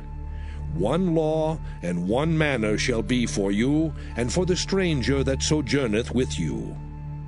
And the Lord spake unto Moses, saying, Speak unto the children of Israel, and say unto them, When ye come into the land whither I bring you, then it shall be that when ye eat of the bread of the land, ye shall offer up an heave offering unto the Lord. Ye shall offer up a cake of the first of your dough for an heave offering. As ye do the heave offering of the threshing floor, so shall ye heave it. Of the first of your dough ye shall give unto the Lord an heave offering in your generations. And if ye have erred, and not observed all these commandments which the Lord hath spoken unto Moses, even all that the Lord hath commanded you by the hand of Moses, from the day that the Lord commanded Moses, and henceforward among your generations, then it shall be, if aught be committed by ignorance without the knowledge of the congregation, that all the congregation shall offer 1 young bullock for a burnt offering, for a sweet savour unto the Lord, with his meat offering and his drink offering according to the manner, and 1 kid of the goats for a sin offering. And the priest shall make an atonement for all the congregation of the children of Israel, and it shall be forgiven them, for it is ignorance. And they shall bring their offering, a sacrifice made by fire unto the Lord, and their sin offering before the Lord for their ignorance. And it shall be forgiven all the congregation of the children of Israel, and the stranger that sojourneth among them, seeing all the people were in ignorance. And if any soul sin through ignorance, then he shall bring a she-goat of the first year for a sin offering. And the priest shall make an atonement for the soul that sinneth ignorantly, when he sinneth by ignorance before the Lord, to make an atonement for him, and it shall be forgiven him. Ye shall have one law for him that sinneth through ignorance, both for him that is born among the children of Israel, and for the stranger that sojourneth among them. But the soul that doeth aught presumptuously, whether he be born in the land or a stranger, the same reproacheth the Lord, and that soul shall be cut off from among his people. Because he hath despised the word of the Lord, and hath broken his commandment, that soul shall utterly be cut off. His iniquity shall be upon him. And while the children of Israel were in the wilderness, they found a man that gathered sticks upon the Sabbath day. And they that found him gathering sticks brought him unto Moses and Aaron, and unto all the congregation. And they put him in ward, because it was not declared what should be done to him. And the Lord said unto Moses, The man shall surely be put to death. All the congregation shall stone him with stones without the camp. And all the congregation brought him without the camp, and stoned him with stones, and he died, as the Lord commanded Moses. And the Lord spake unto Moses, saying, Speak unto the children of Israel, and bid them, that they make them fringes in the borders of their garments throughout their generations, and that they put upon the fringe of the borders a riband of blue. And it shall be unto you for a fringe, that ye may look upon it, and remember all the commandments of the Lord, and do them. And that ye seek not after your own heart and your own eyes, after which ye used to go a-whoring, that ye may remember and do all my commandments, and be holy unto your God. I am the Lord your God, which brought you out of the land of Egypt to be your God. I am the Lord your God.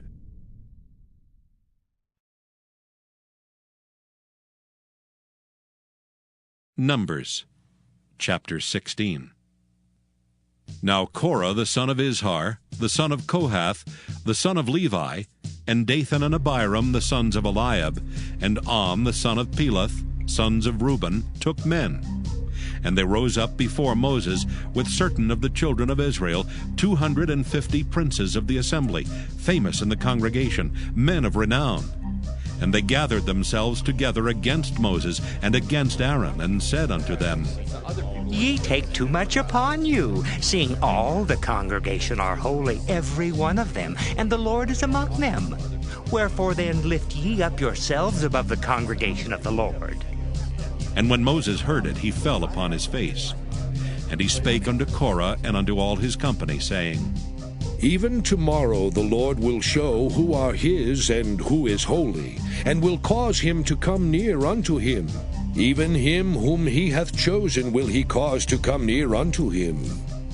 This do, take you censers, Korah, and all his company, and put fire therein, and put incense in them before the Lord tomorrow. And it shall be that the man whom the Lord doth choose, he shall be holy. Ye take too much upon you, ye sons of Levi. And Moses said unto Korah, Hear, I pray you, ye sons of Levi.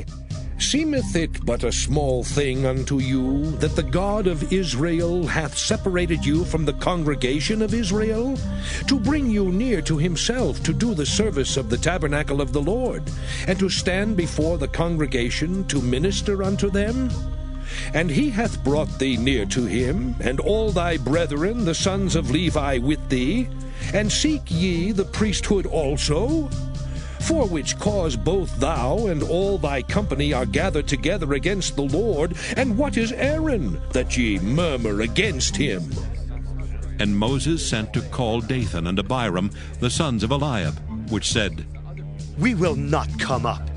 Is it a small thing that thou hast brought us up out of a land that floweth with milk and honey, to kill us in the wilderness, except thou make thyself altogether a prince over us? Moreover, Thou hast not brought us into a land that floweth with milk and honey, or given us inheritance of fields and vineyards.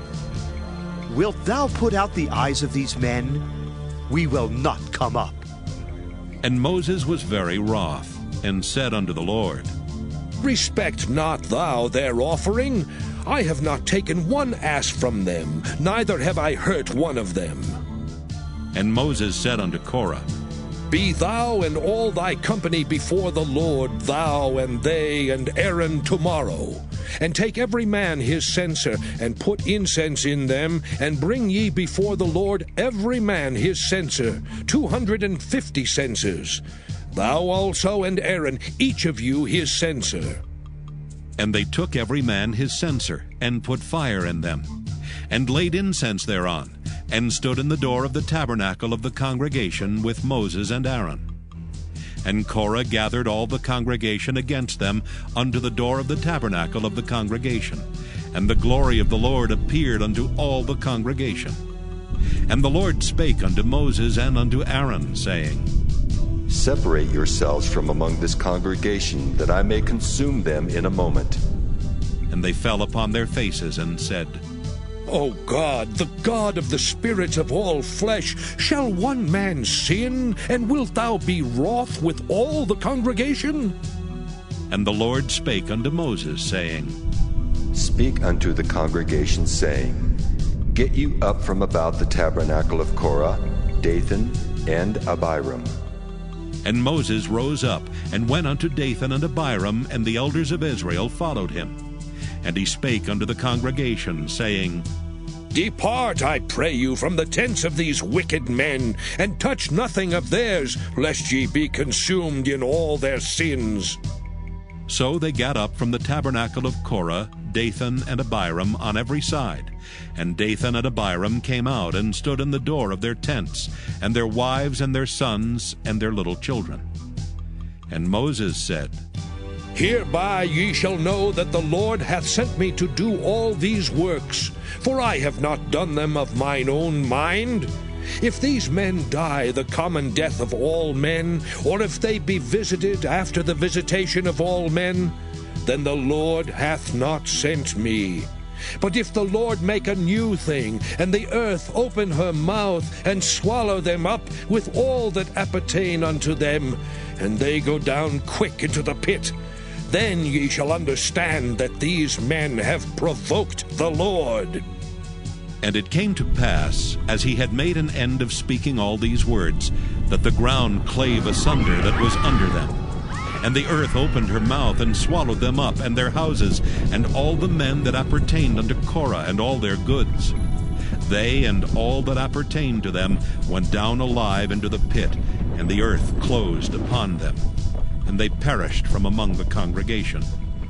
And all Israel that were round about them fled at the cry of them, for they said, Lest the earth swallow us up also.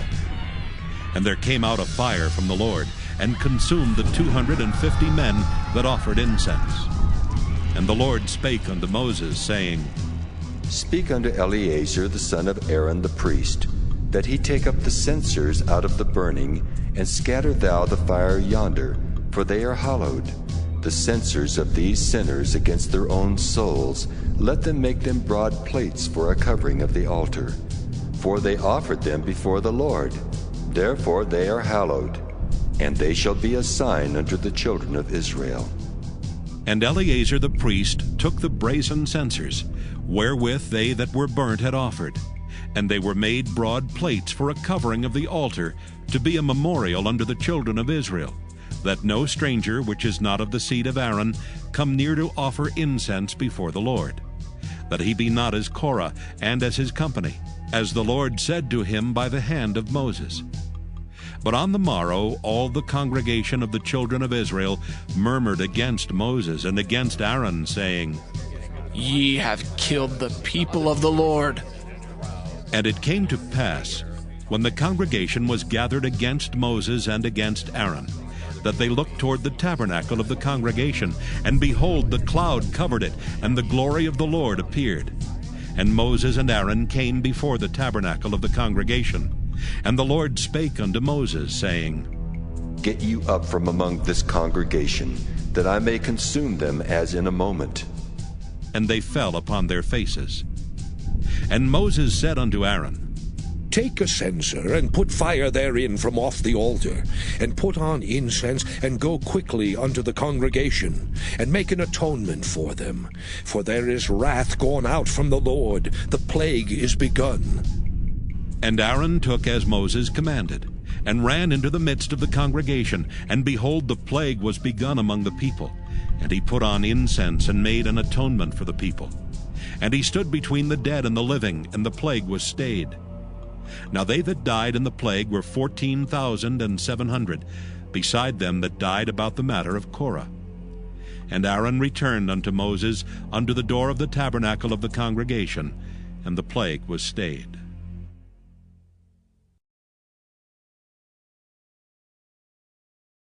Numbers chapter 17. And the Lord spake unto Moses, saying, Speak unto the children of Israel, and take of every one of them a rod according to the house of their fathers. Of all their princes according to the house of their fathers 12 rods. Write thou every man's name upon his rod, and thou shalt write Aaron's name upon the rod of Levi, for 1 rod shall be for the head of the house of their fathers. And thou shalt lay them up in the tabernacle of the congregation before the testimony, where I will meet with you. And it shall come to pass that the man's rod whom I shall choose shall blossom. And Moses spake unto the children of Israel, and every one of their princes gave him a rod apiece, for each prince one according to their fathers' houses, even 12 rods. And the rod of Aaron was among their rods. And Moses laid up the rods before the Lord in the tabernacle of witness. And it came to pass that on the morrow Moses went into the tabernacle of witness, and behold, the rod of Aaron for the house of Levi was budded, and brought forth buds, and bloomed blossoms, and yielded almonds. And Moses brought out all the rods from before the Lord unto all the children of Israel, and they looked and took every man his rod. And the Lord said unto Moses, Bring Aaron's rod again before the testimony, to be kept for a token against the rebels. And thou shalt quite take away their murmurings from me, that they die not. And Moses did so. As the Lord commanded him, so did he. And the children of Israel spake unto Moses, saying, Behold, we die, we perish, we all perish. Whosoever cometh anything near unto the tabernacle of the Lord shall die. Shall we be consumed with dying?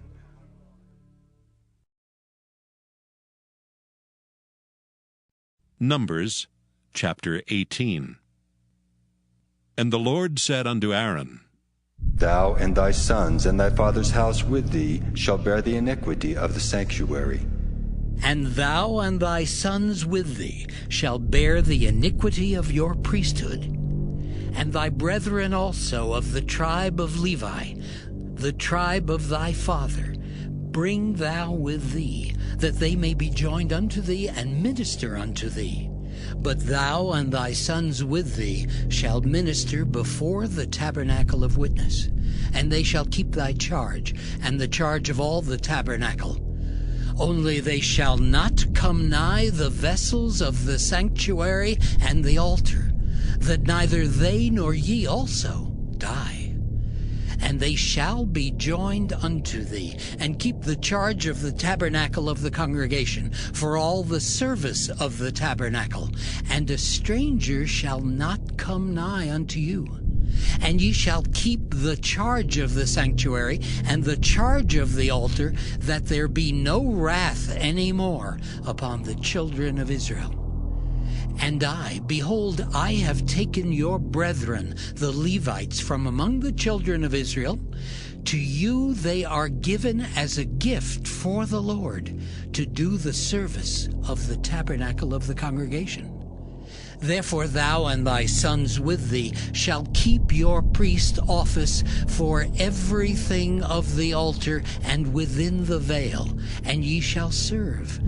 I have given your priest office unto you as a service of gift, and the stranger that cometh nigh shall be put to death. And the Lord spake unto Aaron, Behold, I also have given thee the charge of mine heave offerings of all the hallowed things of the children of Israel. Unto thee have I given them by reason of the anointing, and to thy sons by an ordinance forever. This shall be thine of the most holy things, reserved from the fire, every oblation of theirs, every meat offering of theirs, and every sin offering of theirs, and every trespass offering of theirs, which they shall render unto me, shall be most holy for thee and for thy sons. In the most holy place shalt thou eat it. Every male shall eat it. It shall be holy unto thee. And this is thine, the heave offering of their gift, with all the wave offerings of the children of Israel. I have given them unto thee, and to thy sons and to thy daughters with thee, by a statute forever. Every one that is clean in thy house shall eat of it. All the best of the oil, and all the best of the wine, and of the wheat, the first fruits of them which they shall offer unto the Lord, them have I given thee. And whatsoever is first ripe in the land, which they shall bring unto the Lord, shall be thine. Every one that is clean in thy house shall eat of it. Everything devoted in Israel shall be thine. Everything that openeth the matrix in all flesh, which they bring unto the Lord, whether it be of men or beasts, shall be thine. Nevertheless, the firstborn of man shalt thou surely redeem, and the firstling of unclean beasts shalt thou redeem. And those that are to be redeemed from a month old shalt thou redeem, according to thine estimation, for the money of 5 shekels, after the shekel of the sanctuary, which is 20 gerahs. But the firstling of a cow, or the firstling of a sheep, or the firstling of a goat, thou shalt not redeem. They are holy. Thou shalt sprinkle their blood upon the altar, and shalt burn their fat for an offering made by fire, for a sweet savor unto the Lord. And the flesh of them shall be thine, as the wave breast and as the right shoulder are thine.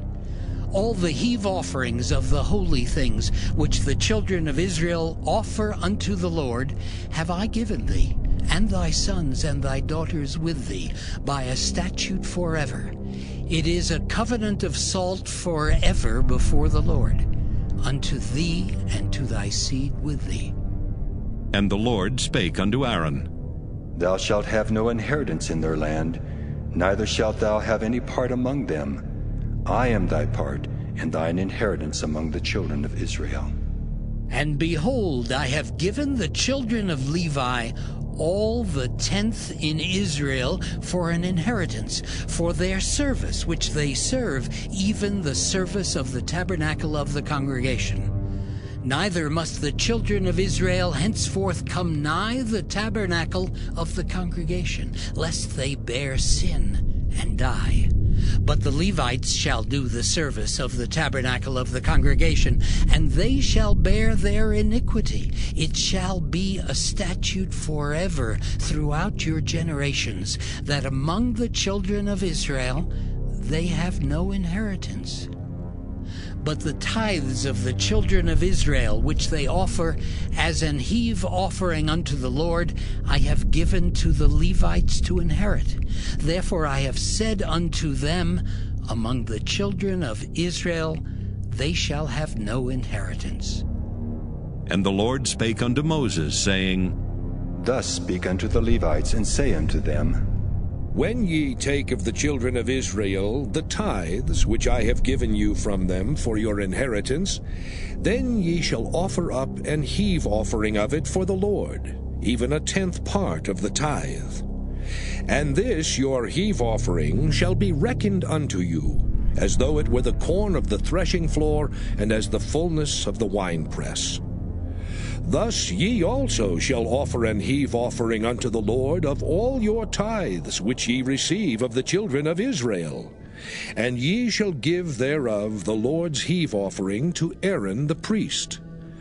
Out of all your gifts ye shall offer every heave offering of the Lord, of all the best thereof, even the hallowed part thereof out of it. Therefore thou shalt say unto them, When ye have heaved the best thereof from it, then it shall be counted unto the Levites as the increase of the threshing floor, and as the increase of the winepress. And ye shall eat it in every place, ye and your households, for it is your reward for your service in the tabernacle of the congregation. And ye shall bear no sin by reason of it, when ye have heaved from it the best of it. Neither shall ye pollute the holy things of the children of Israel, lest ye die.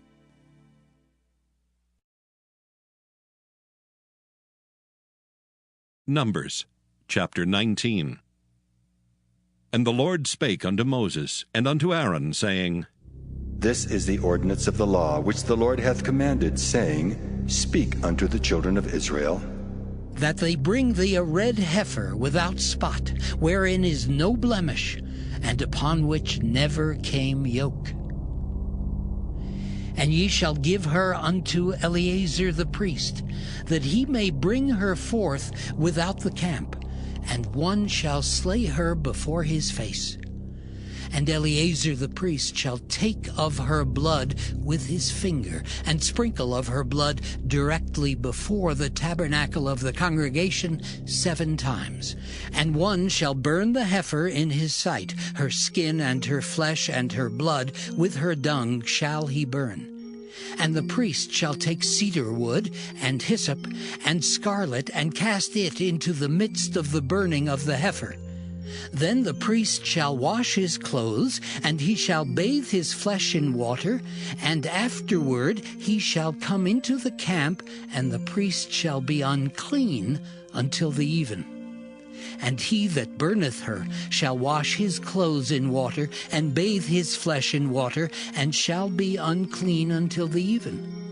And a man that is clean shall gather up the ashes of the heifer, and lay them up without the camp in a clean place, and it shall be kept for the congregation of the children of Israel for a water of separation.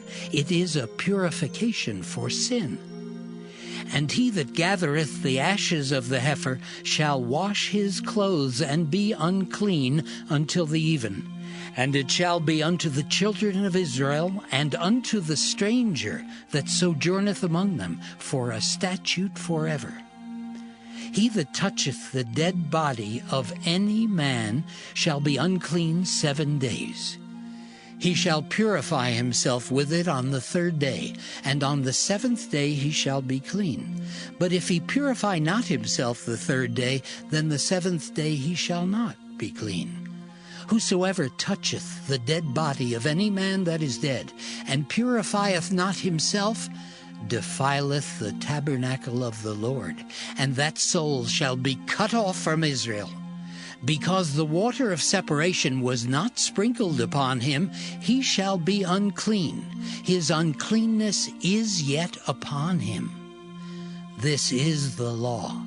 When a man dieth in a tent, all that come into the tent, and all that is in the tent, shall be unclean 7 days. And every open vessel which hath no covering bound upon it is unclean. And whosoever toucheth one that is slain with a sword in the open fields, or a dead body, or a bone of a man, or a grave, shall be unclean 7 days. And for an unclean person they shall take of the ashes of the burnt heifer of purification for sin, and running water shall be put thereto in a vessel. And a clean person shall take hyssop, and dip it in the water, and sprinkle it upon the tent, and upon all the vessels, and upon the persons that were there, and upon him that touched a bone, or one slain, or one dead, or a grave. And the clean person shall sprinkle upon the unclean on the 3rd day, and on the 7th day. And on the 7th day he shall purify himself, and wash his clothes, and bathe himself in water, and shall be clean at even. But the man that shall be unclean, and shall not purify himself, that soul shall be cut off from among the congregation, because he hath defiled the sanctuary of the Lord. The water of separation hath not been sprinkled upon him. He is unclean. And it shall be a perpetual statute unto them, that he that sprinkleth the water of separation shall wash his clothes, and he that toucheth the water of separation shall be unclean until even. And whatsoever the unclean person toucheth shall be unclean, and the soul that toucheth it shall be unclean until even.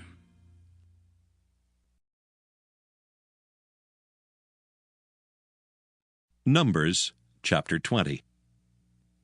Then came the children of Israel, even the whole congregation, into the desert of Zin in the first month. And the people abode in Kadesh, and Miriam died there, and was buried there. And there was no water for the congregation, and they gathered themselves together against Moses and against Aaron. And the people chode with Moses, and spake, saying, Would God that we had died when our brethren died before the Lord! And why have ye brought up the congregation of the Lord into this wilderness, that we and our cattle should die there? And wherefore have ye made us to come up out of Egypt, to bring us in unto this evil place? It is no place of seed, or of figs, or of vines, or of pomegranates, neither is there any water to drink. And Moses and Aaron went from the presence of the assembly unto the door of the tabernacle of the congregation, and they fell upon their faces. And the glory of the Lord appeared unto them. And the Lord spake unto Moses, saying, Take the rod, and gather thou the assembly together, thou and Aaron thy brother, and speak ye unto the rock before their eyes. And it shall give forth his water, and thou shalt bring forth to them water out of the rock. So thou shalt give the congregation and their beasts drink. And Moses took the rod from before the Lord, as he commanded him. And Moses and Aaron gathered the congregation together before the rock, and he said unto them, Hear now, ye rebels, must we fetch you water out of this rock? And Moses lifted up his hand, and with his rod he smote the rock twice, and the water came out abundantly, and the congregation drank, and their beasts also. And the Lord spake unto Moses and Aaron, Because ye believed me not, to sanctify me in the eyes of the children of Israel, therefore ye shall not bring this congregation into the land which I have given them.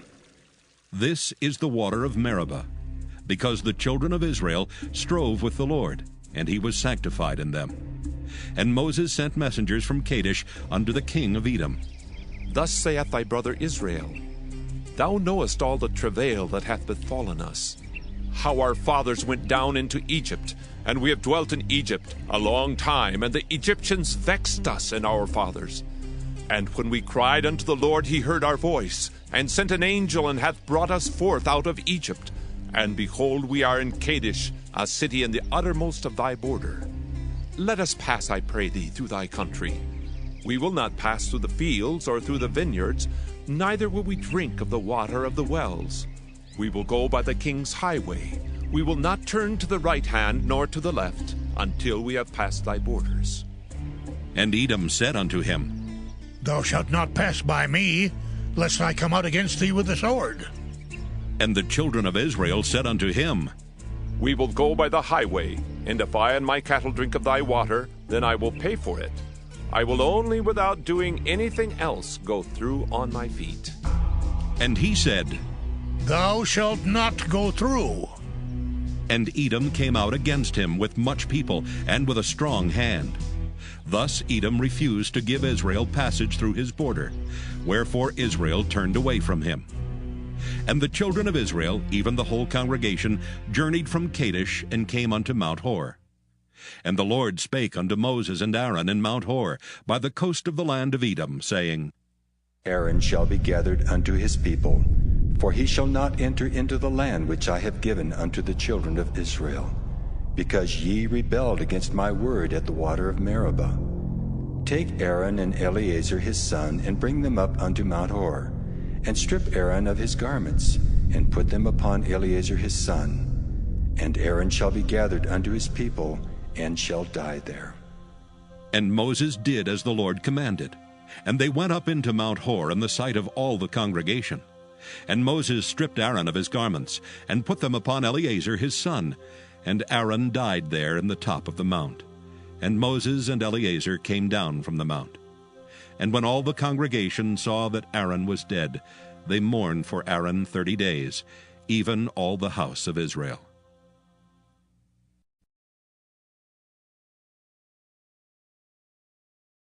Numbers chapter 21. And when King Arad the Canaanite, which dwelt in the south, heard tell that Israel came by the way of the spies, then he fought against Israel, and took some of them prisoners. And Israel vowed a vow unto the Lord, and said, If thou wilt indeed deliver this people into my hand, then I will utterly destroy their cities. And the Lord hearkened to the voice of Israel, and delivered up the Canaanites, and they utterly destroyed them and their cities. And he called the name of the place Hormah. And they journeyed from Mount Hor by the way of the Red Sea to compass the land of Edom. And the soul of the people was much discouraged because of the way. And the people spake against God and against Moses. Wherefore have you brought us up out of Egypt to die in the wilderness? For there is no bread, neither is there any water, and our soul loatheth this light bread. And the Lord sent fiery serpents among the people, and they bit the people, and much people of Israel died. Therefore the people came to Moses and said, We have sinned, for we have spoken against the Lord and against thee. Pray unto the Lord, that he take away the serpents from us. And Moses prayed for the people. And the Lord said unto Moses, Make thee a fiery serpent, and set it upon a